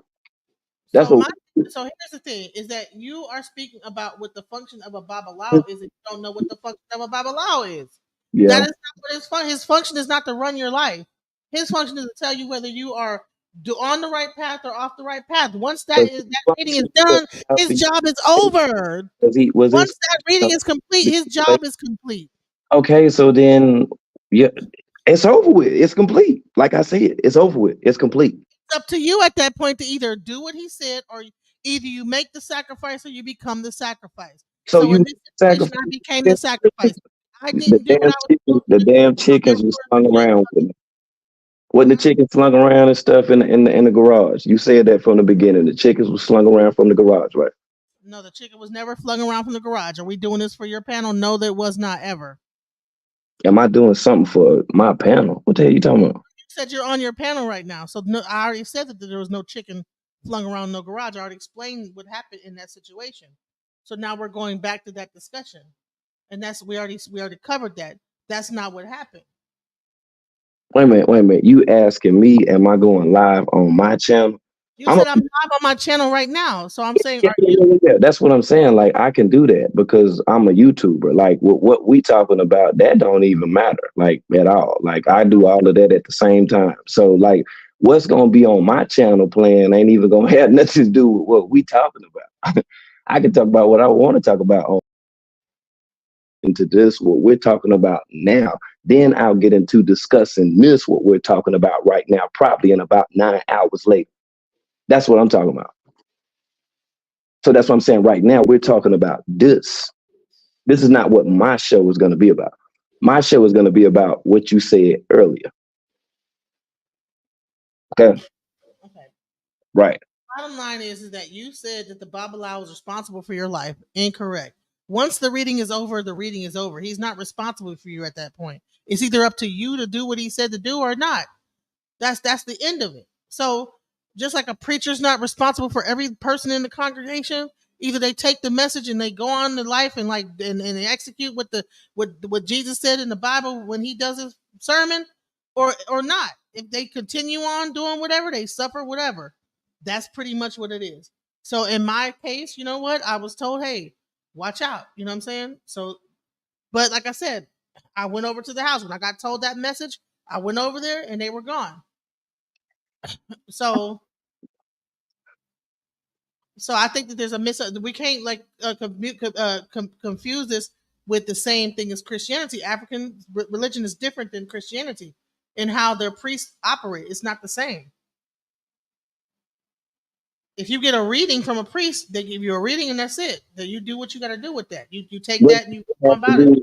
What does They're that not have to do? responsible for you Why do you consist with trying to educate me on religion? because Like you're speaking like you know about it and you don't know what you're saying. You're why? So saying why don't certain you stuff tell you me don't know about what what I you're do know about, which is the carbonation code? Why don't you tell me about that? saying. I don't know nothing about that them except for Okay, so they just evidently you didn't because Shaka played you. You let him play you. So evidently you don't know anything about it at all. So a person like me that's seasoned, that been reporting on the damn code that you chose not to listen to, you came to apologize to. We got that part. We got that so part. We understand it. what is the so where are we at now? Okay. Where we at right now is with you continuing to go back and forth like I'm crazy, and I've given you a suggestion because you have not taken the advice from somebody that you put in a higher position than myself, which would be the Babalawo. Okay, Listen, that's where we at with. I'm not saying I'm fixing to do a whole panel if people start talking shit about me, but if Okay, that's what I'm saying. But listen, you every been morning live I get up and I do a morning for review about what's going on in life. 4 hours Like I talking reviewed about the conversation that on happened on my your channel. panel. You was talking about what you didn't like, that what took place like Yeah, on the network. That's what you said. exactly. And I'm allowed to. I have every right to be able to express myself. If I feel like I can't express myself over there, then I feel like I should be able to come over here and speak freely. If I feel like if I'm gonna get interrupted or being told da da da da da no no no whatever that was happening there, well okay over here I'm not gonna get you know what I'm saying? So I would prefer to be over here where I could like just go ahead and go over the stuff and really address it and like actually speak about what went down and go from there. Okay.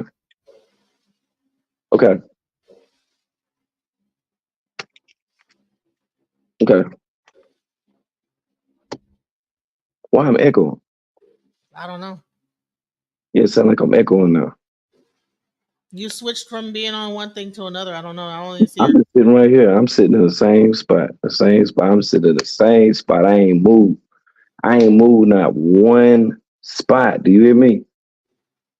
Okay, now back to what we was talking about in reference to this situation. So, okay, being that you didn't take the advice of the Babalawu and you were aimlessly moving on your own, directionlessly and stuff like that, what do you expect to come out of all of this stuff? Because we're pretty much done with those. Growth. I will grow from this situation. You know, You're gonna grow from this. I will learn and I will grow. So And, no, and I will do everything I can not to experience it again. does growth have anything to do with you not allowing for people to stay in your home anymore? Yes. Are people currently staying in your home? Yes. Do you feel like this is really growth at this point? I will say this. As long as it's reciprocal and it's not like a situation to where I'm 100% just footing the bill and not getting anything back, and it's a short period of time versus like forever, it's like a not extended stay, then yes, it is growth. But this is something that you made an attempt to do in the past that just didn't work. It didn't work out for you. So why would you think now that this will work out, despite it's coming with people that are promising to pay? I've set the proper boundaries. But you're not. In that situation, I didn't set any boundaries. I didn't say, "Hey, this, that." You heard that from me. That's my commentary. You heard that from me. Right. So I'm saying I'm repeating what you said. So you asked the question. Listen, you're not repeating anything. You're learning from me. That's growth. So you're growing more from me than the Babalawu at this point. Because the Babalawu told you, no, listen, let me speak, okay? The Babalawu suggested certain things for you in your life. He's the interpreter. I interpreted things as well because you came back to me after they took your stuff and left a bag of dookie in your house. So that's why I'm saying you're learning more from me than what you basically learned from the Babalawu. So that's why I was asking you. The Babalawu, don't keep doing that. How am I disrespecting the Babalawu when I'm showing you how much that you've grown? You said, listen, I just explained the function of a Babalawu. What's for you to say what you're saying about the functions of the Babalawu? We're talking about what you learned from me because you're repeating what I'm saying. You're not repeating what the Babalawu at all. Like, why is it that you want to feel like that you have to like? Because I'm the one that was right. That's why I'm the one that was right. You came to my channel. I was talking about something totally different. It was not about you, Jaguar, or anybody else. You came to my platform. That's why I'm telling you that I was right. That's what we were talking about. Bro, you know what? It's we are. It's 4 hours. I was not intending. I mean, you've been here talking about this stuff for 4 hours. Right, you know what? No, it was actually. I was trying to end this thing about an hour ago. No, you were not trying to end this thing an hour ago. I actually was talking about and showing like the final credits and everything. But I allowed you to come up here because I was like allowing you to like to speak about anything. I really do not want to continue. It's cool because I want to watch my show too.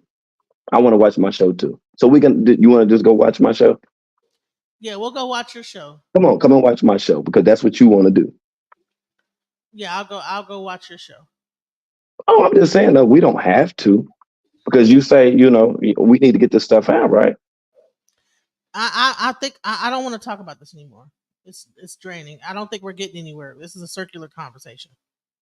So did you think from earlier today when you were sitting in the car that you got somewhere talking about this? Because you said some totally different. Yeah, I did. I did. I got it off my chest. And today with this live, I got it off my chest.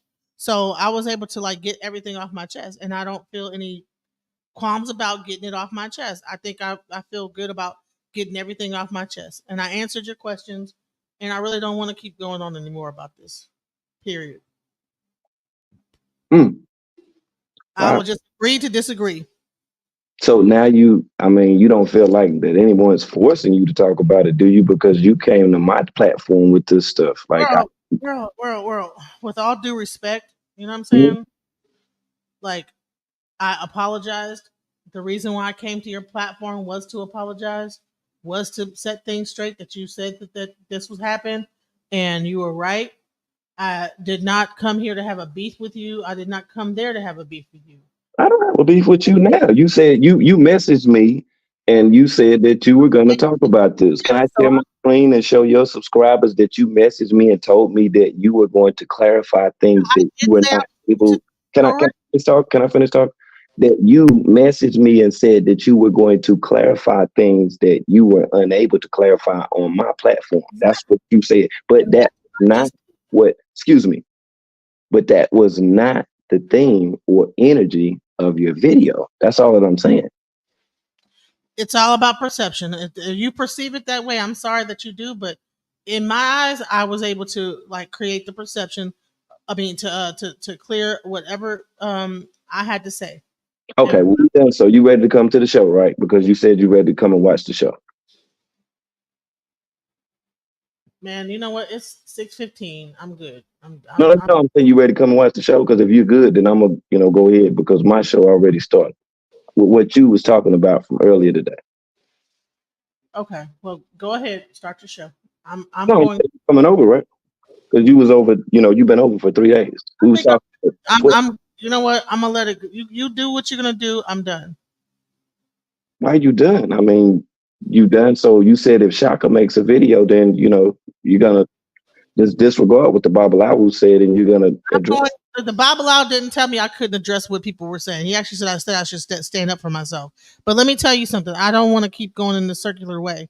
If you want to pick a fight about this, I don't want to do that. I don't fight with you. I don't want to pick a fight with you. I stay.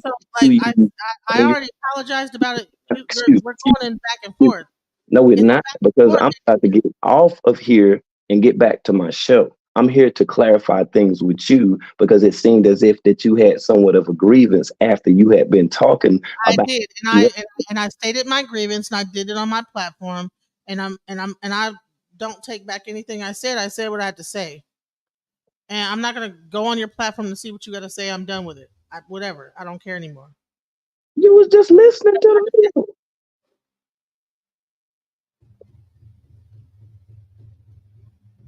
So none of my advice that I gave to you was helpful, but you came to my platform. 100% of your advice was helpful.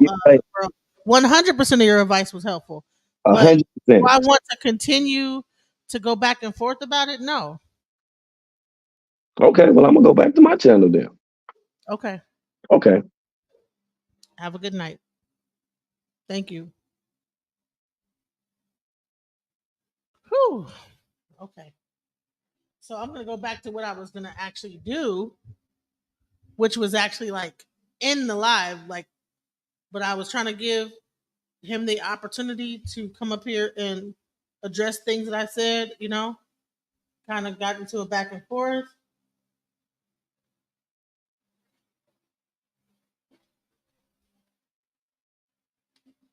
I just want to say good night to everybody that came in here. Thank you. Let me see your transcript. I see clearly. Alicia Sankofa. Thank you, everybody. And have a good night. Good night.